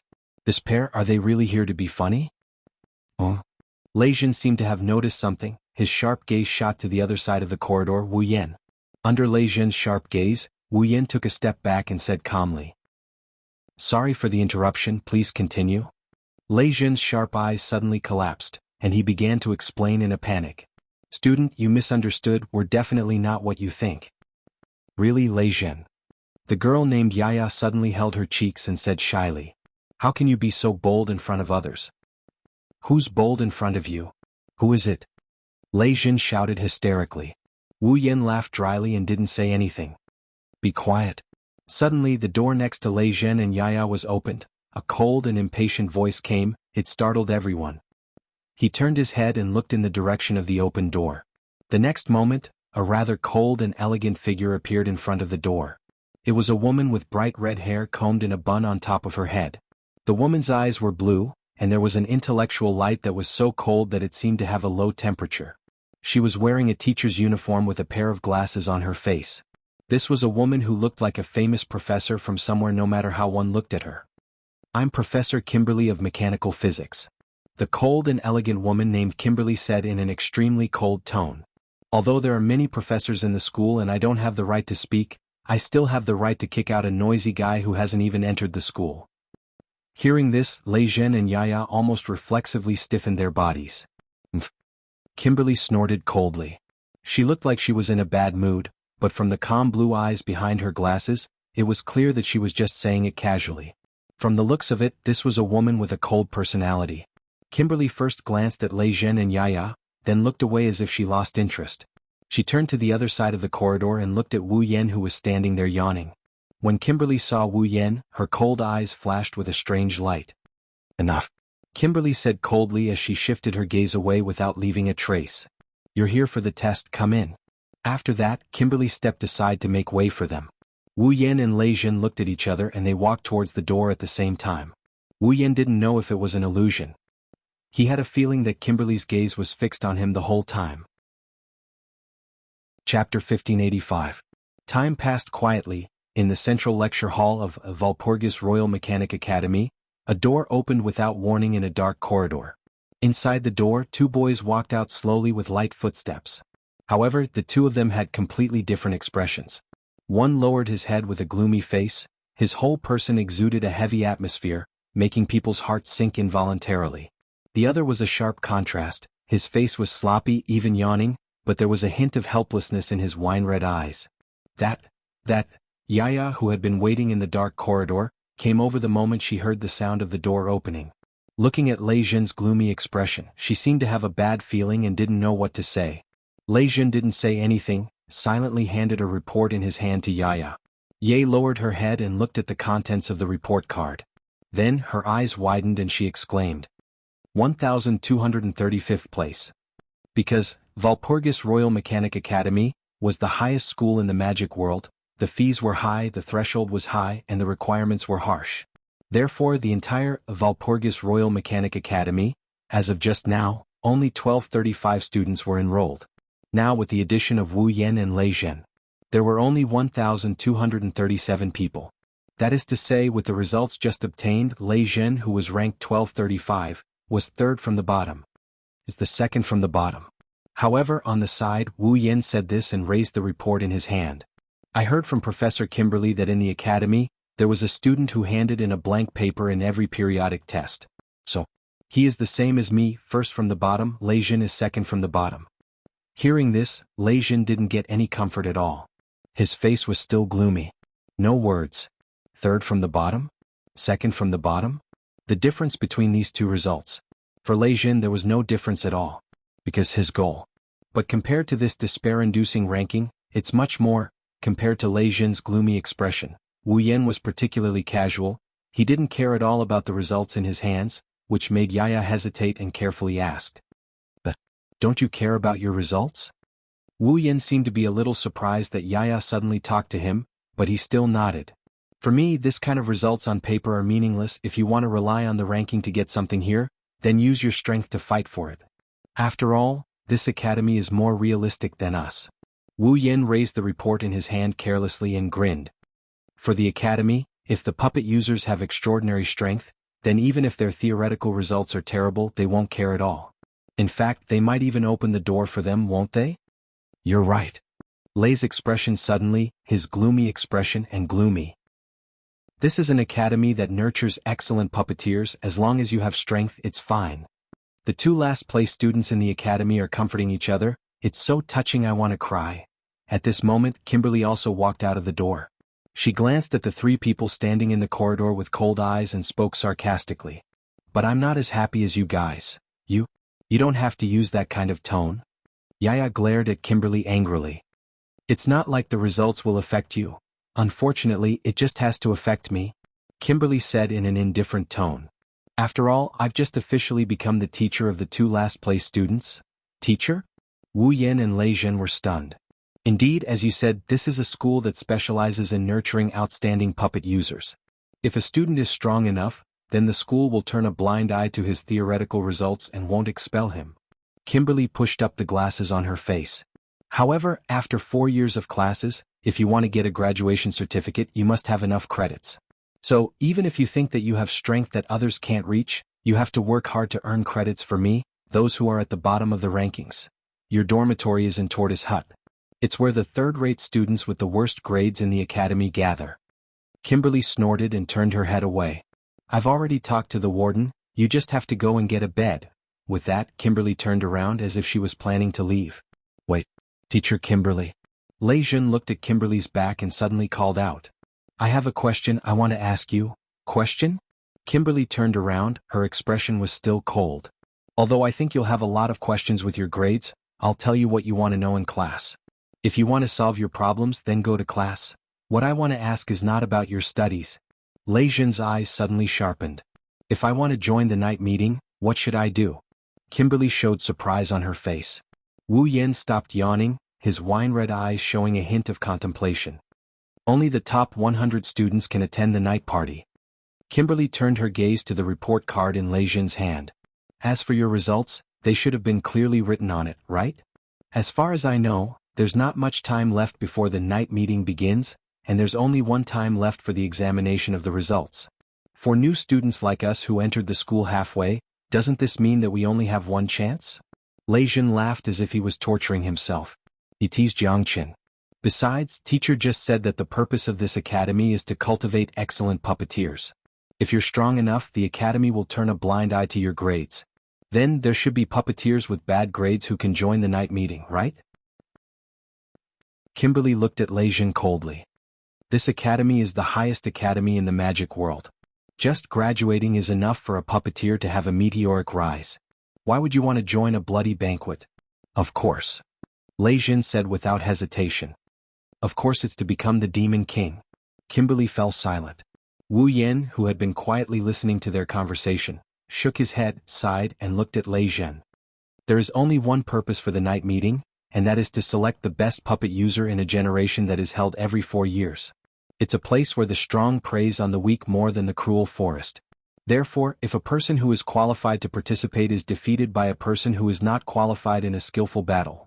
With just one sentence, Lei Jin and Yaya instantly understood the meaning of it. Snatch. Someone else's participation. Lei Jin fell silent. What? Kimberly said sarcastically. You can't even bring yourself to snatch someone else's participation? No. No. Lei Jin's expression became firm. I'm sorry, but I must qualify for the night meeting. Not bad at all. Kimberly sized up Lei Jin. Then she looked at Wu Yan with a profound look in her eyes.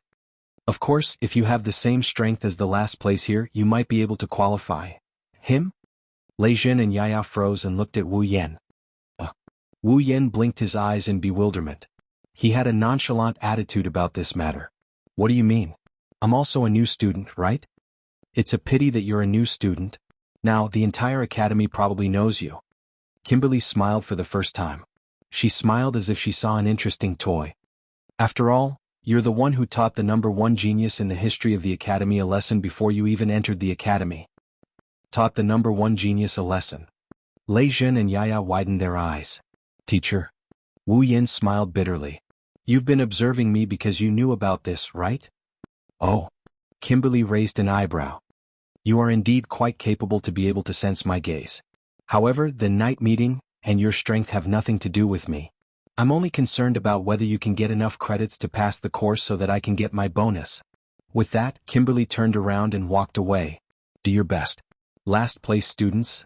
In an instant, the corridor fell into a state of silence. Chapter 1586. Walpurgis Royal Mechanical Academy, Main Street. Walking on the main street, Wu Yan looked at the report card in his hand and scratched his face in distress. Last place. This result was within Wu Yan's expectations.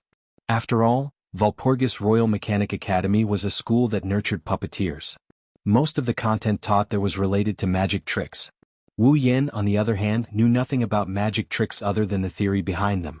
Therefore, in the knowledge test just now, he gloriously handed in a blank paper, becoming the true last place. Of course, Wu Yan didn't care about the theory test at all, just like what he did in the Central University lecture hall. The real reason that caused him to reveal a distressed expression was because from the beginning, 2 pairs of eyes that seemed to be able to pierce through one's skin had been tightly locked onto him, causing him to feel uncomfortable all over. I say Raisin-san. Wu Yan stopped and he turned around. He looked at Raisin and Yaya who were staring at him. If there's anything you're dissatisfied with, you can say it directly. Let's set things straight. Since the academy is so big, it's fine if we don't meet again. Or if you want to challenge me to a duel, I don't have a problem either. But can you please stop staring at me? You misunderstood. You misunderstood. Lei Jin didn't move his eyes away. Instead, his gaze sharpened and the corner of his mouth curled up. I'm not unhappy with you. However, I'm very interested in the one-on-one that you mentioned. In other words, Wu Yan rubbed his forehead. You heard from Kimberly that I defeated the #1 student in the academy, so you want to prove your strength by defeating me, right? My goal is to become the Demon King. Lei Jin didn't try to hide anything as he stared at Wu Yan. On the other hand, the top student of the academy is the puppet user who is most likely to become the Demon King. If you can defeat him, then as long as I can defeat you, it will prove that I have the ability to become the Demon King, right? What do you mean by that? Wu Yan laughed and shook his head. If you can't defeat me then? If you can't defeat me, then prove that you don't have the ability to become the Demon King. Will you give up? Of course not. Lei Jin said without hesitation. I won't give up on becoming the Demon King. Then your provocation this time is meaningless. Wu Yan sneered. After all, regardless of whether you defeat me or not, you will still attend the night gathering, right? Lei Jun was speechless. Wu Yan. Also, there's one thing you're wrong about. Wu Yan slowed down. He shrugged. I didn't defeat the #1 student in the academy. It was just that they had the upper hand in a skirmish. If we really fight, we don't even know if we can win against them. But that's enough to prove that you're quite strong. Lei Jun looked at Wu Yan seriously. Teacher Kimberly said so. If I have the same strength as you, then it shouldn't be hard for me to qualify for the night gathering, right? Wu Yan cursed Kimberly in his mind. This cold and elegant teacher who doesn't even seem to have any reaction to being teased really knows how to find trouble for others. Lei Jun, your goal is to qualify for the night gathering, right? Wu Yan sighed and raised his hand. But please look carefully. I don't have any gloves, so I'm not a participant of the night gathering. Even if you defeat me, you won't be qualified to join the night gathering. Lei Jun stopped talking and stared at Wu Yan, silently telling Wu Yan that he hasn't given up on the idea of fighting Wu Yan. Wu Yan closed his eyes when he saw Lei Jun's expression. Then, he opened his eyes and his wine-red eyes were filled with a cold expression. Enough is enough, second from the bottom. As Wu Yan's voice sounded, a terrifying mana storm violently surged from Wu Yan's body like a physical impact. Dong! Before Lei Jun and Yaya could react, the mana storm hit them mercilessly, and they were blown away as if they had been hit by a wall. Lei Jun and Yaya's faces turned pale. They quickly stabilized their bodies and somersaulted on the ground. Their heels rubbed against the ground and they slid about 10 meters away. Lei Jun and Yaya looked up at Wu Yan, who was violently surging with mana storm like a stormy sea. They were shocked. I'm not afraid of challenges, but I hate trouble. Wu Yan's emotionless voice came from the center of the storm of mana. I will tell you clearly, I will not participate in the night party, so even if you have your eyes on me, it is useless. However, if you insist on challenging me, I won't mind, as long as you are not afraid of hurting your own confidence. As soon as Lin Yun's words fell, the shockwave of mana gradually subsided, and the storm of mana also gradually dissipated. When everything returned to normal, Wu Yan was nowhere to be seen at the epicenter of the storm of mana. Only Lei Jun and Yaya were left at the scene. They looked at Wu Yan's original position with cold sweat on their cheeks. Lei Jun. Yaya lowered her head in shame. Sorry, I did not react in time. I understand now. Yaya. Lei Jun was still looking straight ahead with a forced smile. With such a terrifying magic power, even if that last place is not outstanding in magic tricks, he might still be stronger than me. Saying this, Lei Jun let the cold sweat slide down his face and his knees trembled imperceptibly. He was afraid. The puppeteer's automaton relied on the puppeteer's magic power to survive. Without the mana provided by the puppeteer, the automaton would not only slow down, it might even shut down all of its senses and enter a dormant state. Therefore, for an automaton, the most important thing was none other than magic power. In this case, if a puppeteer had powerful mana, then even if the automaton's performance was poor and its magic circuit was weak, it could still use high mana output to make the automaton perform at a level that ordinary puppeteers could not match. Lei Jun had not seen Wu Yan's true strength. Lei Jun understood one thing when he saw this terrifying and unimaginable amount of magic power. Just now, if they had really fought, then his chances of winning would not have been more than 1%.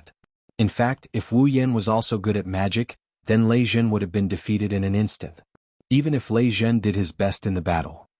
Even if Yaya was the most advanced automaton, she would still be able to do it. Even if Lei Jun could perform at 120% of Yaya's performance. Even if he could come up with a cunning strategy to exploit the enemy's weakness. Is there a 10% chance of winning? In this world, there is no lack of talented people. The overwhelming difference in strength made Lei Jun feel as if the ground under his feet had turned into mud, causing him to sink continuously, and his smile became weak. Compared to those who are truly talented, I am just a dabbler. Yaya was speechless when she heard Lei Jun's self-deprecating words. She felt inferior to her own talent. She even felt despair. This is not the first time Lei Jun showed such feelings. After all, Lei Jun always thought he had no talent. As for Lei Jun, it had only been 2 years since he started to cultivate magic and practice his skillful magic. If he wants to win against those who started practicing magic and puppeteers from a young age, he has to put in more effort. If Raisin and Yaya knew that it hasn't even been a year since Wu Yan started cultivating his magic power, what would they think of him?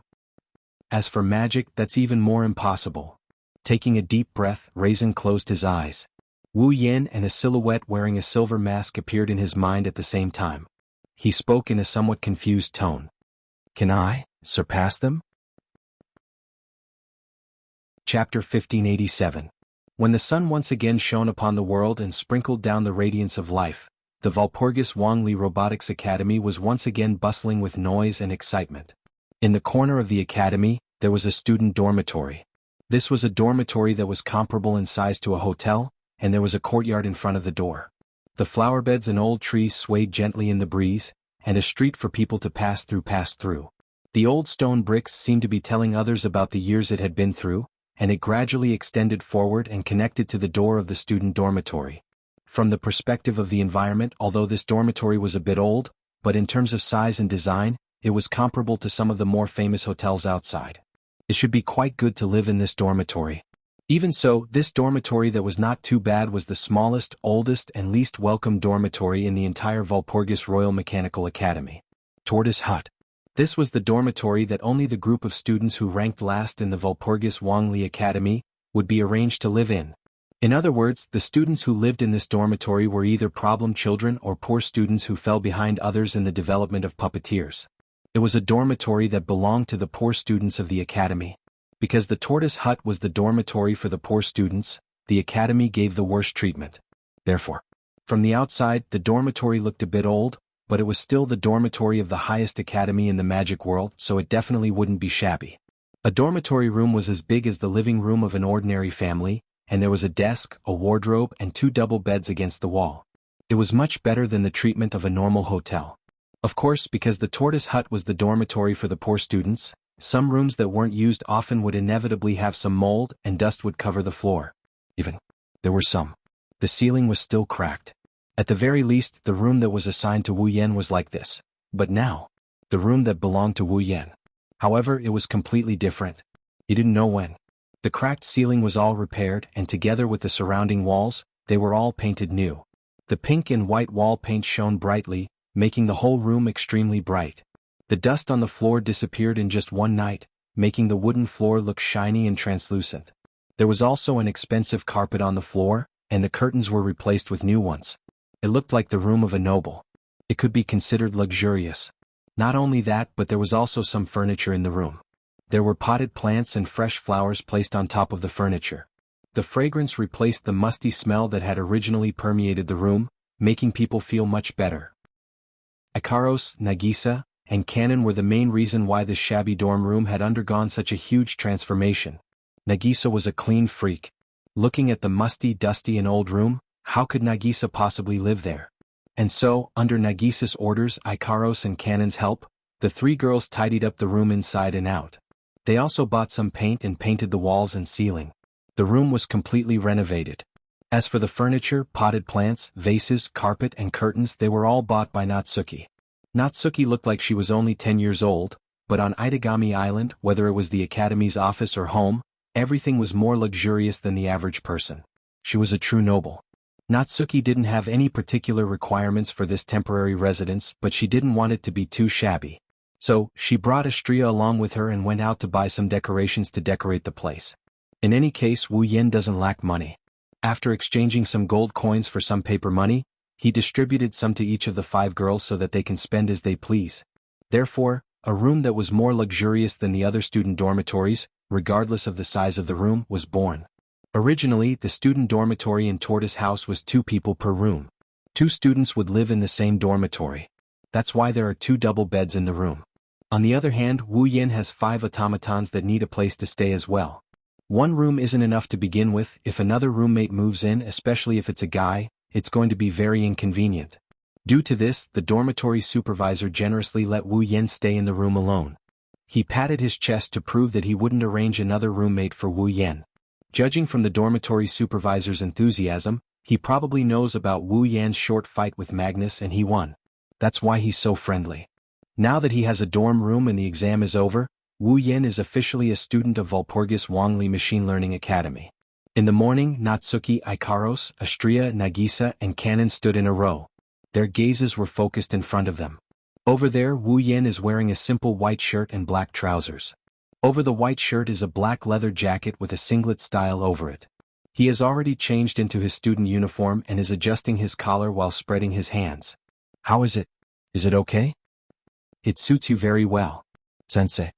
Nagisa was the first to call out. Her big round eyes glowed brightly as she smiled happily. Nagisa-sensei is wearing a student uniform and going to school as a student. It feels weird. That's why you shouldn't call me sensei, people will find it weird too. Wu Yen smiled at Nagisa and Kanon. You can just call me by my name, just. Call you by your name? Nagisa and Kanon looked at each other in confusion. If that's the case, Kanon said hesitantly. It will feel even weirder. Yen? Yeah. Yen. Nagisa lowered her head, she mumbled Wu Yan's name a few times. Then she cupped her face and she blushed. No. Nagisa will be shy. Why don't we all call him Master with me and Ikaro-sensei? Astria said excitedly. That way everyone will be the same. I'll pass. Natsuki glared at Wu Yen. I won't call you Master. I thought so too. Wu Yen shrugged. He rolled his eyes and smiled at Nagisa and Kanon. How about you call me Oni-chan? Oni-chan? Oni-chan. Nagisa jumped. Won't that make me even more shy? Oni-chan. Oni-chan. Kanon blushed and whispered. If Sensei. Oni-chan is happy, that's fine too. Then it's decided. Wu Yen felt refreshed. Then Nagisa and Kanon will call me Oni-chan. Nagisa and Kanon blushed furiously. Master. Ikaros tugged at Wu Yan's sleeve. She looked at Wu Yen with a pair of indigo eyes that exuded a pitiful aura. Master, do you like people calling you Oni-chan? I can call you Oni-chan too. Astria puffed up her chest and looked at Wu Yen with hope. Is that okay? Master. Wu Yen felt an itch in his heart when he heard this. He wanted to nod and agree, but Natsuki shot him a cold glare. Don't get carried away. I think it's fine. Wu Yan's expression froze. He laughed dryly. Ikaros, Astria, you can continue to call me Master. Yes. Natsuki retracted her cold gaze. Wu Yen sighed in relief. He looked at the girls. Natsuki, Ikaros, Astria, Nagisa, and Kanon changed into new outfits. Her upper body was white with red edges, and her shoulders were bare, revealing her smooth shoulders. Her top was pulled down to her ankles, and her lower body was covered by a red short skirt. Her thighs were covered by a pair of white high socks, and her feet were wearing long boots. Wu Yen had the system extract images from his memories to replicate this outfit. It's an item that won't break no matter what kind of battle he goes through. Of course, this outfit won't break, it doesn't have any defensive capabilities. Looking at the girl's attire, Wu Yen couldn't help but feel nostalgic. After all, this is what Asuna used to wear when she was still the vice leader of the Knights of the Blood in Sao. Last night, Wu Yen wanted to exchange some clothes for the girls so that they wouldn't get damaged in a fight. Asuna's outfit popped into his mind. For Wu Yen, Asuna's graceful fighting style in Sao is probably the one that left the deepest impression on him. Alright. Wu Yen got rid of his longing for Asuna and he stood up. He spoke in a high-spirited manner. Let's go eat at the student cafeteria first. Let's go to class after that. Yes. The cheerful response echoed in the luxurious room. At this moment, a voice echoed in the dormitory from outside the room. A student from our dorm is going to challenge Magnus, the #1 student of the academy. Wu Yen and Ko fell silent when they heard this voice. Chapter 1588. Walpurgis Wangli Academy, Main Street. Right now there's only half an hour left before class starts. However, in one of the corners of the main street, several hundred students had gathered on both sides and were pointing at the main street, causing an uproar to break out. On the main street surrounded by students, a boy wearing a boy's uniform with a military belt on his waist and a girl wearing a black kimono looked forward with a twisted face. This boy and girl are the same as Wu Yen, the new student Raisin and his automaton, Yaya. In front of Lei Zhen and Yaya, there was a man with a silver mask on his face and a cloak over his student uniform. His whole body exuded an astonishing sense of oppression.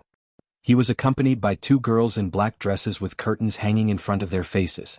The #1 genius in the history of the academy, Magnus.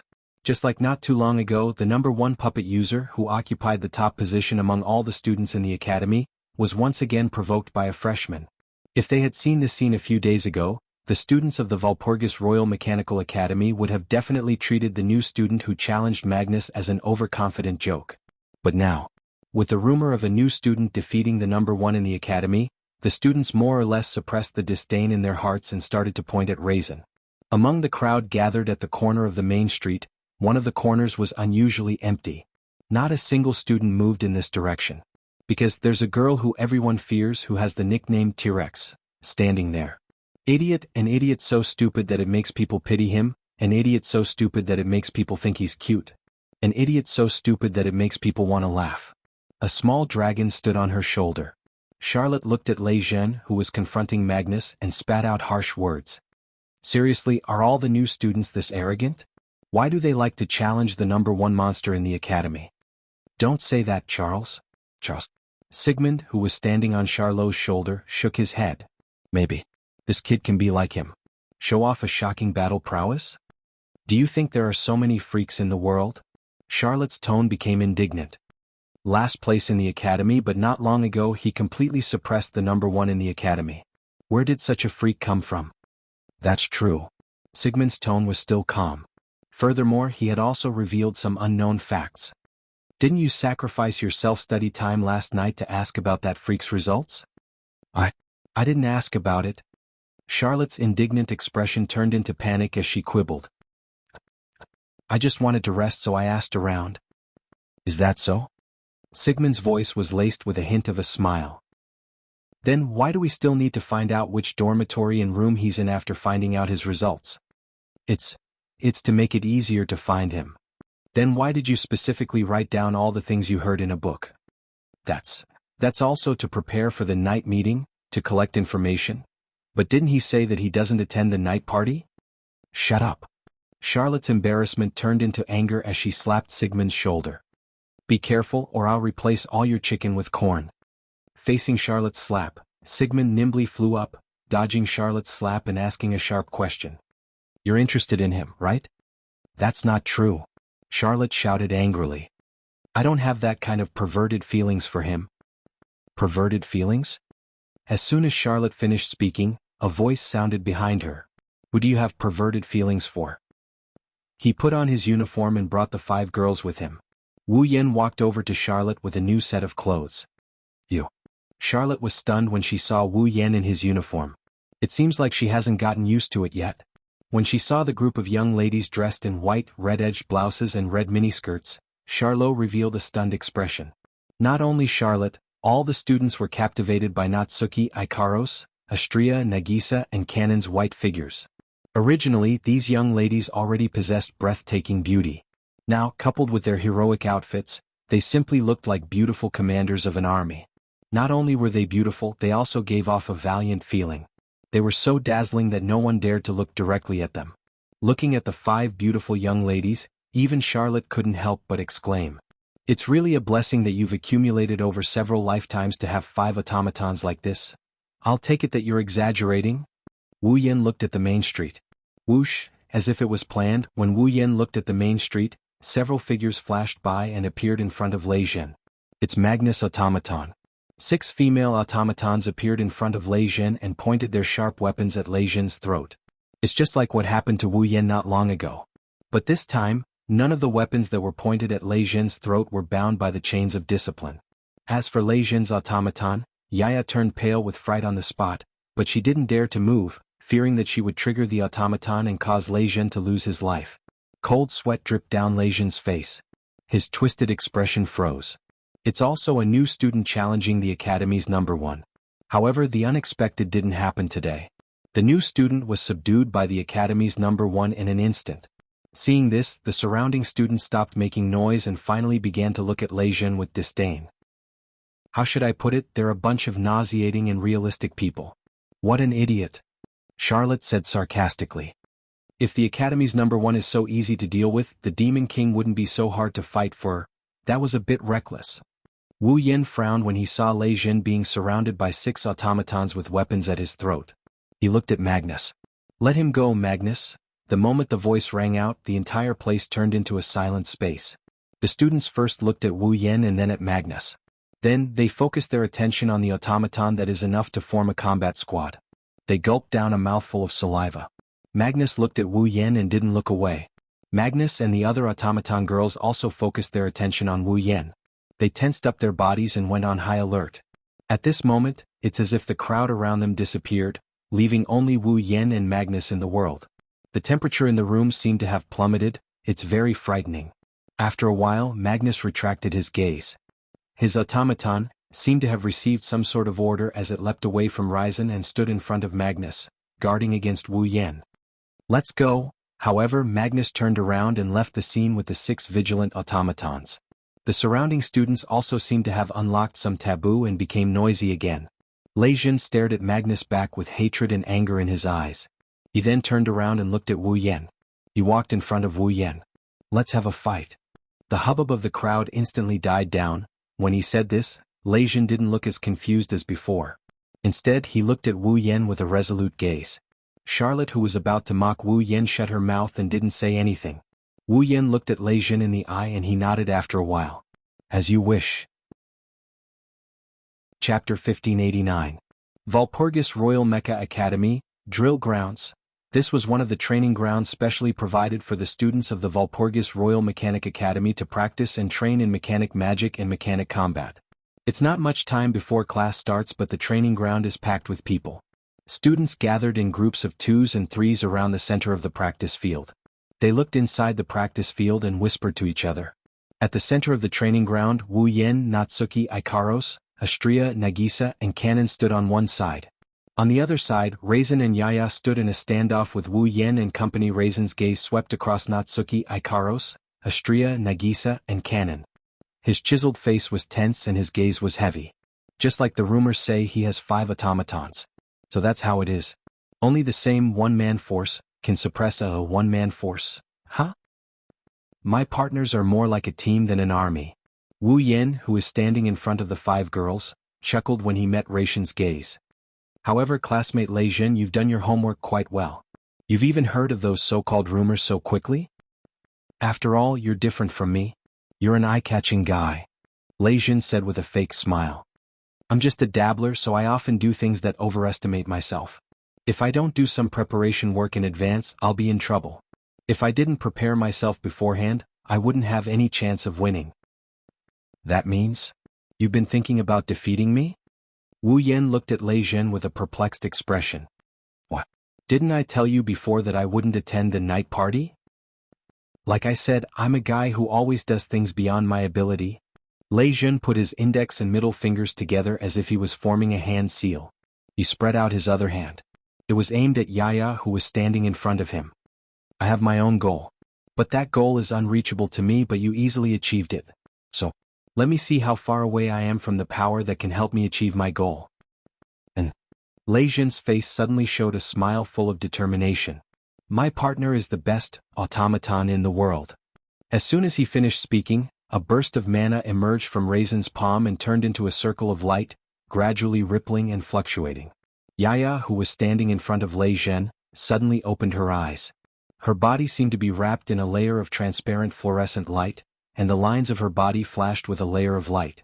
Her originally harmless body was instantly filled with power, and the air around her surged slightly. Yaya, level 62. Wu Yen shook his head when he received the system feedback. Just as Raisin had said, Yaya was the best automaton in the world. To be precise, it was one of the best automaton in the world. Yaya was made by the famous automaton craftsman named Shuko Karyusai. She was the moon puppet in one of the 3 masterpieces of Snow and Moon that she was most proud of. Putting aside its magic circuit, in terms of performance alone, there were automatons in this world that were comparable to Yaya, but none that could surpass Yaya existed. Therefore, as an automaton, Yaya's strength was unquestionable. There was no way he was only level 62. Right now, Yaya's level was only 62. It was probably because Lei Jin wasn't able to fully utilize Yaya's abilities. Many words. I told you I didn't defeat Magnus, I just got the upper hand in a skirmish. Wu Yen mumbled to himself as he looked at the sky. Although Magnus has mobilized all his automatons, none of his automatons have activated their magic circuits or used any magic. Although I only have 2 automatons on my side, they have indeed activated their magic circuits. Lucien said with a smile, Although Magnus has mobilized all his automatons, none of his automatons have activated their magic circuits. So, if we really fought Magnus, we wouldn't know who would win. Wu Yan looked at Raisin with a smirk. But I also told you, I'm not afraid of a challenge. A surge of mana erupted from Wu Yan's body. It turned into a small ray of light and entered Astria's body. Just like how she received Raisin's mana every night, Astria's body turned transparent for a moment. Her body glowed with a layer of light. Then, the power that originally belonged to her surged out of her body, freeing her from the restraints. Astria understood after receiving Wu Yan's mana. Wu Yan wants her to make a move. An illusory square frame appeared in Astria's crimson eyes. A pure white halo appeared above her head. A pair of pure white wings spread out from her back, stirring up a gust of wind. Whoosh! Before the spectators could admire her angelic posture, Astria dashed forward, leaving behind a trail of afterimages. She arrived in front of Yaya in an instant with a deafening sonic boom. A vibrating lightsaber appeared in Astria's hand. Astria raised the lightsaber above her head and swung it down at Yaya, who couldn't react in time. Yaya. At the critical moment, Lei Zhen, who was still on guard, reacted. Lei Zhen's eyes widened in an instant. He clenched his teeth and extracted the largest amount of magic power from his body. While letting it flow into Yaya's body, he used forcible domination. Basically, automatons were able to move on their own.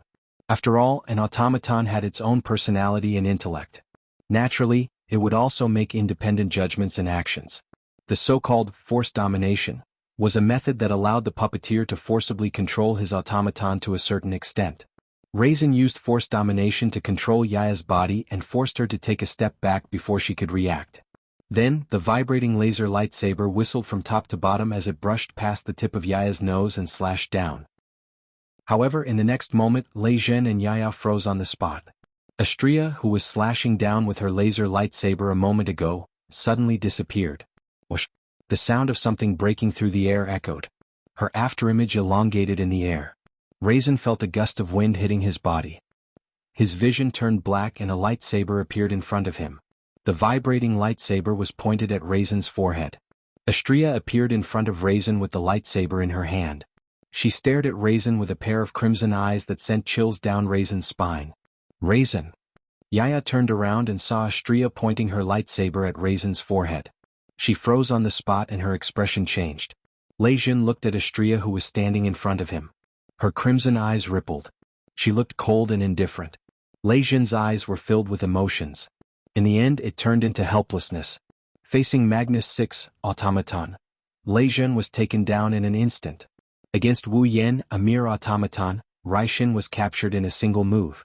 The gap he wanted to know about was clearly shown in front of his eyes. In the end, Raisin forced out a sentence with a bitter smile. I surrender. That you're tuning in to the Han Li's Wuxia Chronicles YouTube channel. We're so grateful for your support, and don't forget to subscribe to join us on this incredible journey through captivating stories.